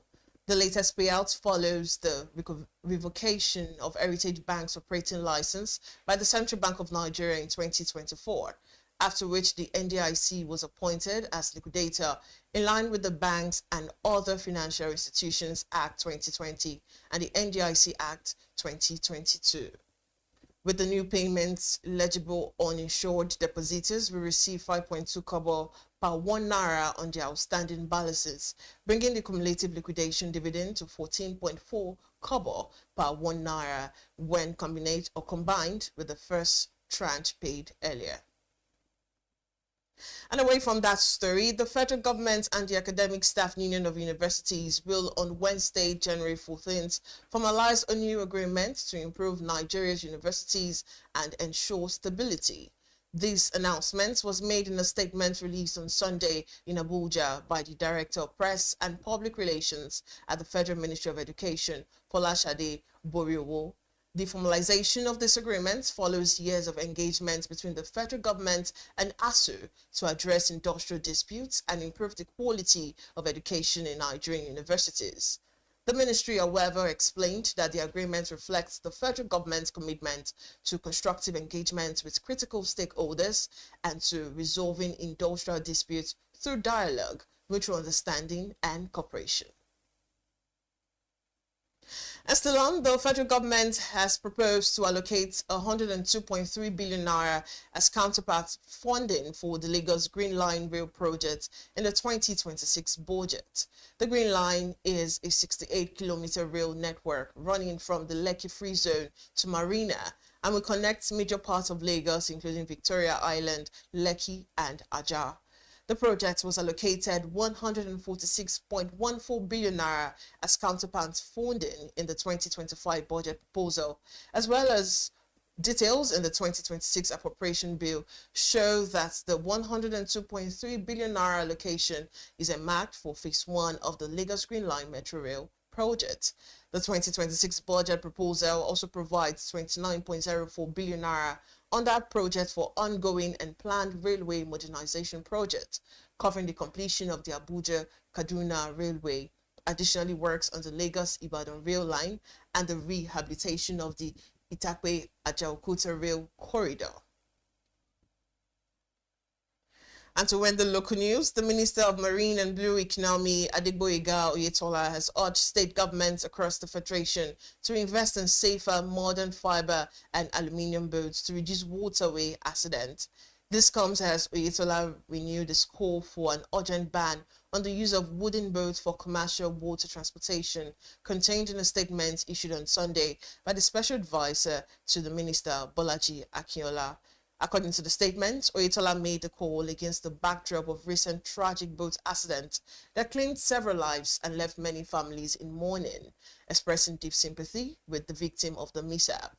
The minister also charged waterway users to take personal responsibility for their safety by adhering strictly to basic safety measures, stressing that phasing out wooden boats in favor of fiber-reinforced plastic and aluminium boats will significantly improve safety on the waterways. And coming up, Uganda's coffee shipments surge more than 60% on plentiful harvest.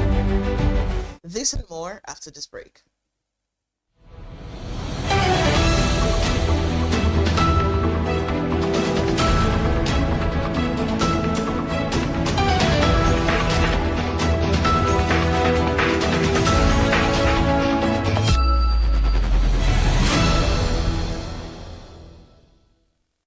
Meet Monica, your all-in-one financial solution. Convert crypto to Naira at juicy rates anytime, anywhere. Enjoy fast withdrawals straight to your bank. Buy airtime, data, and pay bills in seconds. No stress, no delays, just seamless transactions. Monica, the smarter way to move your money. Download now. Okay now, dependable insurance. After God, you are the next insurer. See as the boys the Allah, all the ladies the Allah. Insure your car protection from accidents. Unforeseen loss, you can see them. Mistakes are meant to happen. If you don't jam the car, they'll jam yours. Will you beat them? Yes, you will get them arrested. Your plans for that day is affected. You waste your money, you waste energy. With AXA, you can be protected. Get the protection that pays today. Call 0700 AXA Mansa to get a motor insurance that pays. At Stanbic IBTC, we are here to help you grow with financing that helps you expand, expert knowledge across 20 African markets, trade solutions that open doors to 195 countries globally, and an online banking platform that works hard because with us, there's possible, then there's more. Visit www.stanbicibtcbank.com/business for more. Stanbic IBTC. True strength. What defines it? The brilliance of a player? Or when a team comes together to win? A solo beat? Or the rhythm of many? The flair of one dancer? Or the art of a troupe?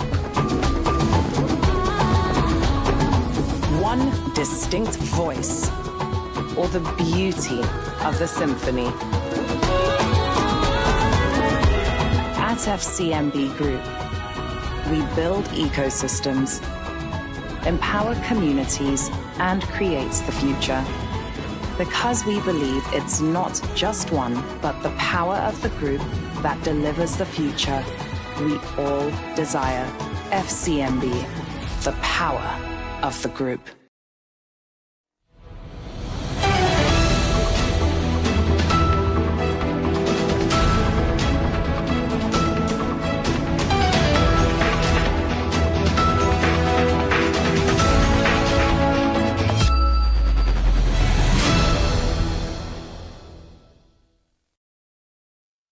Welcome back to our Media News Bulletin. We now head to the African scene where Uganda's coffee exports jumped 60.3% in November compared with the same month a year earlier, helped by a bountiful harvest in some parts of the country, the Agriculture Ministry said in a report. Shipments from the East African country, which is the continent's largest coffee exporter in November, amounted to 640,328 60 kilogram per bags compared to 381 bags exported in the same month in 2024. According to reports, the surge in exports was due to increased coffee production as the harvest in central and eastern regions peaked, taking in $2.4 billion from coffee exports in the 12th month to November. And also Pakistan is in the final phases of striking a $1.5 billion deal to supply weapons and jets to Sudan, promising a major boost for Sudan Army battling the paramilitary Rapid Support Forces. According to reports, their conflict has stalked the world's worst humanitarian crisis for more than 2 years, drawing in myriad foreign interests and threatening to fragment the strategic Red Sea country. The deal with Pakistan reportedly encompasses 10 Karakoram, 8 light attack aircraft, more than 200 drones for scouting and kamikaze attack, an advanced air defense system. Amir Masood, a retired Pakistani Air Marshal who continues to be briefed on Air Force matters, described it as a done deal, while Pakistan's military and its defense ministry did not immediately respond to requests for comment. And now to the foreign scene, President Donald Trump has urged Cuba to make a deal or face consequences, warning that the flow of Venezuelan oil and money would now stop. The U.S. president has been turning his attention to Cuba since U.S. forces seized Venezuela's leader, Nicolas Maduro, in a third January raid on its capital, Caracas. Venezuela, a long-standing ally of Cuba, is believed to send around 35,000 barrels of oil a day to the island, while Cuba's foreign minister responded by saying his nation retains the right to import fuel without interference, while its president said, "No one dictates what we do." Meanwhile, Trump administration's tactics of confiscating sanctioned Venezuelan oil tankers has reportedly begun to worsen a fuel and electricity crisis in Cuba. And also, federal prosecutors have opened a criminal investigation into Federal Reserve Chairman Jerome Powell. In the video announcing the probe, Powell says the U.S. Justice Department served the agency with subpoenas and threatened a criminal indictment over testimony he gave to a Senate committee about renovations to Federal Reserve buildings. Powell called the probe unprecedented, saying he believed it was open due to him drawing Donald Trump's ire over refusing to lower interest rates despite repeatedly public pressure from the president. The Fed chair is the latest to come at odds with Trump and then face criminal investigation by the U.S. Justice Department. I will bring you the sport news after this break. Please stay with us.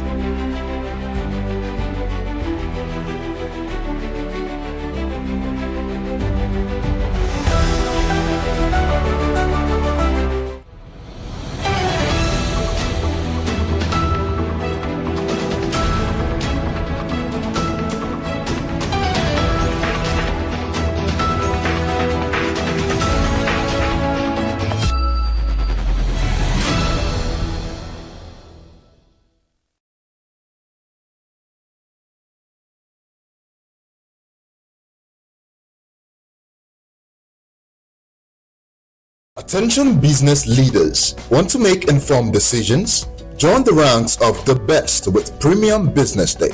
Access in-depth analysis and expert opinions to stay ahead. Subscribe now at premium.businessday.ng and unlock premium content. Plus, you get 50% off your first subscription. Don't miss out. Make smarter choices and seize new opportunities. Sign up now and elevate your business game. Visit premium.businessday.ng today.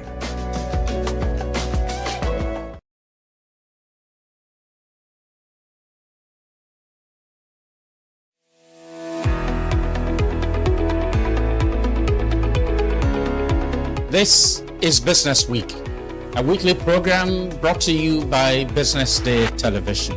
And we're live from Lagos, the nation's commercial capital, bringing you the latest insight into the stories that matter for business and the economy. I am Deborah Eze. Onyeka Valentine. I am Destiny Momo. My name is Elizabeth Moses.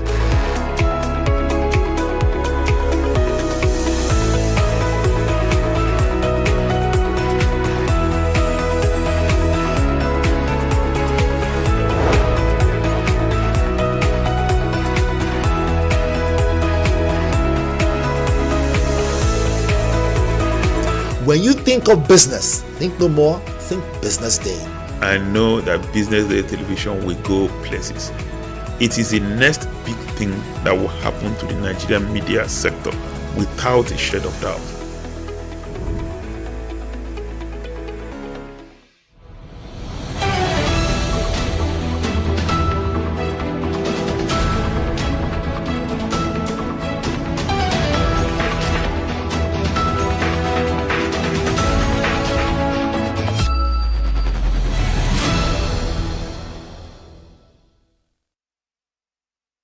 Sports, where Barcelona retained the Spanish Super Cup after an entertaining 3-2 Clasico victory over Real Madrid in Jeddah, Saudi Arabia on Sunday. Rafinha scored twice for the Catalans, with Robert Lewandowski also on target as Barcelona defeated Xabi Alonso's side to claim a record-extending 16th Super Cup title. The win came despite a late red card for Frankie de Jong following a foul on Kylian Mbappe. Barcelona has trashed Madrid 5-2 in last season's final at the same venue, while Sunday's encounter reportedly proved far tighter. And to end the news, the Super Eagles have returned to their base in Fez ahead of their crucial 2025 Africa Cup of Nations semi-final match against the host nation, Morocco. The team reportedly arrived on Sunday with a video shared on the Super Eagles official X account capturing the players' arrival. The Super Eagles of Nigeria will face the Atlas Lion of Morocco in the semi-final on Wednesday in Rabat, with kickoff scheduled for 9 p.m. Nigerian time. The three-time AFCON champion will take on Morocco at the Prince Moulay Abdel Stadium in Rabat on Wednesday, 14th of January, as the team battles their way to the top. And this is where we wrap up the Business Day Television Midday Bulletin this afternoon. Remember to follow us across all our social media platforms and subscribe to our YouTube channel for more insights. I am Deborah Eze. Many thanks for watching.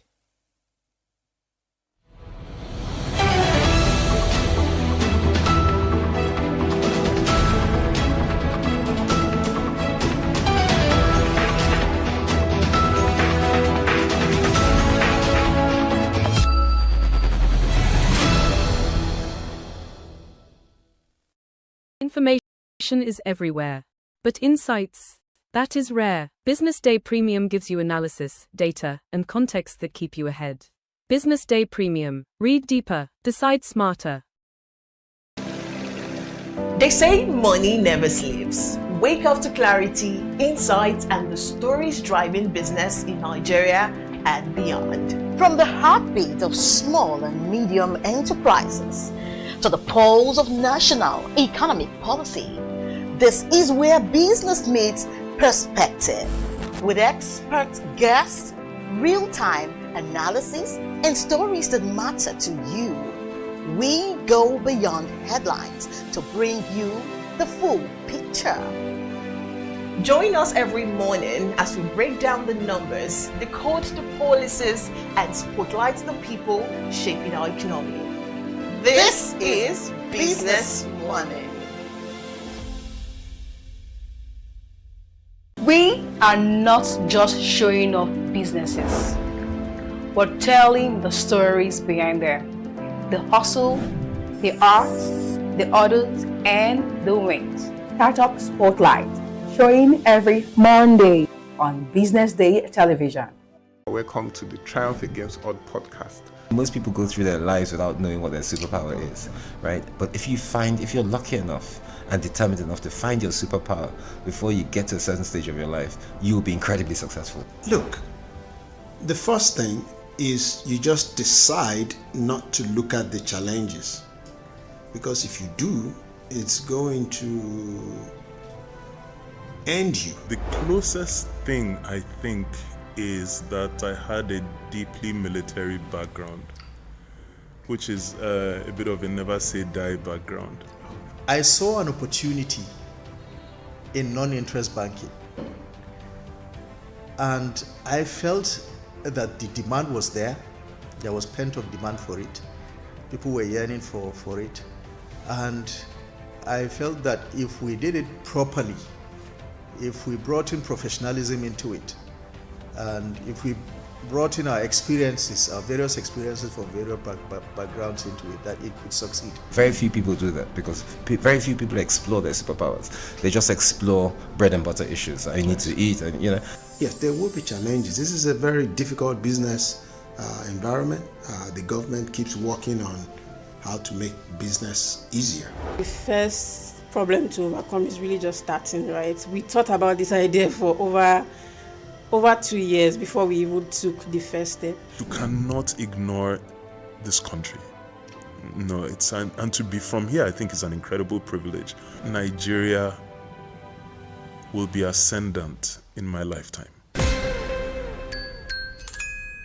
This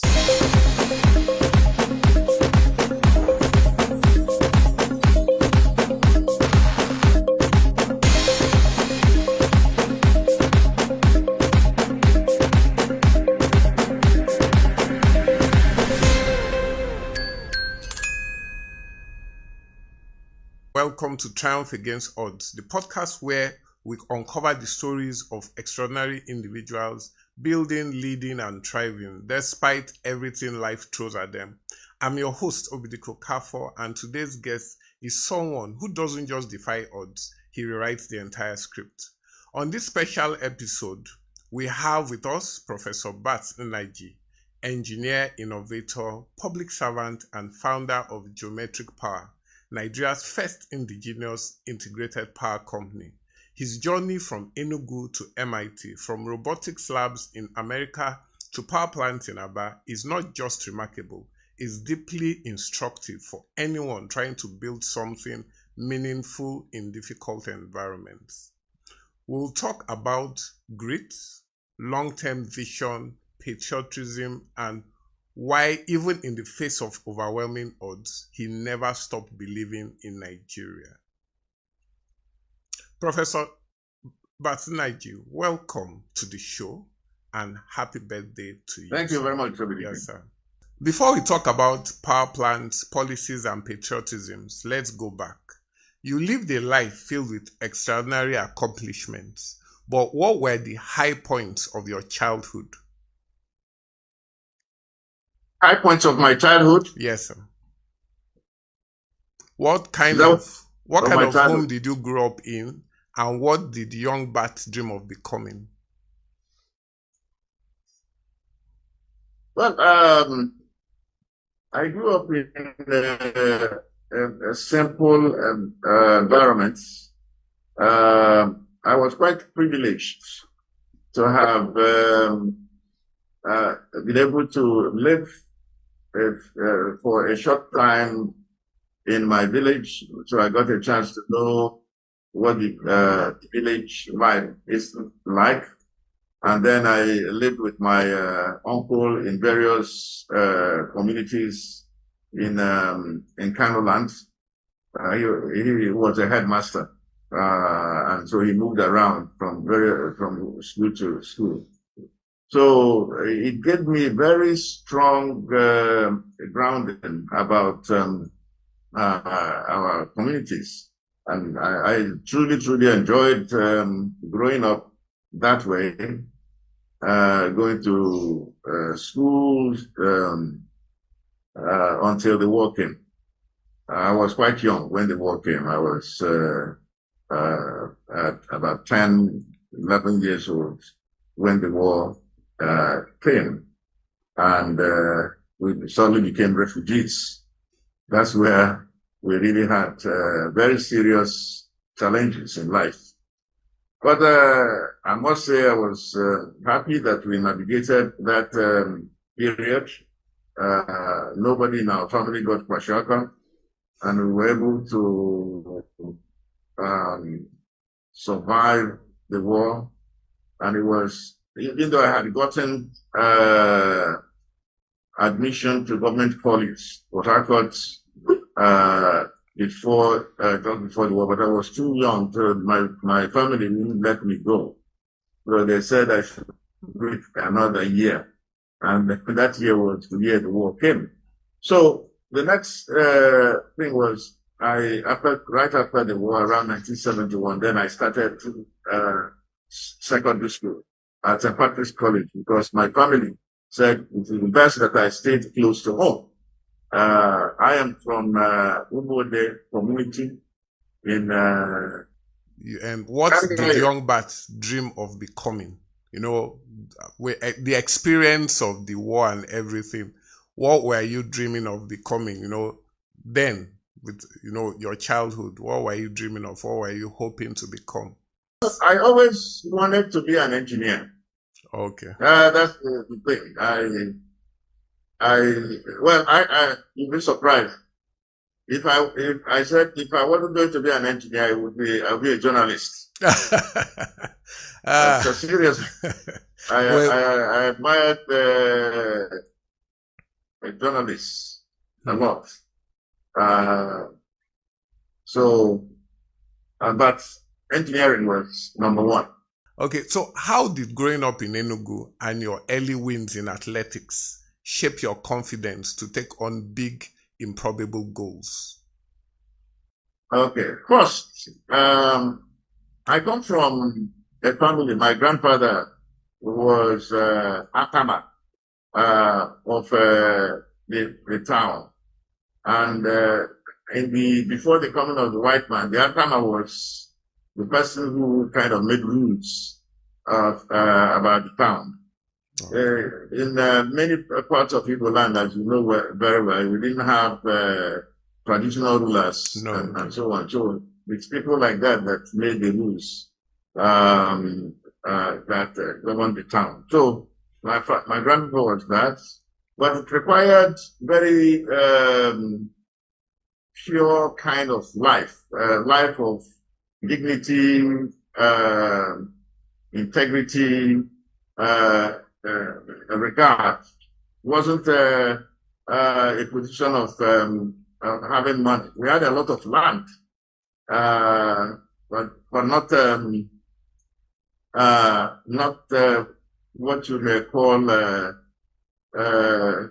money in modern world that way. So that was probably anybody coming from that family tends to be quite strong in character and have confidence. Then it turns out that this secondary school I went to, which was a Patrick's College, that's a place where you really must be strong to be in that school. The students tend to be very good academically. They tend to be good in sports. They tend to be they tend to be confident, and you're taught to be confident in school. So I would say that kind of background, home background, the background of where I went to school helped to shape me confidence to move forward. In fact, I must say, when I went to America for my undergraduate, I did not think that the white people were in any way, shape, or form better than me. I never even thought about it. So mine was, of course, I was doing well in school, so if it was first that I would come, I would have the first, and that's what I was used to. So I don't know. It's just the way one was made. I think, like you mentioned before, since you come from that line and your grandfather was, somebody who made rules, I think those influence, those bloodline influence. You turned down Columbia for St. John's out of faith and values.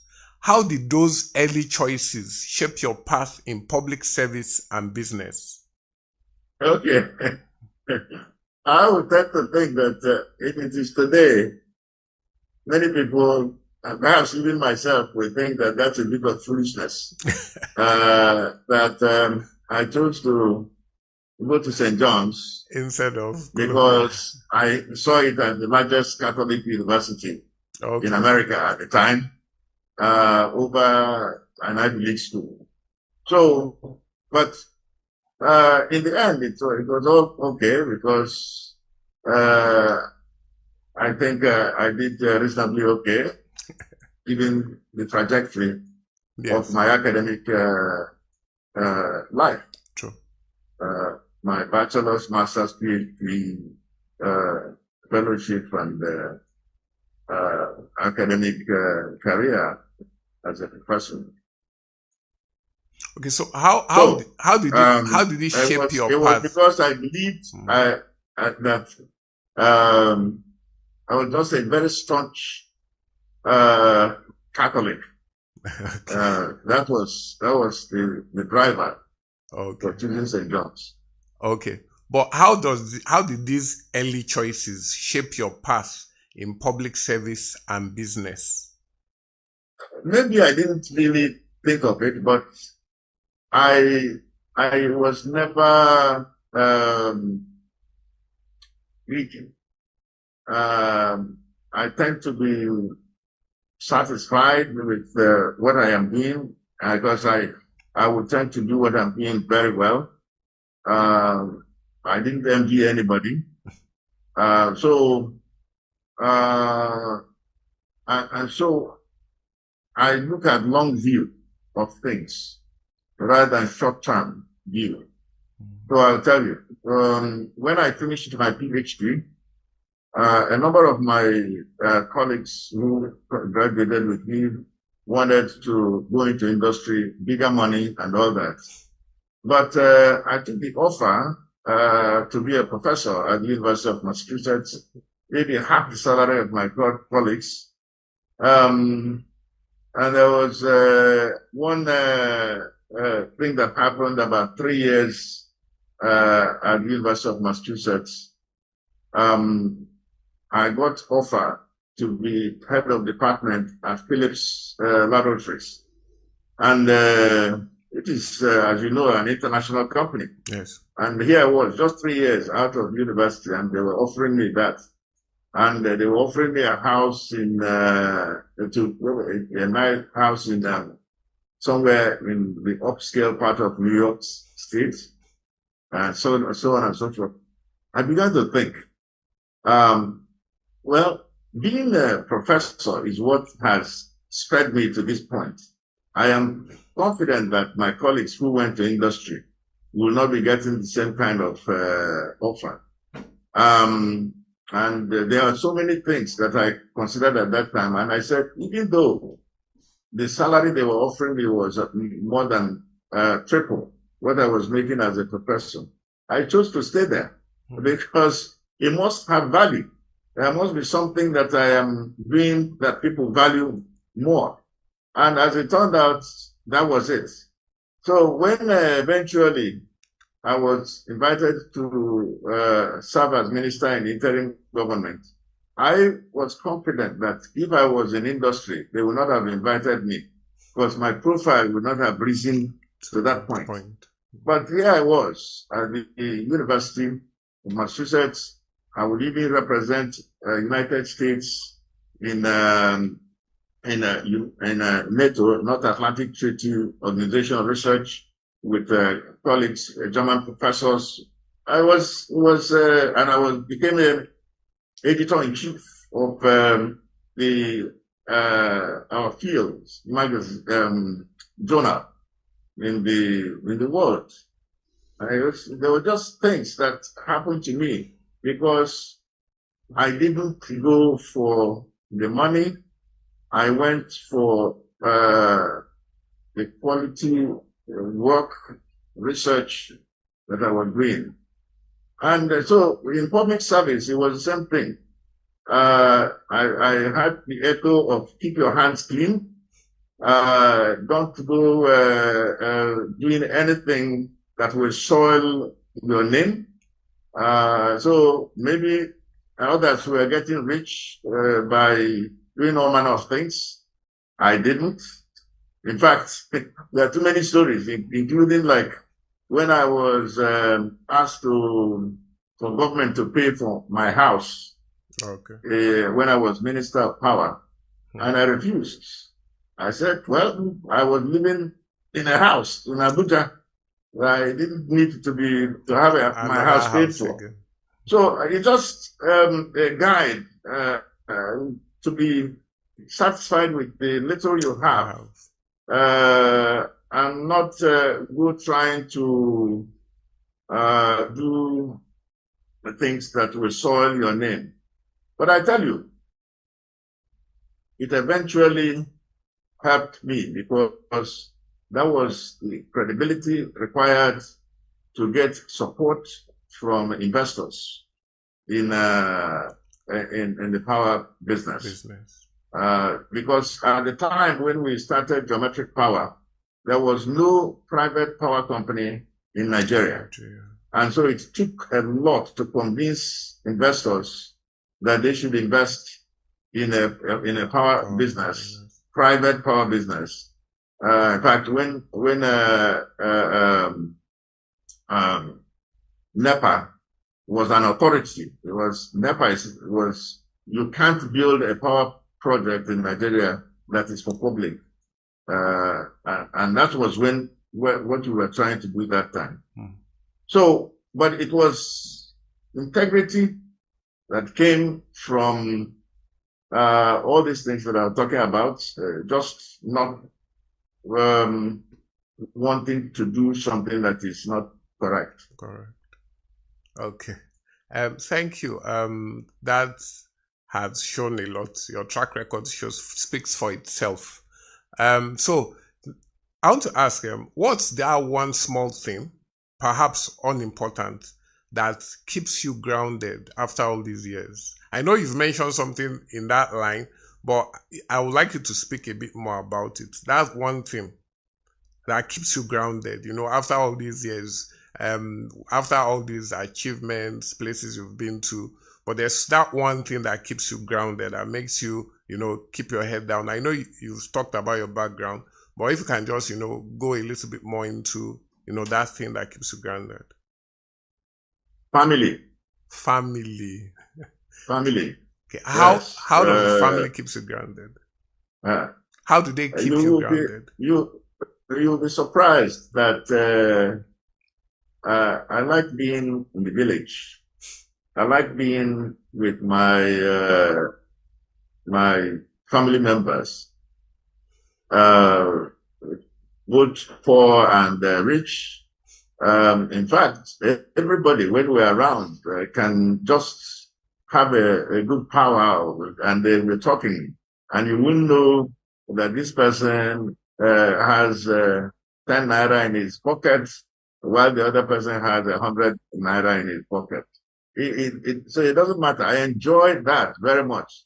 So in fact, during the difficult period in my in the company, they were the ones that would kind of take the remove the different things. Once I'm with them, I feel comfortable. Yeah. And let me even go backwards and say that when I was a professor at the University of Massachusetts, I was the first Black person to be a tenured professor, full professor at the University of Massachusetts in engineering. But to be tenured, which means that you have lifetime appointments, you go through quite a rigorous process. Wow. And there were 3 white men, older men, professors, who just didn't want to have a Black person. But interestingly, all the other people were rooting for you because of my performance in the university. So I decided that what is the worst thing that can actually happen? Because I always go, what is that worst thing that can happen? Worst thing that can happen is that they don't grant me tenure. I have a country to go to. I have my people. I can go back to my country. And to me, even if it is becoming a farmer, I am okay with it. That is my headset. So I don't die for a job. I don't go dying for something that people are actually clamoring to have. They don't trip me. Okay. You stayed, so now let's move into, something that has always been on my mind. To be honest, I've been thinking about it personally, and I really wanted to ask you this question. So I'm happy that I'm having this opportunity to speak with you. You stayed committed to the Aba Power project for 20 years. What kept you going through all the delays and resistance? What kept you going, basically? Well, for me, my wife usually would say, don't go telling Prof that he can't do it, because that's when you really get him going. But if I start something, I usually finish it, or I want to finish it. And to me, the ABBA project was not about bad energy. It wasn't about making money. It was about solving a problem and showing the country that it is possible to have reliable electricity. And it is also a way to provide electricity to a crucial region that needed economic growth as a demonstration for the entire nation that this is how it could be done. This could be replicated in other parts of the country. And why not Aba? So that commitment kept me going. So no matter what anybody was doing, I stayed focused on ensuring the realization of it. I didn't go fighting everybody in the world about what they were doing. But I wanted to see that the project came to fruition. And we're happy that eventually happened. Okay. So this is still connected to that question. What was your mindset when PPAs were suspended and the project stalled again? It wasn't about IPP that was connected with the PPA. Okay. Okay. No, it's a different project. We wanted to ramp up, build a 1,080 megawatt power plant in collaboration with General Electric. That project is called OMA Power. OMA. Okay. And actually, we spent millions of dollars with General Electric in developing that project. So the power purchase agreement signing was suspended when President Buhari came on board. Typically, most presidents, when they come, they want to understand what's going on. So he did that, but he never got reinstated. And as a result, till today, we can't say that there's been a new power plant built in the nation for more than 10 years. Because it was that PPA supported by government the support government needed was to provide guarantee, partial risk guarantee to support it. And a private company will go out and build the power plant. So we were one of the 3 or 4 companies that had matured, gone through all the processes, finance secured from US OPIC. That is the OPIC is the Overseas Private Investment Corporation of the United States, from Canadian Exim, from Chinese Exim Bank, from Standard Chartered Bank. We had put together all of these and they were ready to go. Just that partial risk guarantee never came. And that was all. So that's the PPA, that's OMA Power. But above IPP was stalled from just machinations of the human beings in our country. Okay, so why do you think others give up under pressure, and what made you endure when many will walk away? I don't know what, I can't guess how others think, but what I know is that if your motivation is pure private gain, it's easier to give up. But if you have a higher motivation, you would continue to go. It's like believing in religion. You can keep going with that kind of belief in God. So for me, solving society's problem that will provide all kinds of benefits to our humanity. That's the sort of thing that kept me going. I don't know what, so I can't give up that kind of thing, because what is life after all if I give that up? And by the way, there are better ways to make money. You could just even go and sit back and put money in stock exchange and be getting money from that. And it's probably better than coming to run a business where with all kinds of obstacles in the way.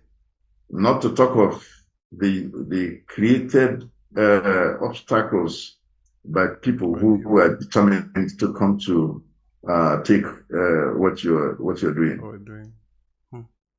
I think one of the things I've learned from this is that always look at the bigger picture, look beyond yourself, because that's the most important thing. So, another thing I want to find out is, even as investors pull out of Nigeria, you are bringing Geometric into Aba. What do you still see in Nigeria that others are missing? Because people are, sometimes people come and they're like, even though now investors are still trying to come back and all of that, but over time you've stayed the course. Investors have come, investors have gone, investors are coming back, but there's this consistency. So what do you still see in Nigeria that others might miss, or others are missing or are not seeing? Well, I'm focusing on the problem, on solving the problem. And I think that if you focus on solving the problem, you most likely would not go away. Investors, they say that money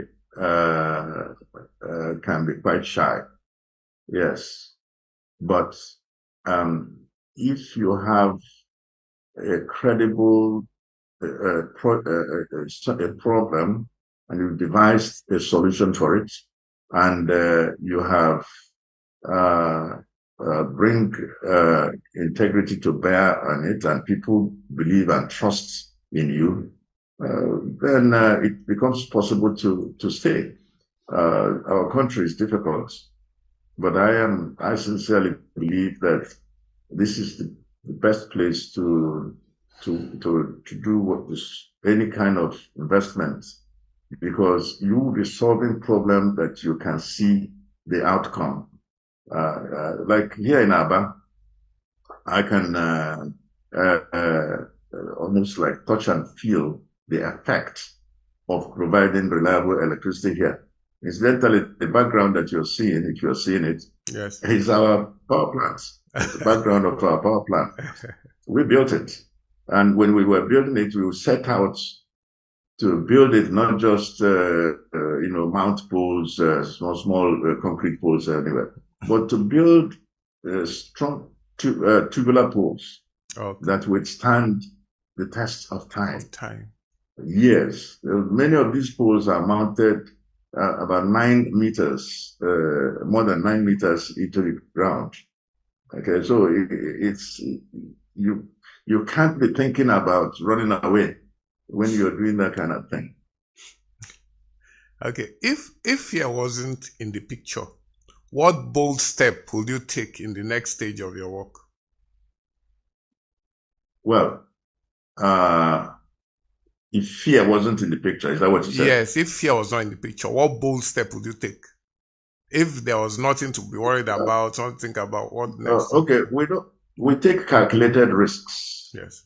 Okay, calculated risks. We don't go foolishly into a project. For example, we get all kinds of requests to do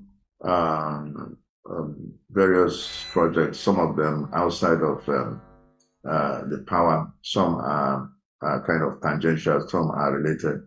But we are focused because in this business, you need to look at all the fundamentals and ensure that you are solving the problem, and there are myriads of problems. So yes, we would like to build bigger power plants. We'd like to expand where we are. We'd like to realize the Oma power, which is not exactly where we are, but about 30 kilometers from where we are, going towards Port Harcourt.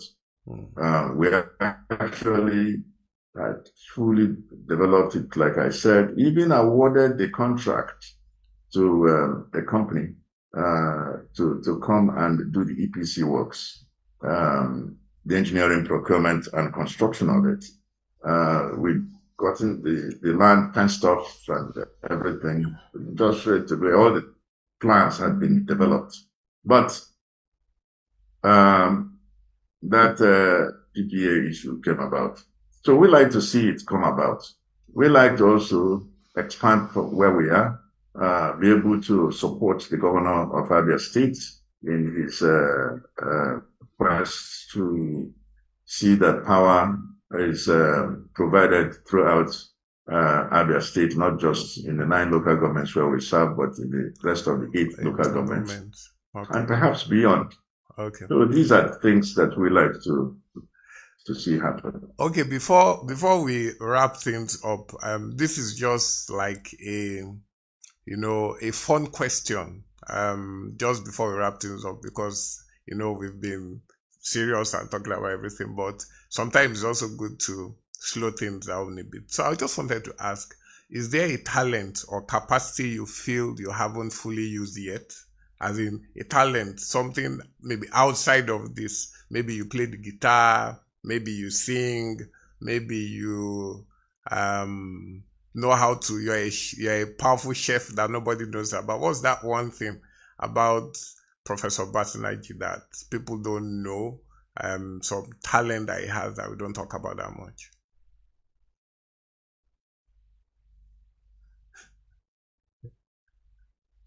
When I was in secondary school or in primary school, I used to play the flute.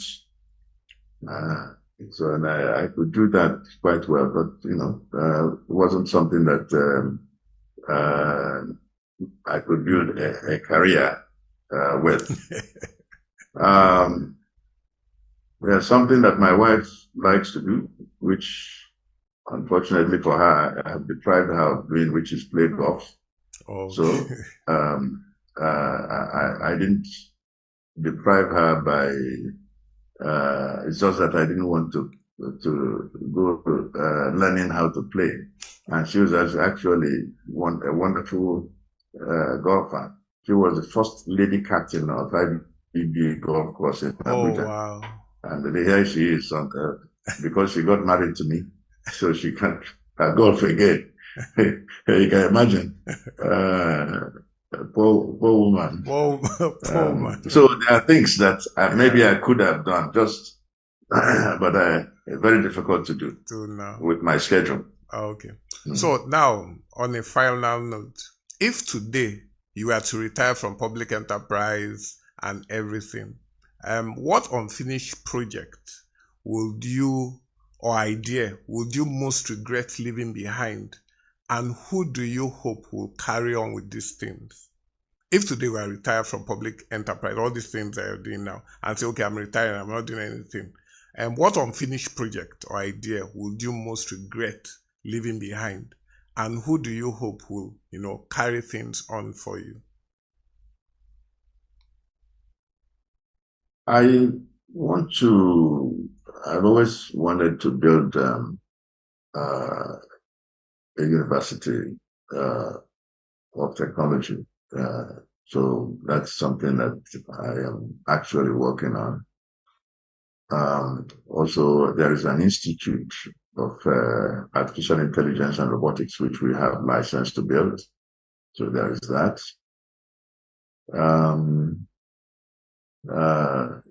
I like to work with my wife on a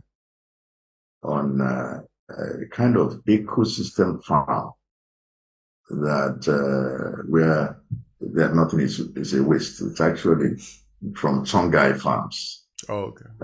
So these are some of the things I like to do, but you can't do everything at once. You have to, one has to focus. Like I said, you have to focus. Okay. Take them one by one. But these are things that we are going to do. Okay. Now, retiring from public service, or rather public, I'm no longer a public servant, as you know. Yes. So I'm a private person now. So I'm actually retired from public service, in effect. So what I'm doing now is private enterprise. And now, Would I retire? No. I don't know how to retire. That's really going to be a challenge. I like. So maybe if I like your enthusiasm. I'm not going to retire. Anyway, so based on everything you've said, at 69, if the next 5 years were a new chapter, what would they be about? Would they be about legacy, mentoring, or rebuilding, or something else? I think two of the ones that you've named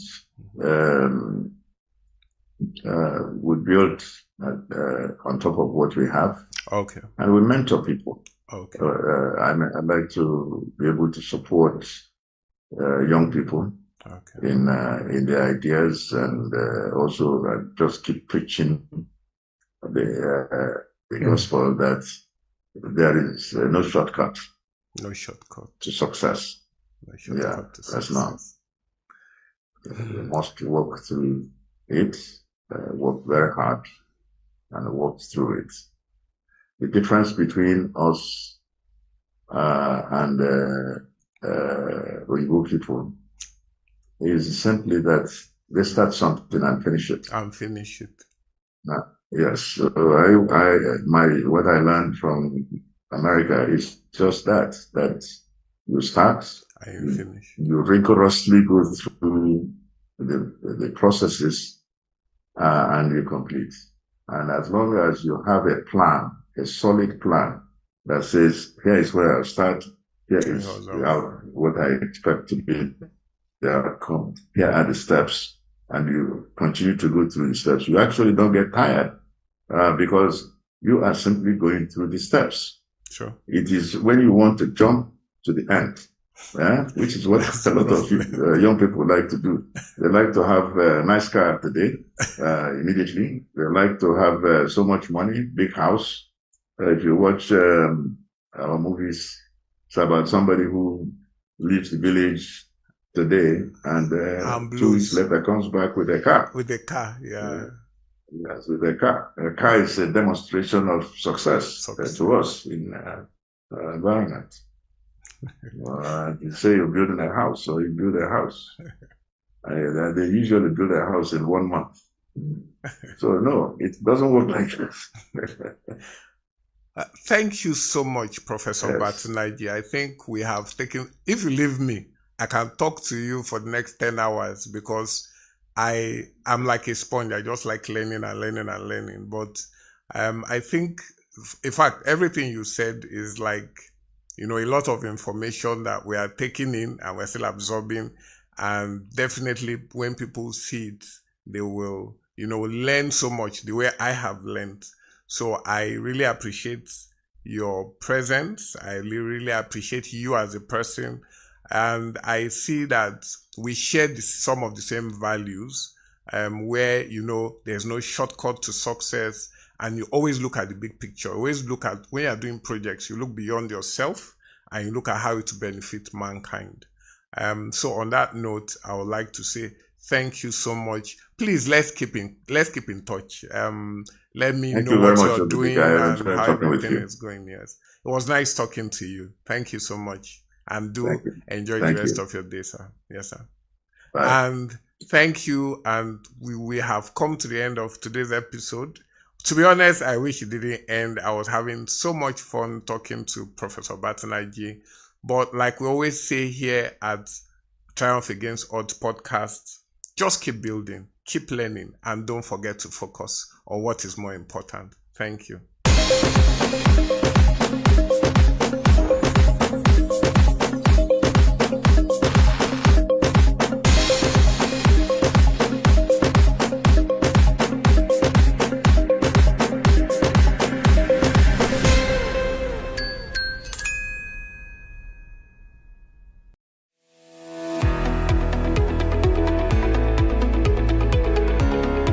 This is Business Week, a weekly program brought to you by BusinessDay Television. And we're live from Lagos, the nation's commercial capital, bringing you the latest insights into the stories that matter for business and the economy. I am Deborah Eze. Onyeka Valentine. I am Destiny Momo. My name is Elizabeth Moses.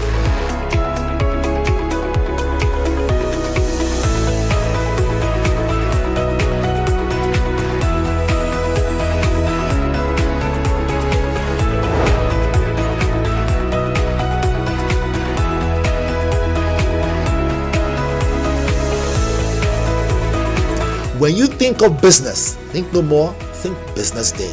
I know that Business Day television will go places.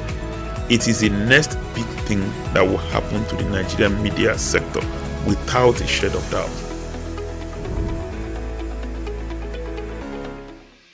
These bad guys make it hurt.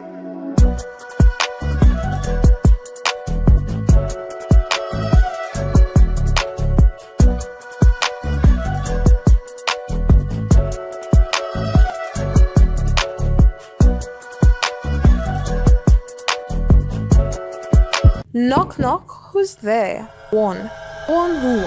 1 million will be set cow. It's 2026 and I thought to myself, as a professional foodie, what better way to start Market Pulse than to go into the food market industry? I mean, December just ended, the oblate season just ended, so let's actually find out the prices of items now in January. Come along with us. On this episode of Market Pulse, we decided to make our stop at Idumota Food Market, one of the oldest and one of the largest markets located in the heart of Lagos Island. I've been in this for over, let me say, less than 30 years. And she don't tell, maybe 15 years or 17 years. A year plus. I'm past 40 years in this business. Let's say about 10 years now. This is Market Pulse. We came for the food industry's pulse and left with a full plate. This very complex that we are in now. I used to cook for someone that was upstairs, but now she and the family, they have relocated to Canada. That is why people that are selling here allow me to be here, because the caretaker was like, it's not allowed. So they pleaded with the man that I was one that used to cook for them before the owner of the shop closed and they relocate. They should please allow me to stay here. So since then I've been managing. It's not that I cannot cook, I can cook. But the only thing is that some people, they like my food. People like my food. But when they buy to collect the money, that's the problem I'm having. They buy it very well. I say my food. But to collect money, to meet up to the next day, that's a problem. You know, as a business woman, it's not good for me to finish cooking. After I sold the food, I cannot see capital. I cannot see gain. So it's affecting me seriously. And as I'm here now selling, because rain is beating me here, sun is beating me. Some of them say they don't compensate me, they don't care. They will after even that during that heavy rainfall, they will know that this rain is beat me. I'll be crossing, putting my leg inside all this dirty water. At the end of the day, they will not pity me. They will not still owe me money. It's people that are from outside that used to come and buy AC here or compressor. They will compensate me that this woman you are trying, it's not easy. Take your money. Sometimes they will give me over, say our auntie or brother, he gave me over money. They say no problem, can you use that one to do something. This is what my mother is doing for a living. The guinea fowl is not on a stable price due to the constancies of bringing it. It's something coming from north. So you know, when this issue of Boko Haram comes up, all the northerns have been destroyed. So that is how guinea fowl started scarcing. Alhamdulillah, we are thanking God on it. It's going gradually. At least we feed our home from it. Formerly, at least in a day, I do sell like up to 50. But now, we hardly sell 20-15. They can help us during the fuel issue. If the fuel is down, at least let our own Nigeria currency to be appreciated. Then our business will be pulled up. They sell fish. It's ejakika panla fish. Then they buy fresh one, then they dry them, bring come market, they sell them. Then they bring and come Jora. Then market you. They say na market then cost, then they put money small. Every food then good for indomie, spaghetti, concussion, amni, ekro, ogbono soup, Then they buy am very well. Ororo and rice. We sell groundnut oil in December. Some are 6,000, while some are 4,500. When we are selling on December, it's too expensive. But this now, it never come down. We still dey manage am small small. Make government help us. Any power we can take first. Because of our meat, it's too much expensive. I know people know they buy as we dey buy. From people come to buy everywhere with our customer side, somewhere dem come. But when we are enter January now, dry season is coming. Never see anybody to come. But we take am small small. There is no time of the market meat. But if the say market pick up now, meat go pick up, everything go pick up. But the cost me too much.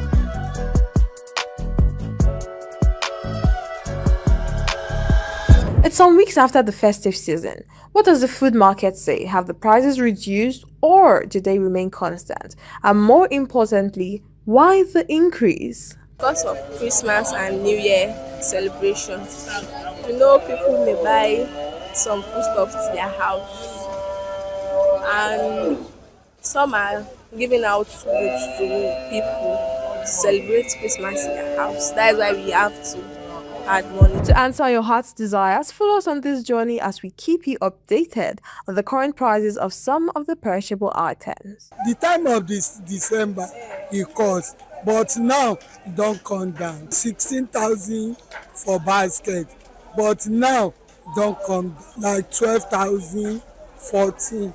Basket of pepper now, small one, 3, 4, 5. Towards December was 12,000. As of now, we give 12, 11.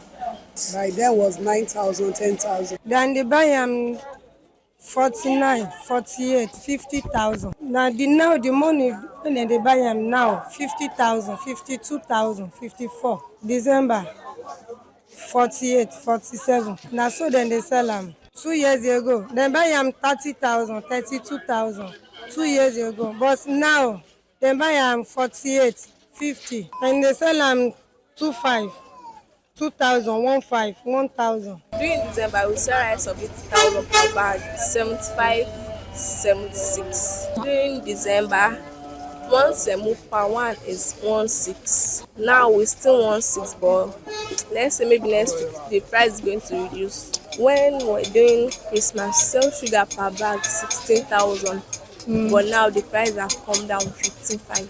Spaghetti during December per bag is 19,500, but now it's already 19,000. The kingdom is still the same price, 9,500.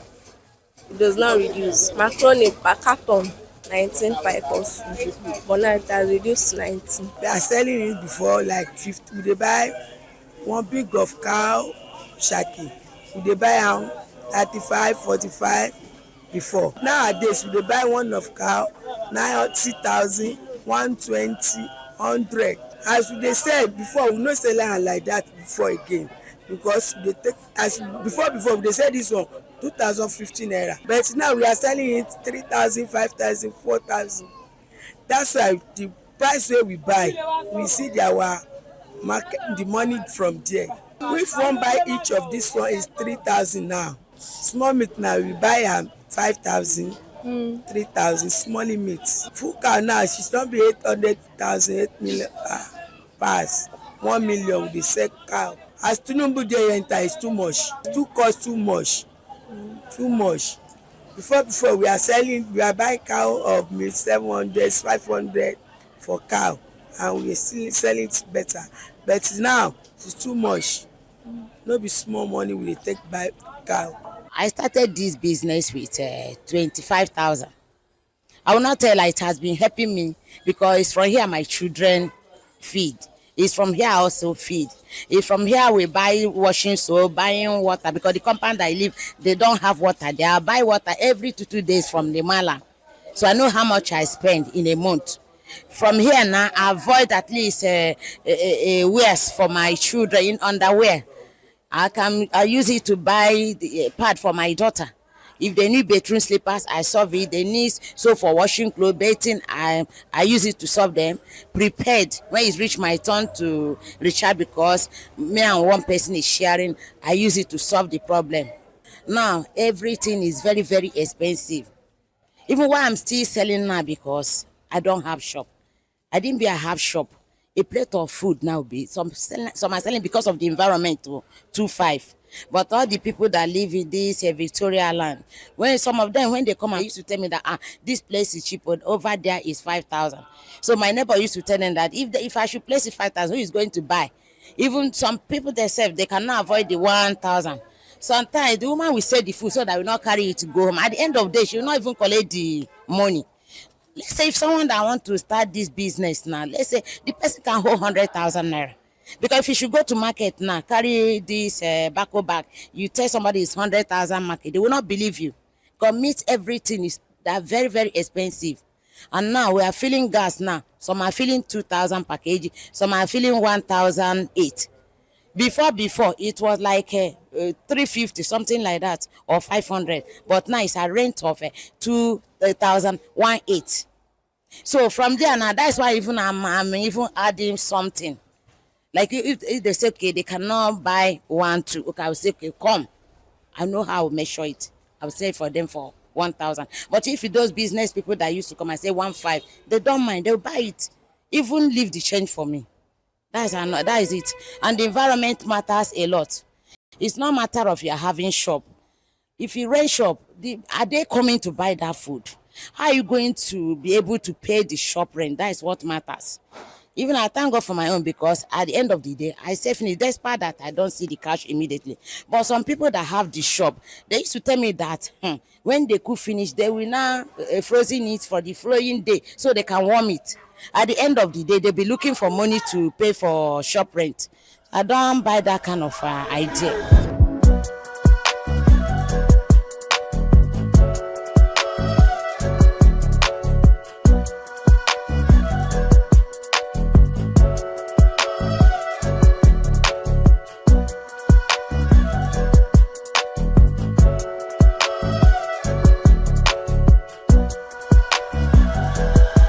In a shocking twist, some sellers are not affected by the economy. No, but it's affecting some people, but me, it's not affecting. Who would imagine?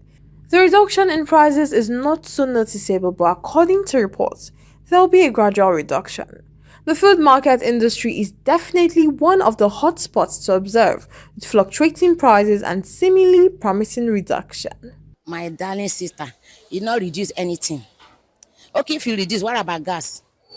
Okay, let's say garri now have reduced small. But what about meat in the market? What about fish? What about crayfish? Palm oil? It's only garri that I can know that they have removed something, but not too much. But to go for meat, those ones that are very, very high. They are expensive. Fish is not go area. I'm telling you, those that doing cooking business, fish are very, very expensive. Because if someone like me should start cooking fish in this environment, they will not buy it because they cannot avoid the money. Where it will be easy for those that have a shop, or these big shop, they have no their name. But if you talk of all this local place, they cannot be able to avoid it. Because I could remember one day, this boy he said he came from Ibadan or something like that. He was like, he's waiting for me to come and save food for me. I said, okay, I'm coming. Before he was like, I want to buy about 200 naira. I said, sorry, is it with soup? I said, no, you cannot get it like that. You know that kind of a thing. I used to do this adjunct, at least every day 500 naira. But by the time it will close to the month for me to collect it, it may happen, my phone will ring. My neighbor will be like, it's your turn to recharge prepaid though. You know that I have no choice. I will divide it, recharge, prepaid.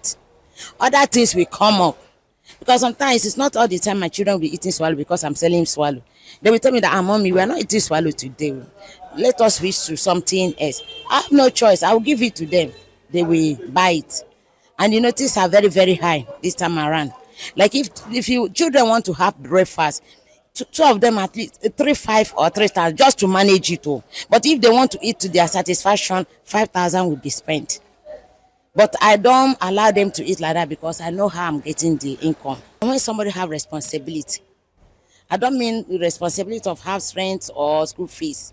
But when you have children that you are feeding, you know that you are spending. If you have children, like they say, I want to barb my hair, I want to make my hair, I want to buy slippers. You cannot count it. And you cannot be recording it so that you now affect the brain. Do you understand? They will go to church, from here transportation, offering money, from here tithes, offering money. You know, that kind of a thing. If you start joining this thing down, my dear, someone will be having mental problem, but that will not be my portion. And that is it on this episode of Market Pulse, where we explore the food industry. I am Amanda Emosigbe for Business Day Television, and remember, I went through the depths to get you prizes from the food industry.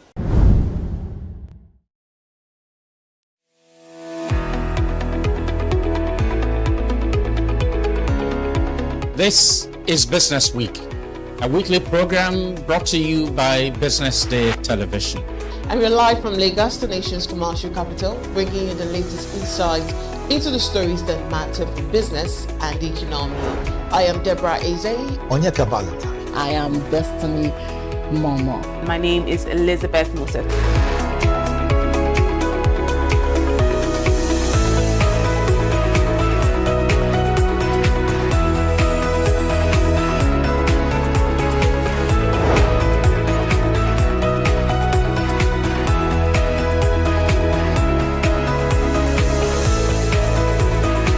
When you think of business, think no more, think Business Day.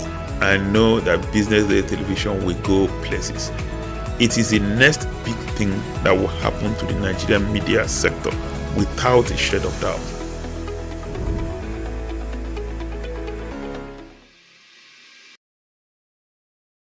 Good day and welcome to the Tax Aid podcast brought to you by Business Day. My name is Eniola Olatunji, and today on this edition we will be discussing what the company income tax under the new tax administration is and what invoicing is all about.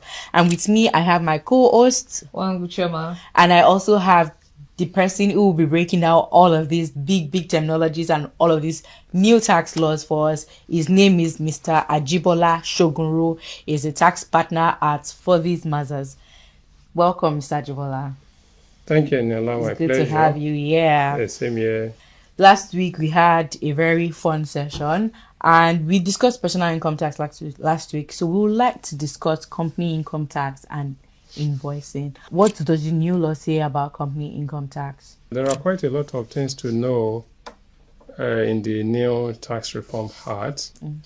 So maybe I will just try to think of a few things to say. So at the moment, we know that companies income tax, we have three categories of taxpayers: small business, medium companies, then large companies. So maybe just to start with that. But with the new tax reform, these companies have been reclassified into small and others. So from January 2026, there's nothing to be called medium or large.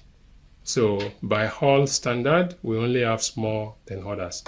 At the moment, the three categories that I talked about, small, medium, and large, small is taxed at 0%, medium at 20%, then large at 30%. From January 2026,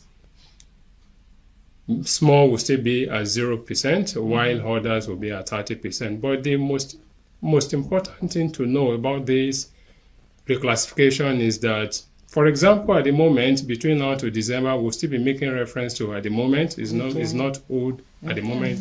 It's still existing. So small businesses are categorized based on the revenue threshold, which is below 25 million. But from January 2026, small business will now be revenue between 0 and 50 million.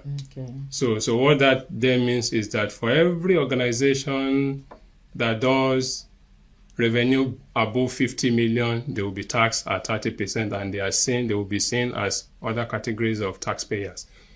But if you may ask me, now at the moment, small business doing 0 to 25 million turnover, they are taxed at 0%.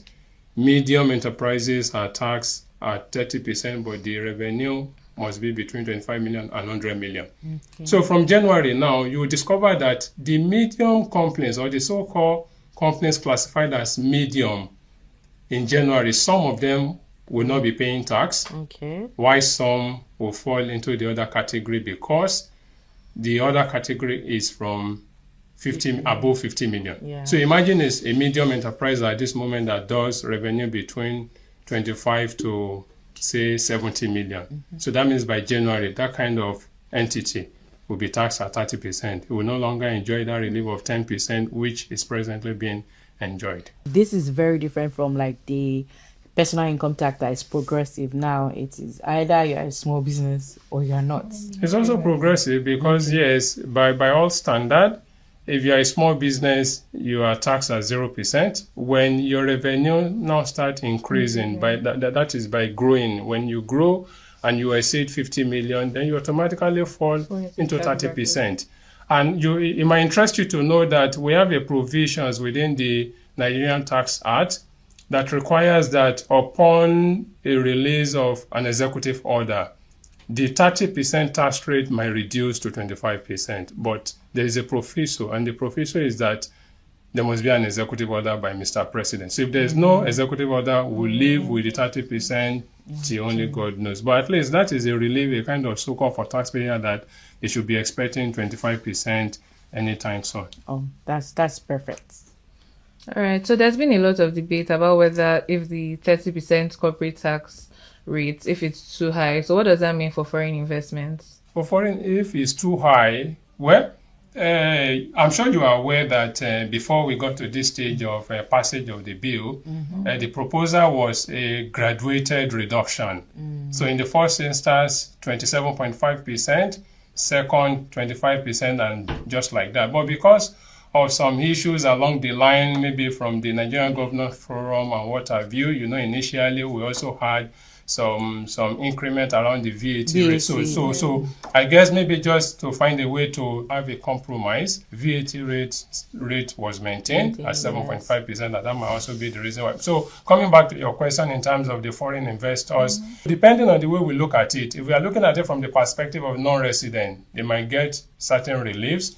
But if it's from the perspective of an investor that has come into Nigeria to of course, to set up businesses, it is at 30%. But there are quite a lot of reliefs, maybe from the expenses, from capital allowance, from in terms of research and development. And also there are quite a lot of reliefs that every businesses could actually enjoy in order to still at least enjoy doing business in Nigeria, even when they are taxed at 30%. There is sort of a complication with what the minimum revenue to be classified as a small business is.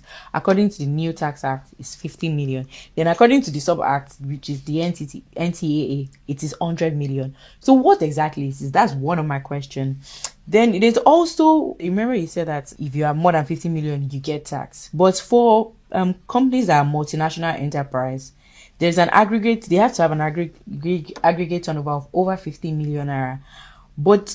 Or they must also ensure that its effective tax rate is at least 15%. Well, how does that? I've personally read about it several times, and I don't understand what the effective tax rate of 15% mean. Okay, so two things in your question, if I understood you. First one, you talked about the issues around the minimum, the revenue threshold for minimum for small businesses, and number two has to do with the minimum effective tax rate. So for the revenue threshold for small business, like I said earlier, is 50 million.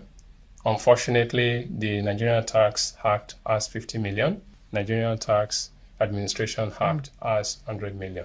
But for me, if I'm to advise, of course, yes, like I'm speaking here.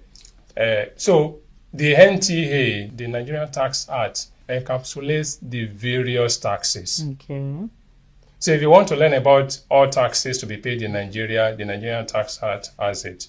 The Nigerian Tax Administration Act is basically administrative provisions with respect to collection, enforcement, and what have you. So if NTA, so to say, has 100 million, and the law, the act or the law that talks about the various taxes has 50 million, if I'm to advise viewers, I would say the revenue threshold for a small business is 50 million because the other law is about the administrative provisions. So you are only administering what the NTA has provided. Okay. So unfortunately, we have this confusion. We are hoping that by the time the Federal Inland Revenue Service releases various circulars, maybe they will be able to clarify that. But unfortunately, don't forget, the Federal Inland Revenue Service is an administrative agent. Okay. They are not meant to be an interpreter of the law. So there's no way they could interpret the law in a way that it will suit taxpayer, except if they release a circular that says 100 million. Of course, 100 million will be beneficial to so many businesses, people, yes. and I would doubt if the Federal Inland Revenue will release a circular that will say 100 million. But if we are to look at it from maybe speaking legally, NTA talks about the various taxes. And the definition of small business is also captured in the Nigerian Tax Act. So we've spoken at length about 50 million. It's important to know that 50 million naira revenue is not the only threshold that defines a small business. We also have the total fixed asset value, which must not exceed 250. So maybe just to talk about that now. Yeah. So for a small business, a business is classified as small when the revenue in any year of assessment or in any fiscal year does not exceed 50 million. And at the same time, the total fixed asset of such company does not exceed 250 million. They are mutually exclusive conditions. Both must occur at the same time. So you're a small business, your revenue is below 50 million, but your total fixed asset is above 250 million. You are not a small business. So, but I've seen that in all of the discussion, people are just focusing on the revenue threshold without talking about the total fixed asset. So going back to question 2, so one of the new things introduced by this tax reform is the introduction of the minimum effective tax rate. So what that does is that it's just a fallout from Pillar 2, but I don't want to go into that so that I won't be speaking so many technical legal terms. So minimum effective tax rate is just a way of introducing a minimum tax rate for not just multinationals. We also have Nigerian companies, but it's also a function of revenue threshold. For a Nigerian company that does 50 billion and above. In any year, if you report revenue of 50 billion and above, you will be assessed from minimum effective tax rate.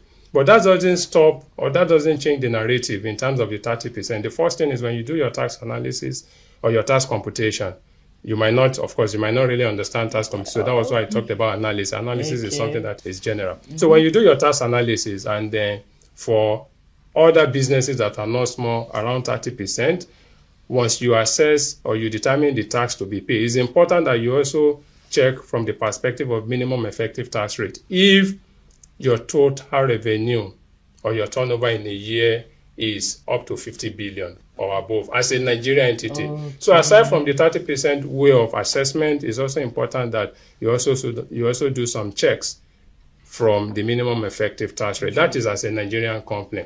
But for every multinational, every constituent entity of a multinational entity that operates in Nigeria, they have obligation around minimum effective tax rate. And we also have the revenue around 750 million euros.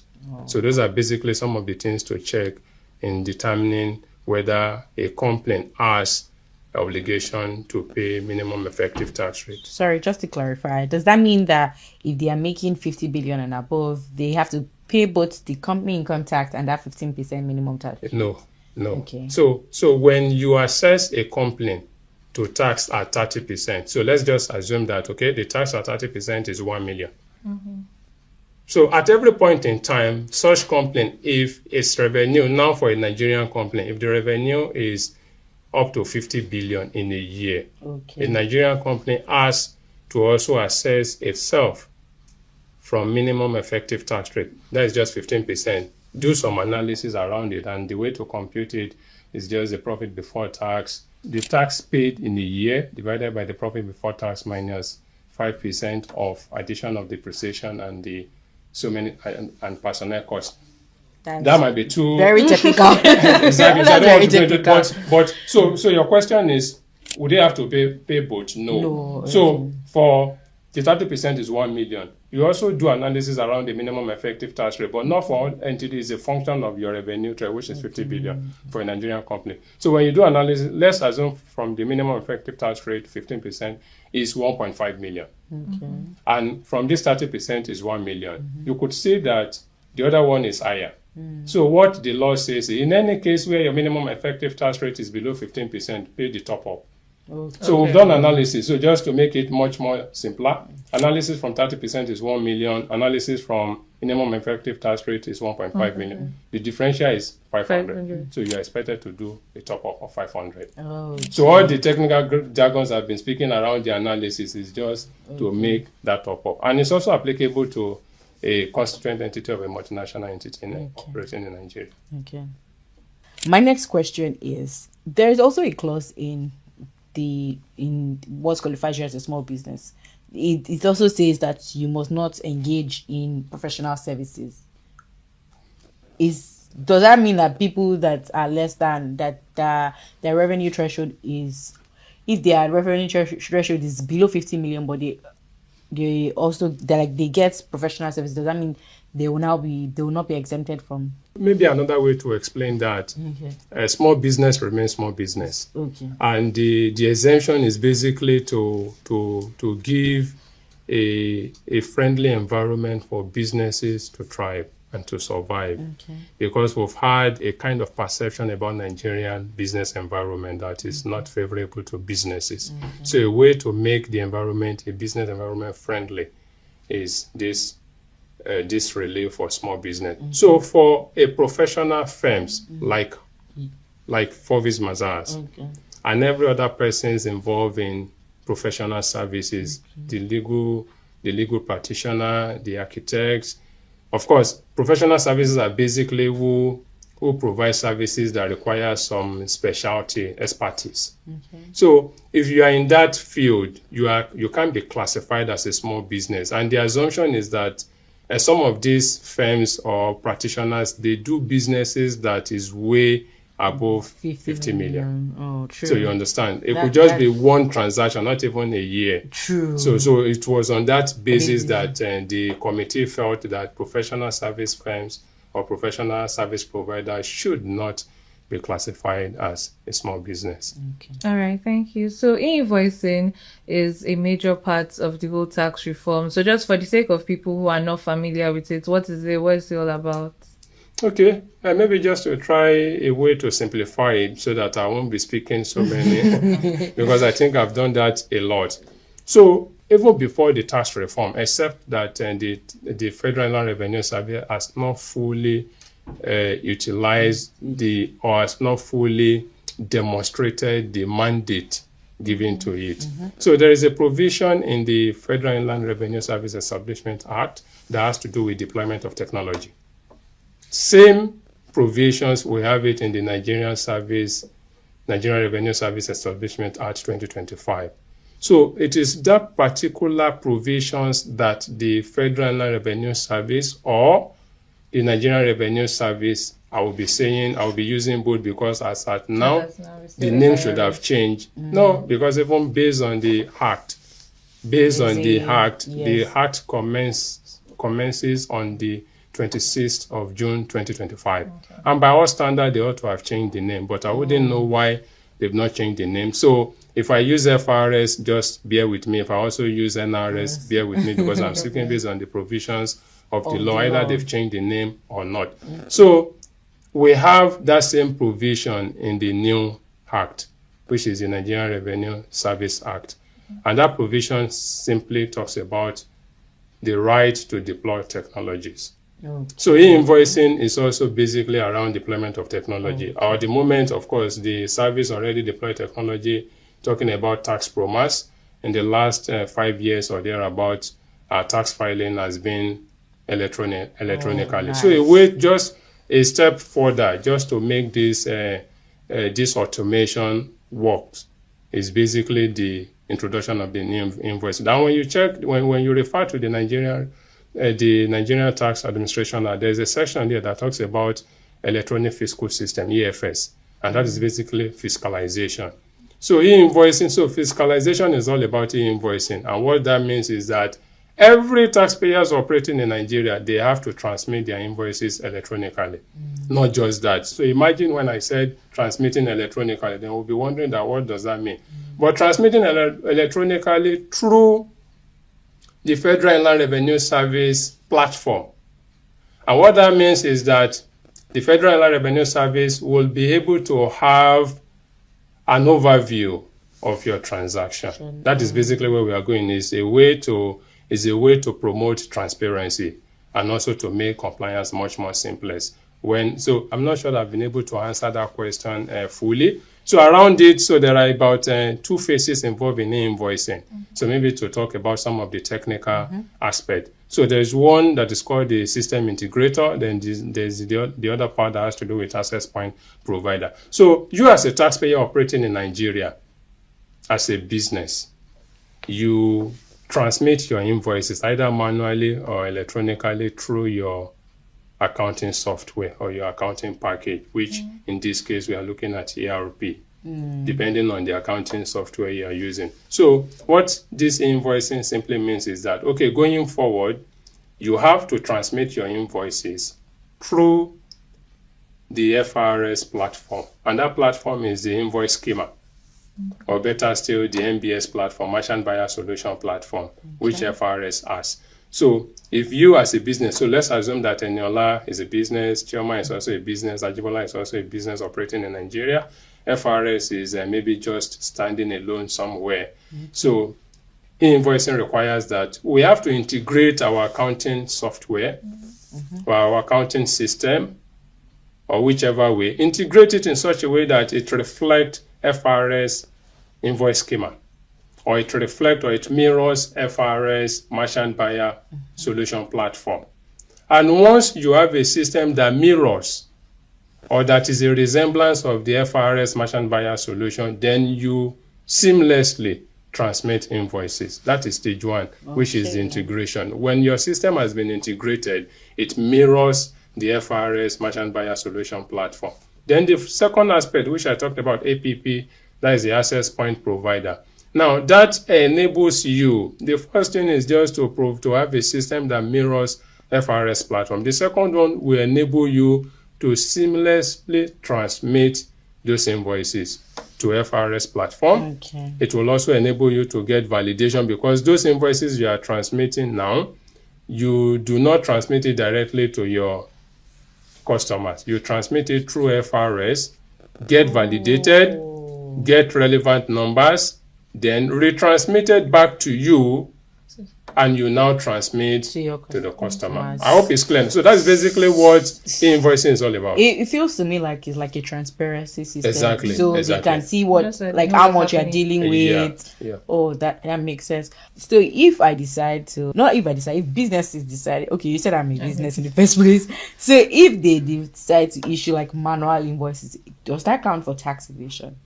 Does that count for tax evasion? Yeah, possibly, because if there's no law, there's no sin. So it's a law. The law requires that you have to do what? You have to issue invoices electronically.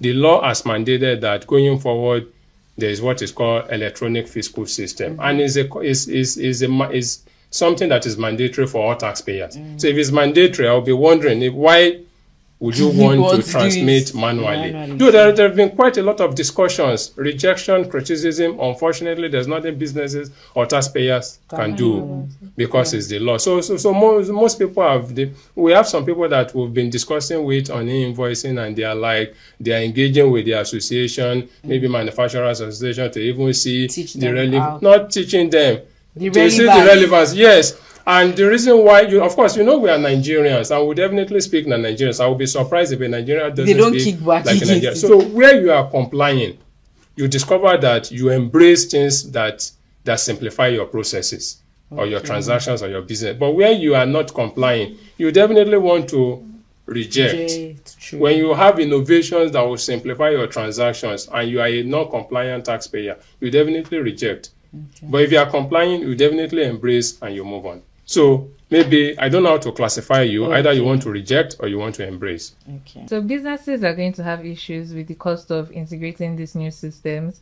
So how would you advise regulators to make this adoption easier generally? Because I think I've even been to like some events, and then like different service providers are telling you they have this ERPs, or they have these systems that businesses can integrate into. But you know, first of all, there's costs, there's the cost, then there's the know-how too. So what's your advice for both the regulators and like even businesses in the adoption of like this e-invoicing? And what exactly, there has to be an advantage for the businesses. So what advantage do you see there for businesses? For me, I would have expected that the tax authority, the Federal Inland Revenue Service in this case, makes the whole process seamless. Seamless not from the integration, but from the commercial perspective. I was surprised when I discovered that taxpayers have to pay for this whole process. Yes, and for me, it doesn't really make sense, but it is what it is. So, but I think today I had a discussion with one of the vendors. FRS had approved 16 vendors. So I had a discussion with one of them, and their vendor confirmed that FRS has agreed to be responsible for fees around the validation. Okay. But I'm still struggling to understand that, because I've had quite a lot of discussion with other vendors who say that FRS was not going to be responsible for it. But integration is either you use FRS approved vendors, or you can just get anybody. Your accounting software developer can do that. So it's not much that you use FRS approved vendors to do integration. So the only thing you might need them for is maybe support with respect to validation.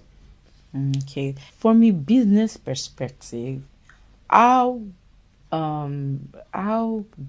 good, or let me use the word advantage. Of what advantage is the move to this new system of corporate income tax from a business perspective?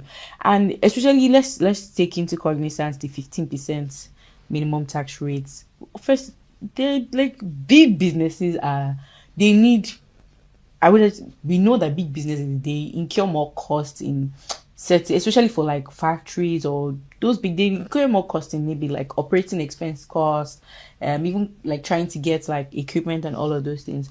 So just general an overview, what advantage is it to the business, this new tax rates going forward? Okay. For me, when you look at it from what I've said earlier, unfortunately we still have the rate at 30%. But there are some dynamism around VAT, and if the government has succeeded in increasing VAT rate, maybe there would have been much more relief for businesses from the perspective of the 30% going down. And I still struggle to see the possibility of we retaining the VAT rate at 7.5% continuously. It's not possible. I have an answer, but I won't say that here. So it's an answer that I've always kept to my mind alone. So maybe to look at it, the reliefs are still there. The reliefs are still there, maybe from capital allowance perspective, from the business expenses.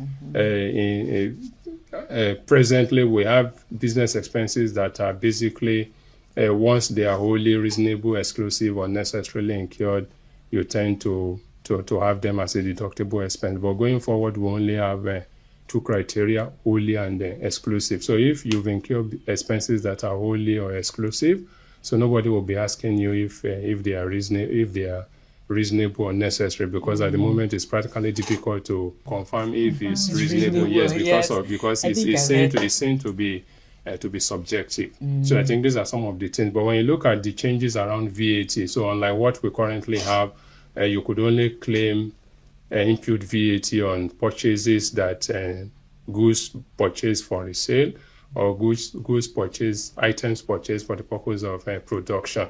But now, once you incur VAT anywhere, either on fixed assets, either on overhead, either on anything, as long as you are a business, you could actually get refund. And the refund now is not something that you'll be subjected to this rigorous process of a special tax audit or a special review. Once you just apply, in 30 days, you automatically get your refund. That is what the law says. If you didn't get it, I think I would advise clients or taxpayers to even swear far because that is the law. So coming back to minimum effective tax rate that you talked about. So basically what Nigeria is driving at is we were supposed to have signed the global minimum tax from a Pillar 2, but we didn't do that because we thought that it was going to be at a disadvantage to us. So now that we've introduced, now that it's been introduced, so that I don't say we as if I was part of the draft of the law. So now that we have minimum effective tax rate introduced, unfortunately, it's affecting we as businesses in Nigeria. But when you look at it from a multinational perspective, I think that particular provisions was drafted just because of the multinationals, because you see a whole lot of them, they do businesses in Nigeria. Of course, they pay the little they can and they go away with a larger part of those funds. So that 15% is basically to track at least to ensure that we are not losing outrightly. So for me, I think there are quite a lot of things for businesses to benefit and maybe to look at small business, then also for every other businesses from the perspective of, we also have the economic priority sector, which is just a replacement of the pioneer sector, economic development incentives. So there are quite a lot of incentives that businesses could actually tap into as long as they are transacting within those sectors. Oh, great. Our last question for today, because we've really broken down these things. So, we've been saying that the minimum threshold is 50 million. But I personally, and one would think that, a lot of small business are exempted from this. But I personally know even air business that make more than 50 million yearly, and they might not have been the most tax efficient businesses. Do you understand? So what's one thing Nigerian businesses should start doing today to prepare for January 2026? So air business, like people that sell hair, yes, they make money. I'm sure they make more than 50 million a year. Unfortunately, these people are not within the tax net. Maybe they are just paying levies. And yes, that's what I'm saying. So because all of the things you mentioned, you've broken it down, but they are a bit technical. They will have to, like, what are those things? Because I was assuming that they will have to get maybe like a tax accountant or something, or they will have to integrate this e-invoicing. So what is something you think they can do to get prepared? For those kind of persons, e-invoicing is just by the way. It's just by the way. So the first thing is, of course, such persons or businesses may need to start reviewing a self check of your transactions, self-evaluation of your transactions, check where you are, and check what the new reforms mean to you. You might need to seek expert advice, because not until when you understand these new provisions that you can easily navigate through. If you don't understand, there's no way you could navigate through. So it's important that you do like a self-check or self-evaluation of where you are and where you are going, because it's a must for you to be there. And then the way we are going, we want to adopt a Kenya system where everyone is in the tax net. And we'll only achieve that when we actually succeeded in having not having to run a cashless policy where everybody runs an account, everyone has a tax ID, everyone has BVN, everyone has NIN. And we also have effective collaboration among the various agencies.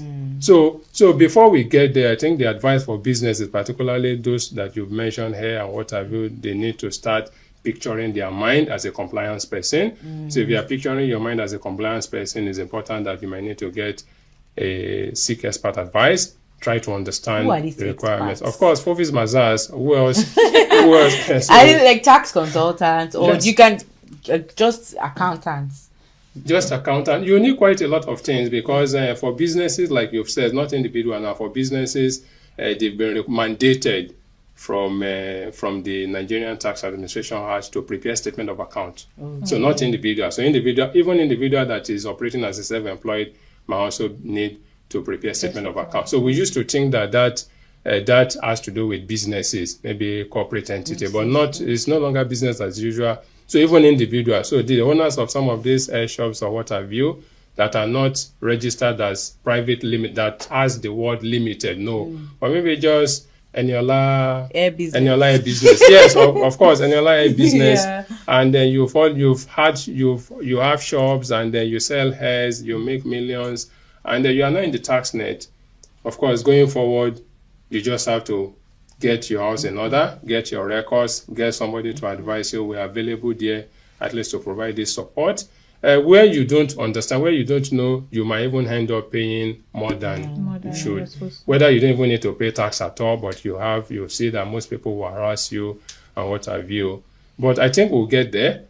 One of the mandate before the committee, that is the Presidential Committee on Tax Reform and Fiscal Policy, is basically to see ways to harmonize the revenues. They've succeeded in harmonizing taxes. They are yet to work on the levies. So whether we like it or not, there are still quite a lot of levies that businesses might have to pay. But I think that requires constitutional amendment because of the residual list, then the corporate list, in terms of what the various state government and federal government could actually. So some of these things require a constitutional amendment. Okay, and that brings us to the end of this segment of the Tax Aid podcast. Thank you so much, Mr. Ajibola. We had such a great time. You've really broken down a lot of things. I'm leaving here very knowledgeable. Please don't forget to follow us on all of our social media, and also look out for all of our other products on the Tax Aid. We have columns, several articles written to simplify the new tax laws. We have explainer videos on our different social media, and then we also have a newsletter which you can subscribe to weekly. At this junction, we'll be saying bye. See you next time.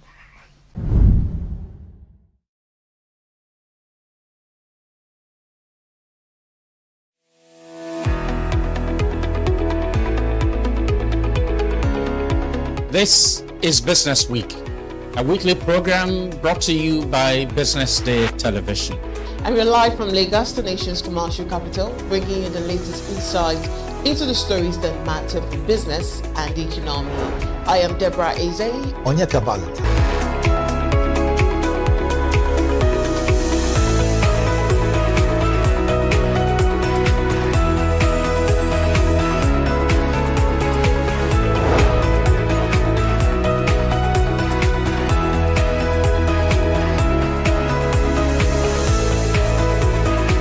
When you think of business, think no more, think BusinessDay. I know that BusinessDay Television will go places. It is the next big thing that will happen to the Nigerian media sector without a shred of doubt.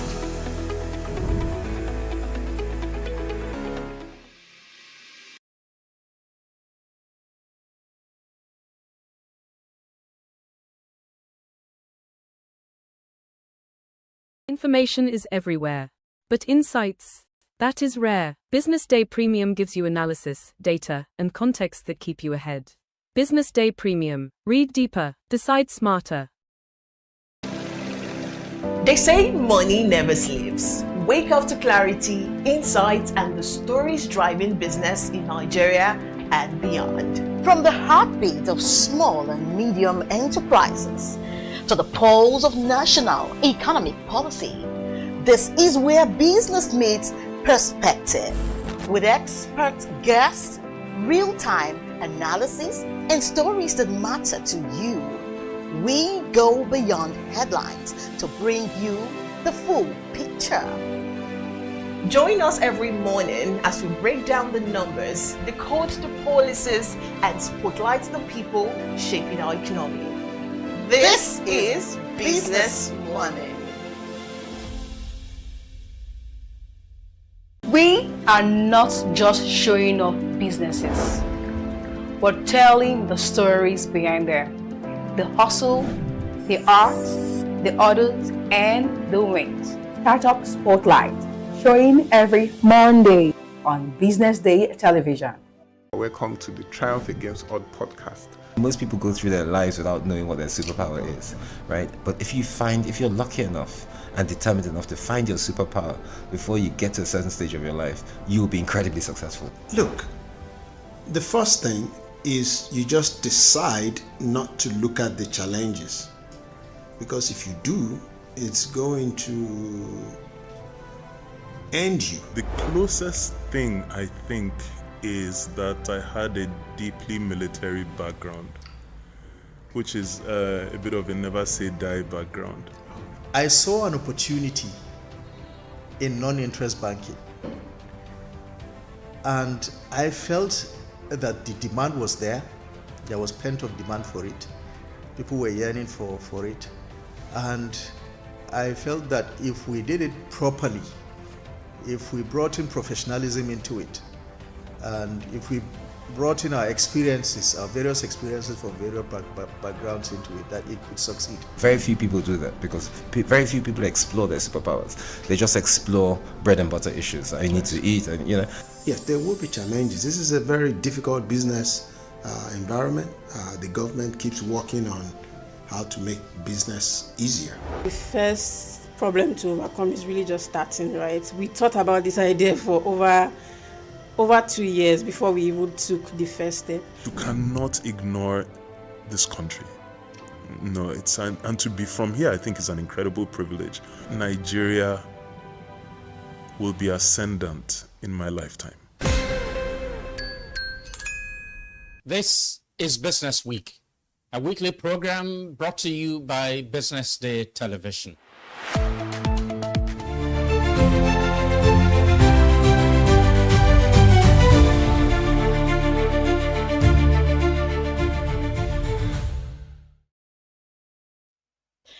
Now, this is a Business Day television news update reaching you live from our studios here in Lagos, Nigeria. Coming up,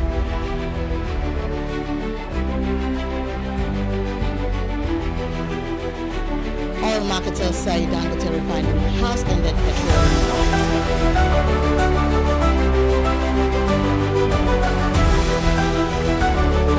Access Bank Visa rolled out new business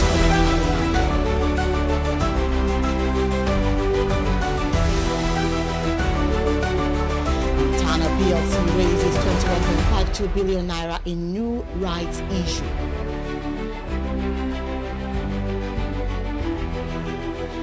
Lastly, the federal government earmarks 1,442 billion naira for 6 national bus terminals in 2026 budgets. Thank you for joining us this afternoon. I am Destiny Momo. And heavy security has been deployed to the government house in Kano ahead of Governor Abba Kabir Yusuf defection to APC. Now, security presence around the Kano State Government House was visibly reinforced on Monday, signaling heightened alertness by security agencies amid swirling political undercurrents in the state. And Business Day observed that multiple armored personnel carriers and other tactical security hardware had been deployed at strategic locations within and around the government house ahead of the anticipated defection of the governor from the New Nigerian People's Party (NNPP) to the All Progressive Congress. And meanwhile, oil marketers in Nigeria say petrol supplies are now coming largely from Dangote refinery, even as disagreements persist over whether imports have fully stopped. The comments were made in Lagos this week. And Ipman spokesman Chinedu Ukadike told Nairametrics that marketers are currently sourcing petrol from Dangote with no shortages reported and prices easing, despite earlier claims that a 600 million litre monthly supply deal could lapse in November 2025. Regulator data shows that petrol imports rose to 1.563 billion litres in November 2025 from 828 million in October, though Dangote insists its operations remain stable and continues supplying over 50 million litres daily. Some marketers, however, argue imports continue for stock security as local refining capacity is not yet sufficient to meet national demand. And also, Access Bank and Visa have launched a new corporate credit card solution for medium and large enterprises in Nigeria. offering up to 45 days interest-free credit to improve cash flow and working capital management. The partnership announced in Lagos introduces digitized expense control for business costs, including travel, procurement, fuel and office operations, as the card integrates Visa Spend Clarity, allowing companies to track spending in real time across employees, departments, and branches. Axis Bank says the initiative will strengthen corporate governance by reducing fraud, invoice inflation, and authorized spending while helping firms settle supplier obligations earlier without harming liquidity.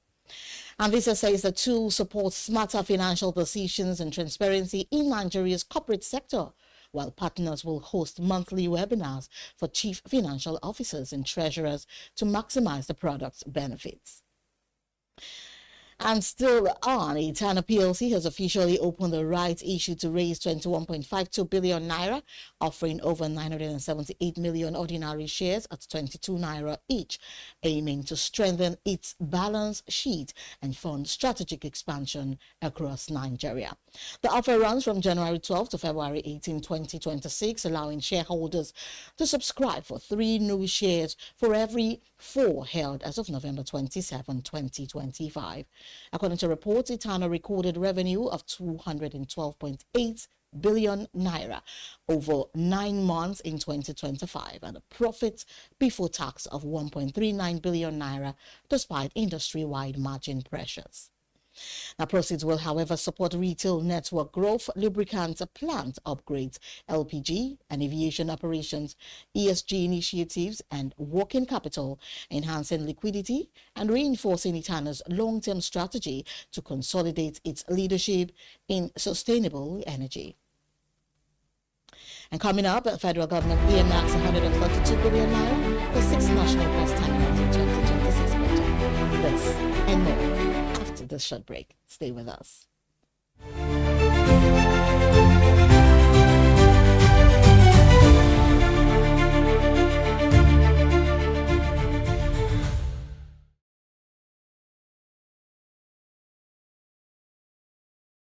Information is everywhere, but insights, that is rare. Business Day Premium gives you analysis, data, and context that keep you ahead. Business Day Premium. Read deeper, decide smarter. They say money never sleeps. Wake up to clarity, insights, and the stories driving business in Nigeria and beyond. From the heartbeat of small and medium enterprises to the pulse of national economic policy, this is where business meets perspective. With expert guests, real-time analysis, and stories that matter to you, we go beyond headlines to bring you the full picture. Join us every morning as we break down the numbers, decode the policies, and spotlight the people shaping our economy. This is Business Money. We are not just showing off businesses, but telling the stories behind them. The hustle, the art, the orders, and the wins. Startup Spotlight, showing every Monday on Business Day television. Welcome to the Triumph Against Odd podcast. Most people go through their lives without knowing what their superpower is, right? But if you're lucky enough and determined enough to find your superpower before you get to a certain stage of your life, you will be incredibly successful. Look, the first thing is you just decide not to look at the challenges, because if you do, it's going to end you. The closest thing I think is that I had a deeply military background, which is a bit of a never say die background. I saw an opportunity in non-interest banking, and I felt that the demand was there. There was pent-up demand for it.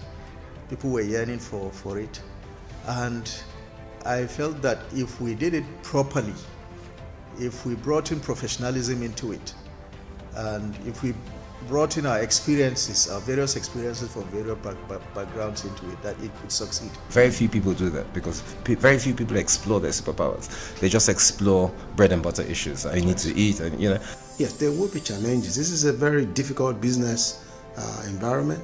The government keeps working on how to make business easier. The first problem to overcome is really just starting, right? We thought about this idea for over 2 years before we even took the first step. You cannot ignore this country.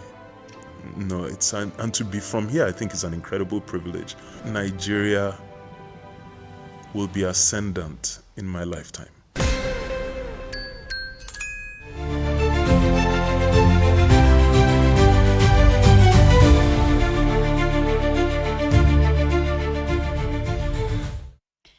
You're welcome back. Now, the federal government has proposed 142 billion naira for 6 national bus terminals in 2026 budget, part of the 58.47 trillion naira total appropriation captured under the Ministry of Transportation, which received 352.1 billion naira. Now, the project approved by the Federal Executive Council in August 2025 will see terminals built in Abeokuta, Gombe, Kanu, Lokoja, Onitsha, and Warri under the National Public Transportation Program. According to reports, contracts have been awarded to Planet Projects Limited, the firm behind Lagos Oshodi interchange, with construction covering terminals and related transport facilities to modernize intercity bus operations and improve commuter safety. The project continues the government's broader plan to upgrade public transport infrastructure nationwide, reinforcing Planet Project's role in delivering modernized terminals and supporting Nigeria's transport modernization agenda. An hour away from that story, Cardinal Stone Securities has recorded over 2 trillion naira in transaction value on the Nigerian Exchange Limited in 2025, becoming the first stockbroking firm in Nigeria to reach the milestone. A report revealed that Cardinal Stone accounted for 18.3% of the total value traded on the NGX in 2025, ranking first, while the top 10 brokers collectively executed trades valued at about 7.3 trillion naira, representing nearly 62% of total market turnover for the year. And our group managing director of Cardinal Stone Partners, Michael Nzewi, described the 2 trillion naira milestone as a validation of the firm's long-term strategy, saying the performance reflects strong domestic capital participation. A managing director of Cardinal Stone Securities Limited, Peter Omorige, added that leading the NGX for transaction value highlights the firm's execution strength in a competitive environment. And meanwhile, capital market operators and minority shareholders have welcomed the acquisition of majority control of Geregu Power PLC by Energy Limited, describing it as a positive signal for Nigeria's power sector, saying the deal could mark the beginning of a new phase of restructuring in the electricity industry. Geregu Power revealed that its majority shareholder, Amperion Power Distribution Company Limited, underwent a restructuring after a transaction concluded on 29 December 2025. And Energy, through the deal, acquired a 95% stake in Amperion, resulting in a transfer of beneficial ownership of 77% of Geregu Power's issued share capital. And market analysts say the deal sets a new benchmark for power sector valuations in Nigeria, while minority shareholder groups expressed optimism. Meanwhile, Geregu Power reported solid financial performance in 2025, projecting continued revenue growth in early 2026, while reinforcing confidence in its outlook.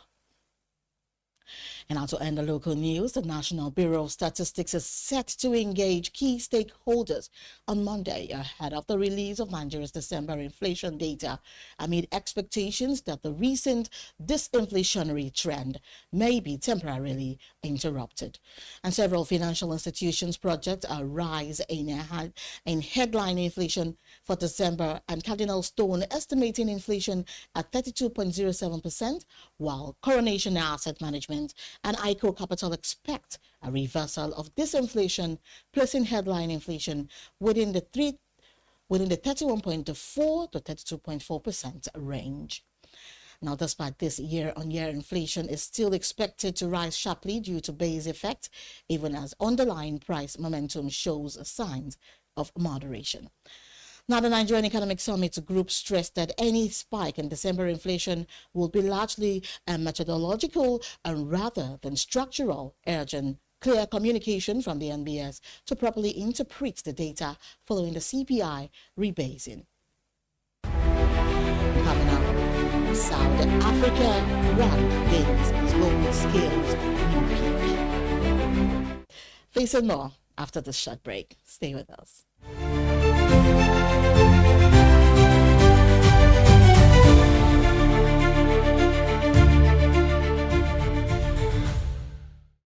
Meet Monica, your all-in-one financial solution. Convert crypto to Naira at juicy rates anytime, anywhere. Enjoy fast withdrawals straight to your bank. Buy airtime, data, and pay bills in seconds. No stress, no delays, just seamless transactions. Monica, the smarter way to move your money. Download now. Okay now, dependable insurance. After God, you are the next insurer. See as the boys the Allah, all the ladies the Allah. Insure your car protection from accidents. Unforeseen loss, you can see them. Mistakes are meant to happen. If you don't jam the car, they'll jam yours. Will you beat them? Ah yes, you will get them arrested. Your plans for that day is affected. You waste your money, you waste energy. With AXA, you can be protected. Get the protection that pays today. Call 0700 AXA Mansa to get a motor insurance that pays. At Stanbic IBTC, we are here to help you grow with financing that helps you expand, expert knowledge across 20 African markets, trade solutions that open doors to 195 countries globally, and an online banking platform that works hard because with us, there's possible, then there's more. Visit www.stanbicibtcbank.com/business for more. Stanbic IBTC. True strength. What defines it? The brilliance of a player? Or when a team comes together to win? A solo beat? Or the rhythm of many? The flair of one dancer? Or the art of a troupe? One distinct voice, or the beauty of the symphony. At FCMB Group, we build ecosystems, empower communities, and create the future. Because we believe it's not just one, but the power of the group that delivers the future we all desire. FCMB, the power of the group.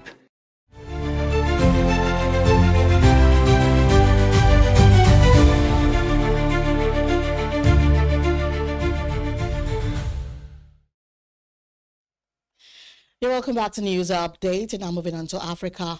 The South African rand strengthened in early trade on Monday, supported by a surge in gold prices to a fresh record high.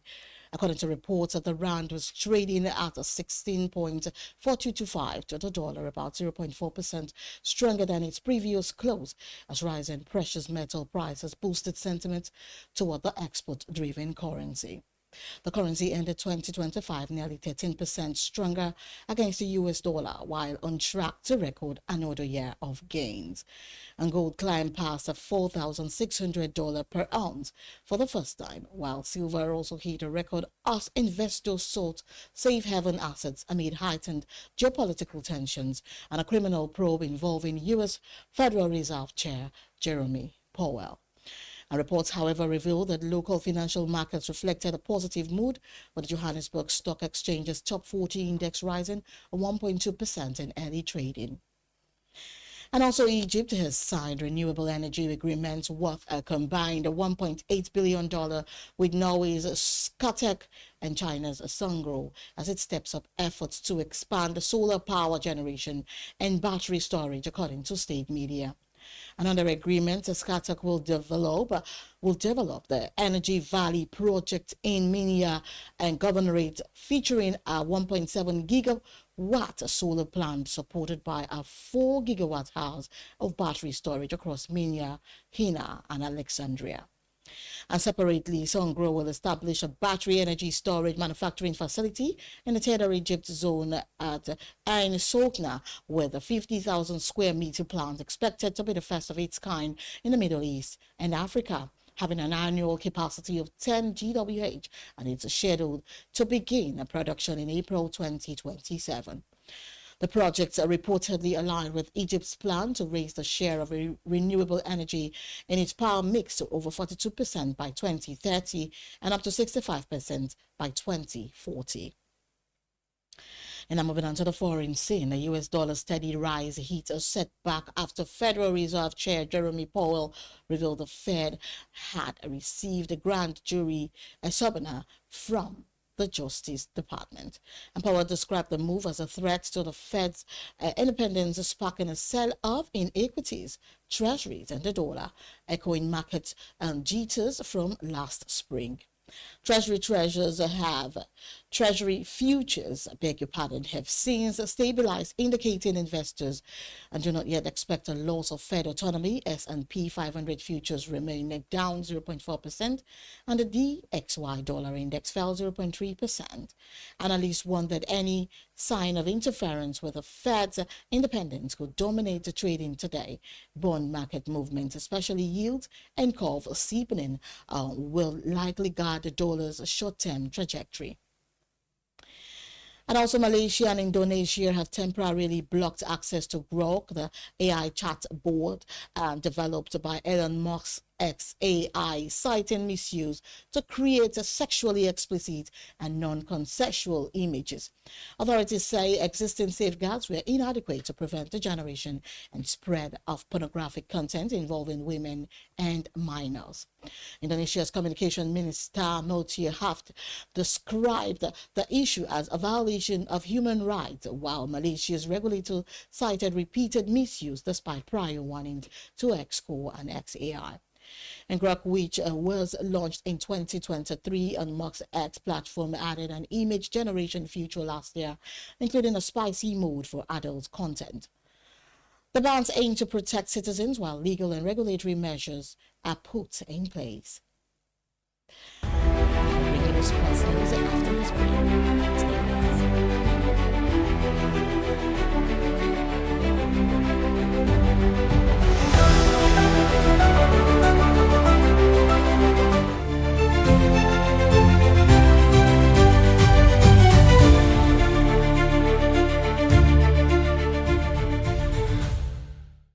Information is everywhere, but insights, that is rare. Business Day Premium gives you analysis, data, and context that keep you ahead.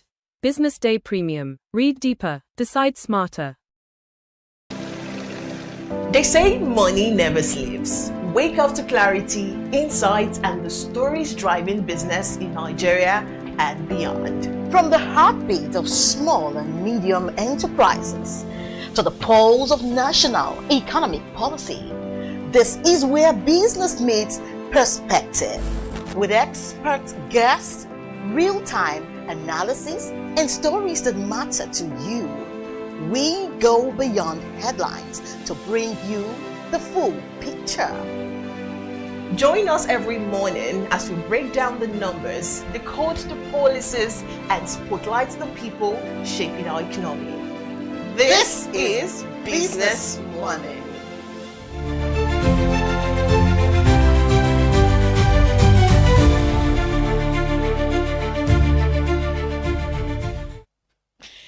Welcome back to News Update, and I'm moving on to sports news. Michael Carrick has emerged as a favorite to be appointed Manchester United caretaker head coach.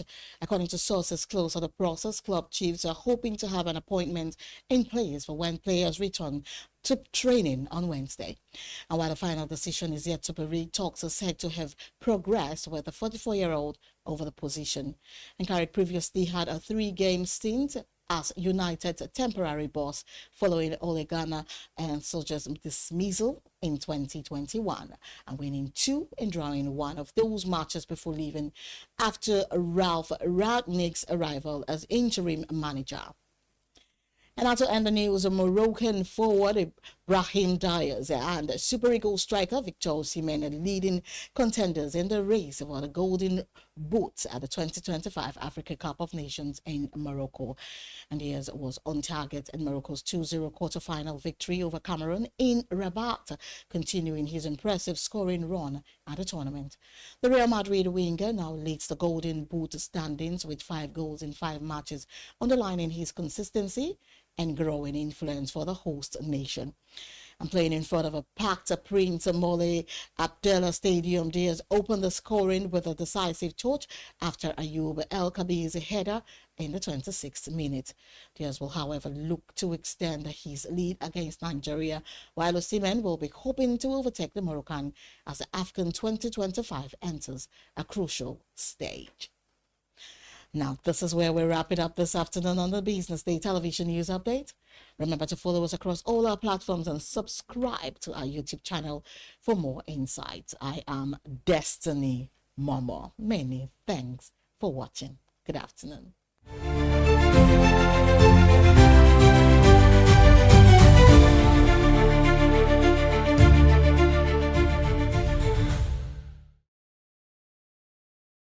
Information is everywhere, but insights, that is rare. Business Day Premium gives you analysis, data, and context that keep you ahead. Business Day Premium. Read deeper, decide smarter.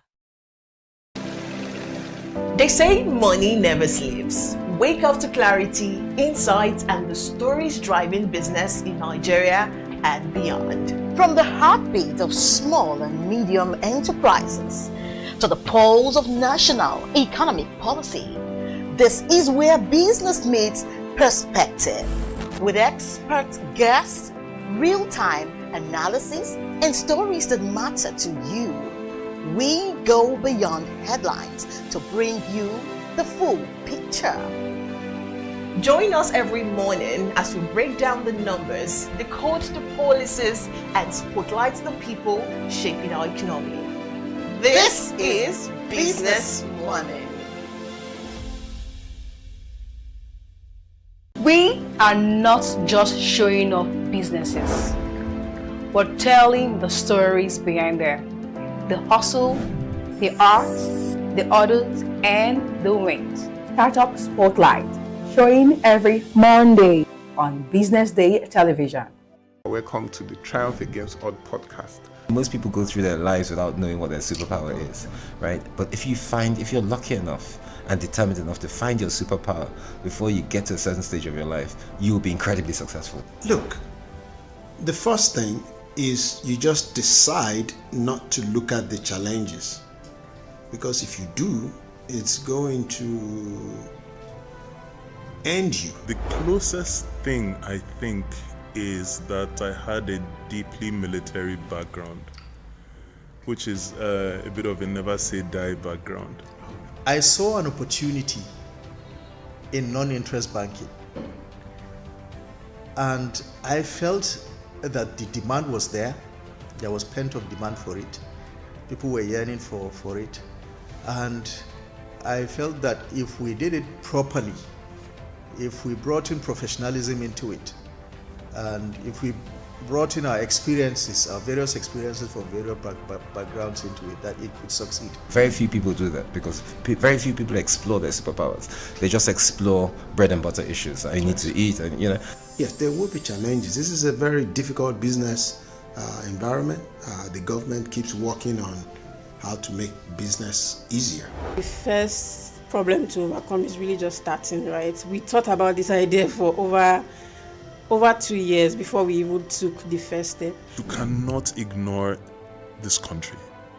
No, and to be from here, I think is an incredible privilege. Nigeria will be ascendant in my lifetime. This is Business Week, a weekly program brought to you by Business Day Television.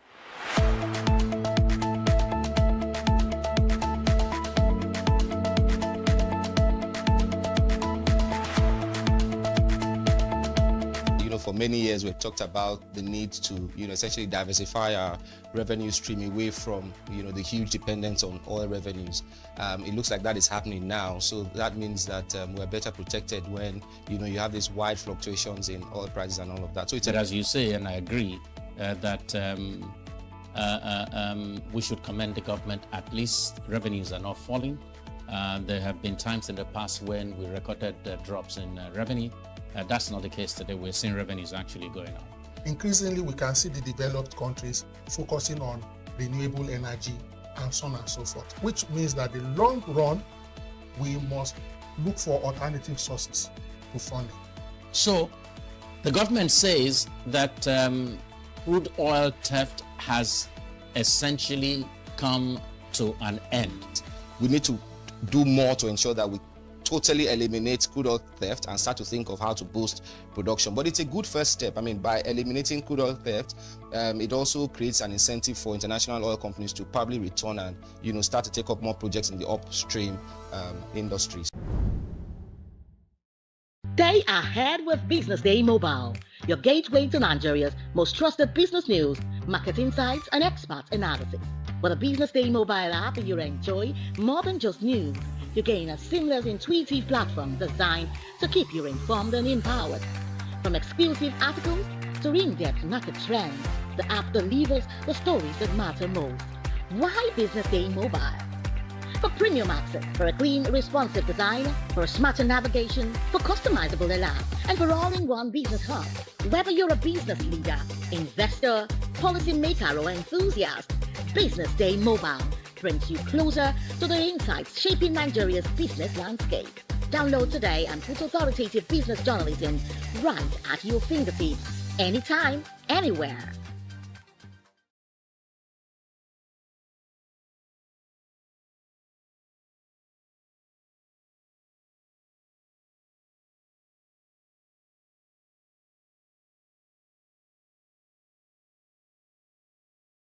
Attention business leaders. Want to make informed decisions? Join the ranks of the best with Premium Business Day. Access in-depth analysis and expert opinions to stay ahead. Subscribe now at premium.businessday.ng and unlock premium content. Plus, you get 50% off your first subscription. Don't miss out. Make smarter choices and seize new opportunities. Sign up now and elevate your business game. Visit premium.businessday.ng today.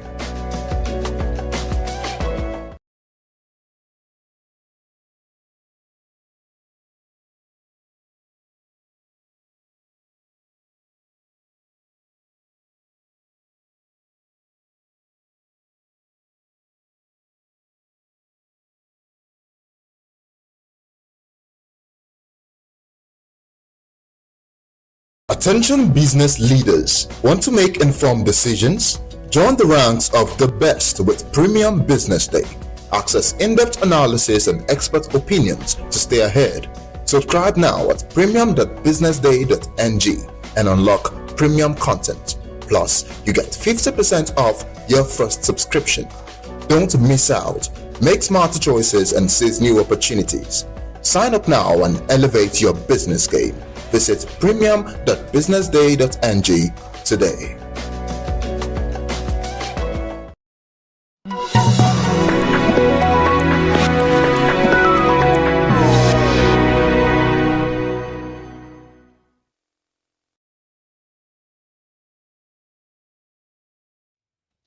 Good afternoon, and you're welcome to Behind the Headline, where we go beyond the surface of the news to understand what's really happening. We move past what happened to explore why it happened, what it means, and what could come next. I am Deborah Eze, And conversations we're going to be centering on this afternoon are how big banks scaled capitalization hurdle ahead March, and also Nigeria's food shortage gap adds to farmers' woes. Just stay with us as we go behind the headlines.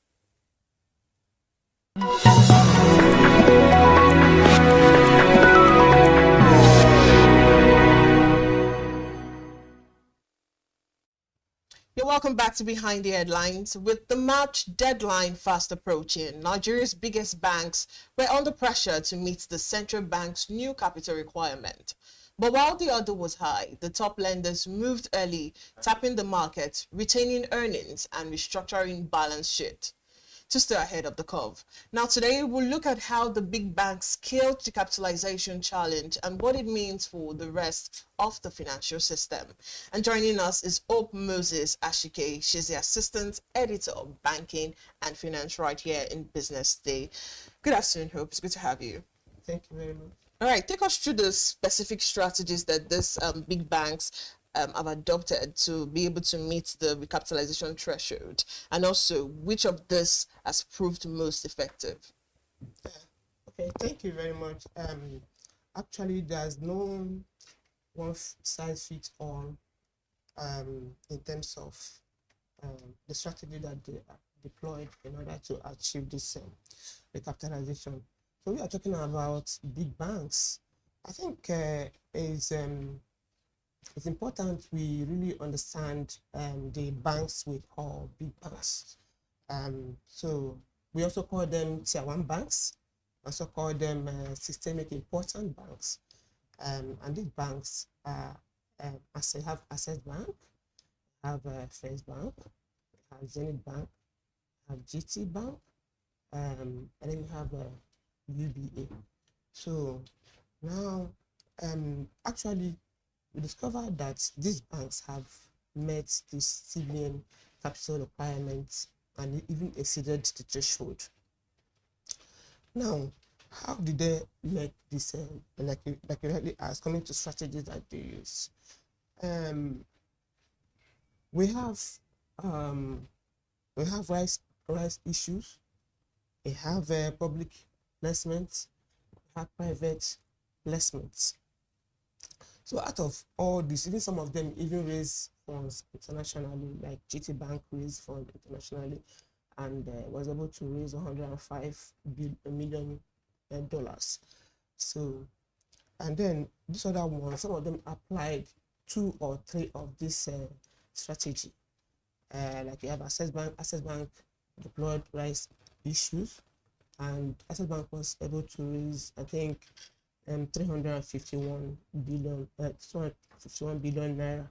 So, and then common among these banks is that they started very early. So, and they were able to meet up this capital raise. So the likes of I think Zenith Bank did rights issue and did public offer. The likes of UBA did 2 rights issues.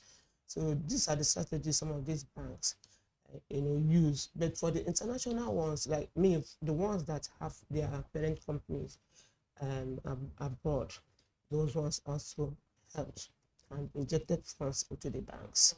Then you have the non-interest banks. So those ones too, we are, they did their own early also, because their threshold is actually smaller.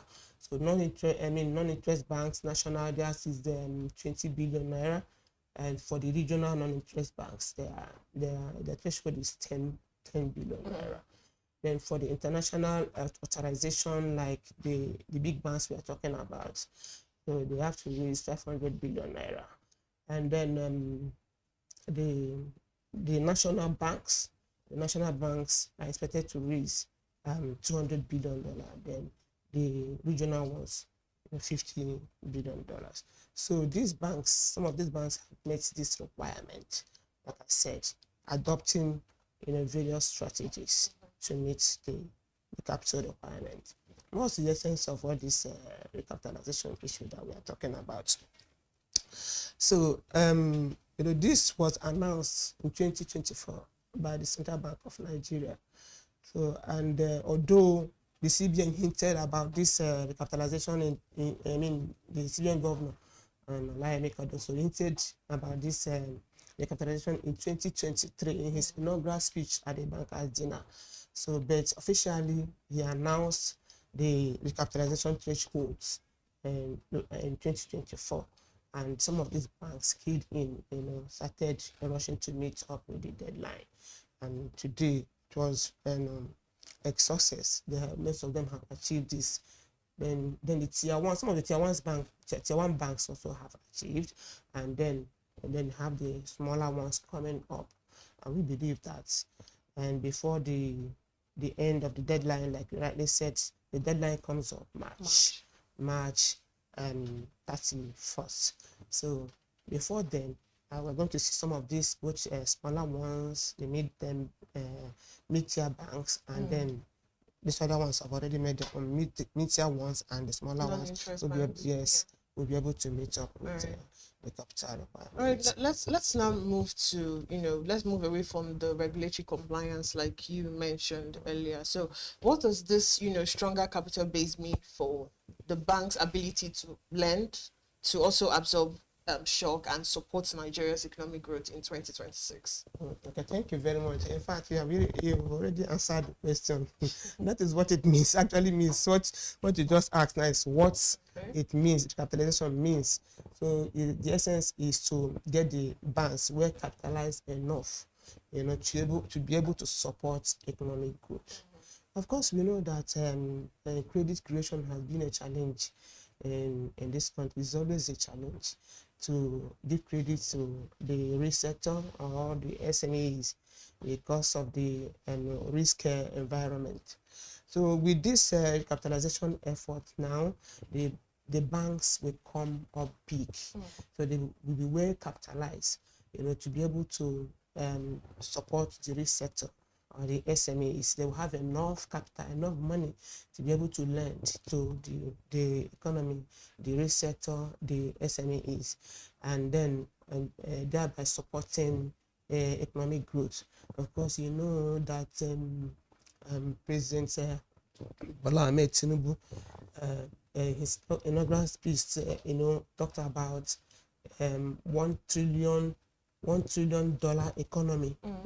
So now, and the central bank says for Nigeria to achieve this $1 trillion economy, so the banks need to be recapitalized, need to come up, they need to increase their profit in order to meet up with this agenda of President Bola Ahmed Tinubu. So these are the reasons, the reasons why this recapitalization exercise, to help the real sector and to help the economic growth. All right, thank you very much. Thank you for your time. All right, after the break, our focus will be centering on Nigeria's food shortage gap, how it has to farmers' woes. Just stay with us.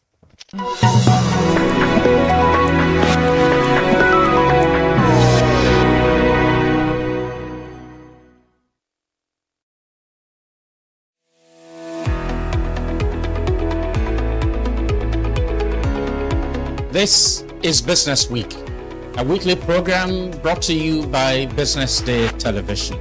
And we're live from Lagos, the nation's commercial capital, bringing you the latest insight into the stories that matter for business and the economy. I am Deborah Eze. Onyeka Valentine. I am Destiny Momo. My name is Elizabeth Musa.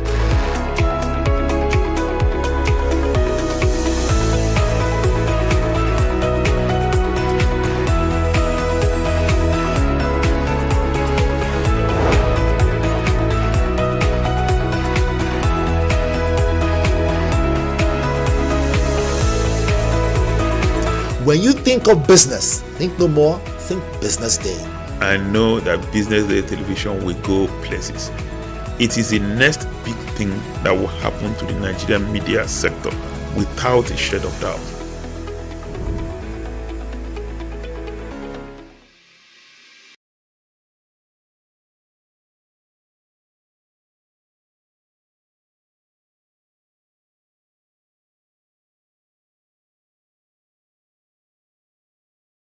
Attention business leaders. Want to make informed decisions? Join the ranks of the best with Premium Business Day.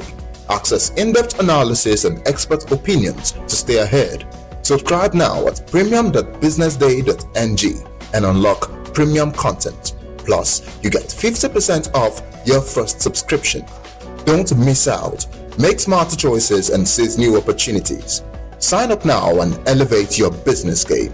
Visit premium.businessday.ng today.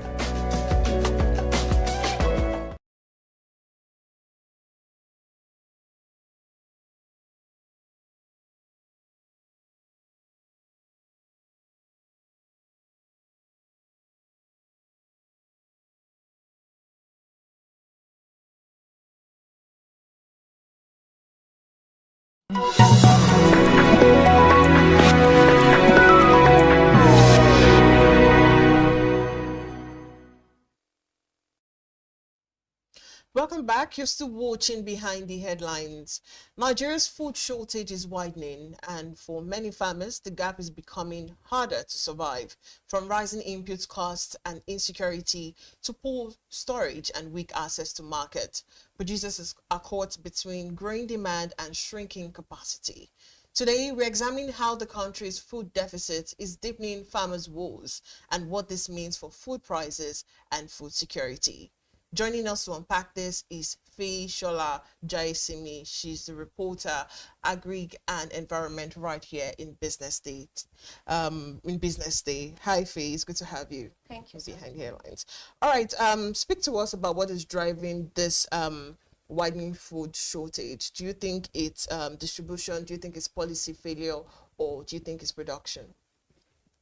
Actually, I think it's a combination of all the factors that you just mentioned. So we have a policy gap issue, we have a storage gap issue, we also have insecurity that is forcing a lot of farmers away from farms.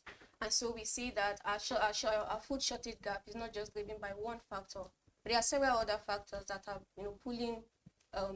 driving this issue that we see. And so yes, it's a combination of all the factors as you mentioned. We have insecurity, a lot of farmers do not feel safe to go to their farms. A lot of farmers have abandoned farming because of the rate at which farmers are being killed. We see that we have a storage infrastructural gap, like the story that you just mentioned. We do not have, our storage capacity is limited. We do not have a lot of systems to adopt the production that our farmers are able to, the output that they are able to bring out every season. And so that also is propelling some of the issues that we see in our food production. We also have infrastructure issues like road. We see that market access is difficult. Transporting goods from from farms to market is difficult because the roads are bad. Middlemen are there collecting levies, and so some of these issues are was affecting us. Yeah, I like how you spoke about the output issues. Now let's deflect to the input issues, like high cost of fertilizers, seed, and also fuel. Some of those farmers actually say they find it hard to actually purchase all of this for them to be able to produce. So speak to us about the scale of production when it comes to non-availability of this input. Yes, last year a lot of farmers suffered soaring input costs. Fertilizer, for instance, soared by more than 40%. An average cost of fertilizer today costs about 54,000 naira from about 17,000 naira in 2021. And so we see that input is a major issue. Seeds are expensive. To get seed, you need to be a rich farmer in quote to be able to afford seed, and not a lot of farmers are rich. So input seed is there, fertilizer is there, herbicide to take care of pests in the farm. The cost of herbicides are expensive, and so we see that what these challenges or what these factors are doing for farmers is that it's making a lot of farmers no longer interested in farming. In fact, I've had farmers tell me that in this 2026, some of them are no longer going to farm. Some of them have cut down on the quantity of farmlands or hectares that they used to farm. And some of them have even decided that, you see, this 2026, if I used to farm, for instance, maize last year, because of input costs this year, I'm probably going to farm vegetable. And so we are in for a lot of, I would not want to say we're in for it this year, but yes, input costs has affected a lot of farmers. And we might start to see some of the consequences in 2026. Speaking about consequences, let's talk about the insecurity. We understand that the Benue part, let's say the Middle Belt part, most of them have abandoned their farmlands and there are no, production going on. Speak to us about the consequences of that.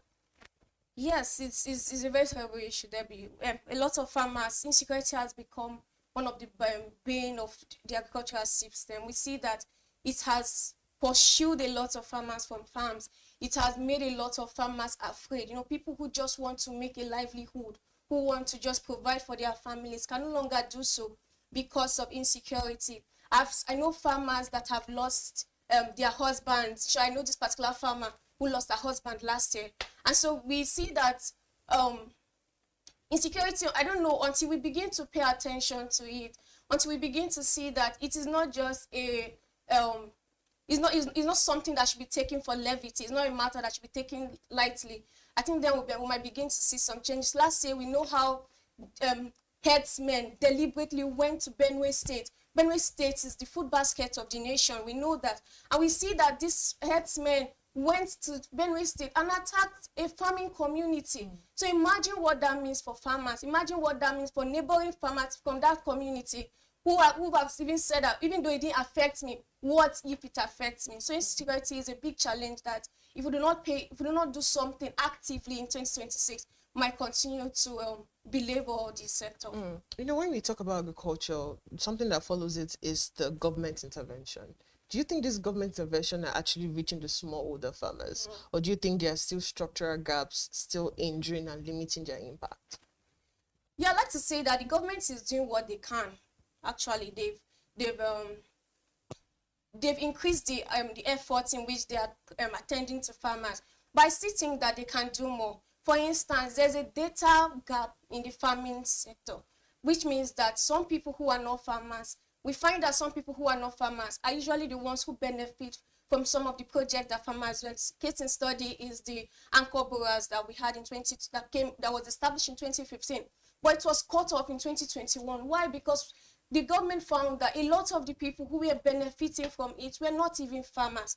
And so we see that while the government is trying their best to ensure that, things are made easier for farmers, there's a data gap in the sense that many people, they do not know themselves who the smallholder farmers are. And so because they do not even know that, they might not be able to really ascertain or know who these people are and how they can get to them. And so we see that some of the interventions of the federal government are usually benefited from people who are not even farmers. So I think that that's something that the federal government might want to look at. Understanding the data gap, trying to get who are actually smallholder farmers in Nigeria. How do we get these people? Where are they located?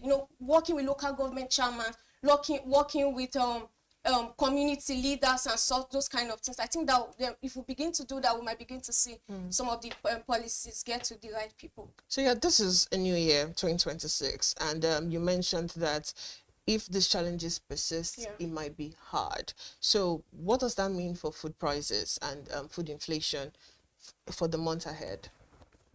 I don't know. I think that 2026 might not be as easy as 2025.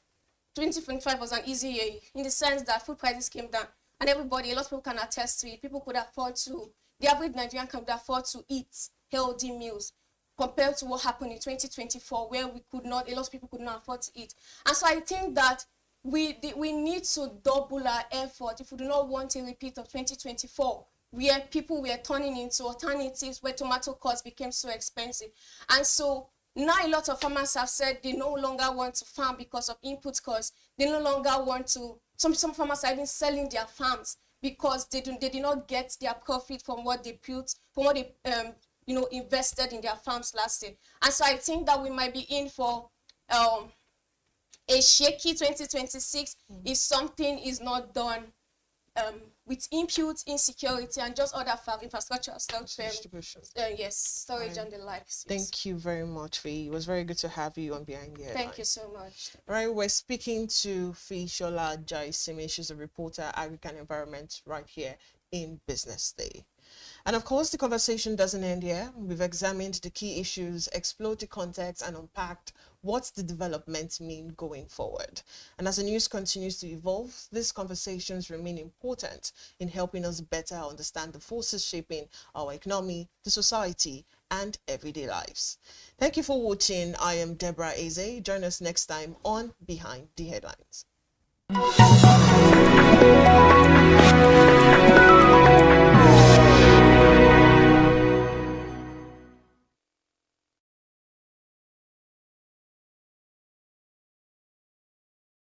Information is everywhere. But insights, that is rare. Business Day Premium gives you analysis, data, and context that keep you ahead. Business Day Premium. Read deeper, decide smarter. They say money never sleeps. Wake up to clarity, insights, and the stories driving business in Nigeria and beyond. From the heartbeat of small and medium enterprises to the pulse of national economic policy, this is where business meets perspective. With expert guests, real-time analysis, and stories that matter to you, we go beyond headlines to bring you the full picture. Join us every morning as we break down the numbers, decode the policies, and spotlight the people shaping our economy. This is Business Money. We are not just showing off businesses, but telling the stories behind them. The hustle, the art, the orders, and the wins. Startup Spotlight, showing every Monday on Business Day television. Welcome to the Triumph Against Odd podcast. Most people go through their lives without knowing what their superpower is, right? But if you're lucky enough and determined enough to find your superpower before you get to a certain stage of your life, you will be incredibly successful. Look, the first thing is you just decide not to look at the challenges, because if you do, it's going to end you. The closest thing I think is that I had a deeply military background, which is a bit of a never say die background. I saw an opportunity in non-interest banking, and I felt that the demand was there. There was pent-up demand for it. People were yearning for it, and I felt that if we did it properly, if we brought in professionalism into it, and if we brought in our experiences, our various experiences from various backgrounds into it, that it could succeed. Very few people do that because very few people explore their superpowers. They just explore bread and butter issues. I need to eat, and Yes, there will be challenges. This is a very difficult business environment. The government keeps working on how to make business easier. The first problem to overcome is really just starting, right? We thought about this idea for over 2 years before we even took the first step. You cannot ignore this country. No, and to be from here, I think is an incredible privilege. Nigeria will be ascendant in my lifetime. This is Business Week, a weekly program brought to you by Business Day Television.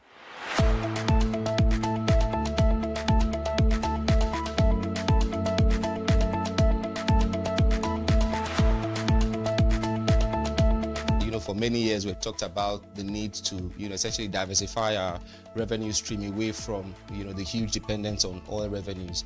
It looks like that is happening now. So that means that we're better protected when, you have these wide fluctuations in oil prices and all of that. So but as you say, and I agree, that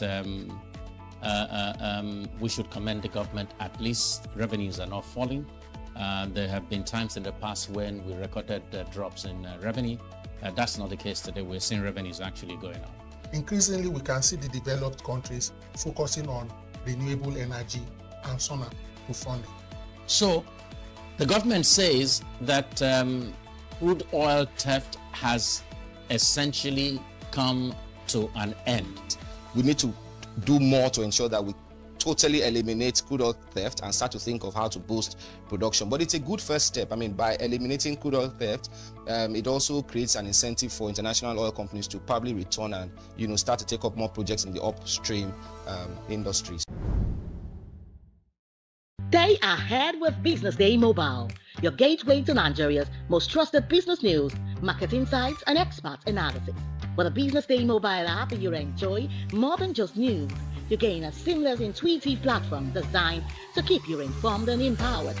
From exclusive articles to in-depth market trends, the app delivers the stories that matter most.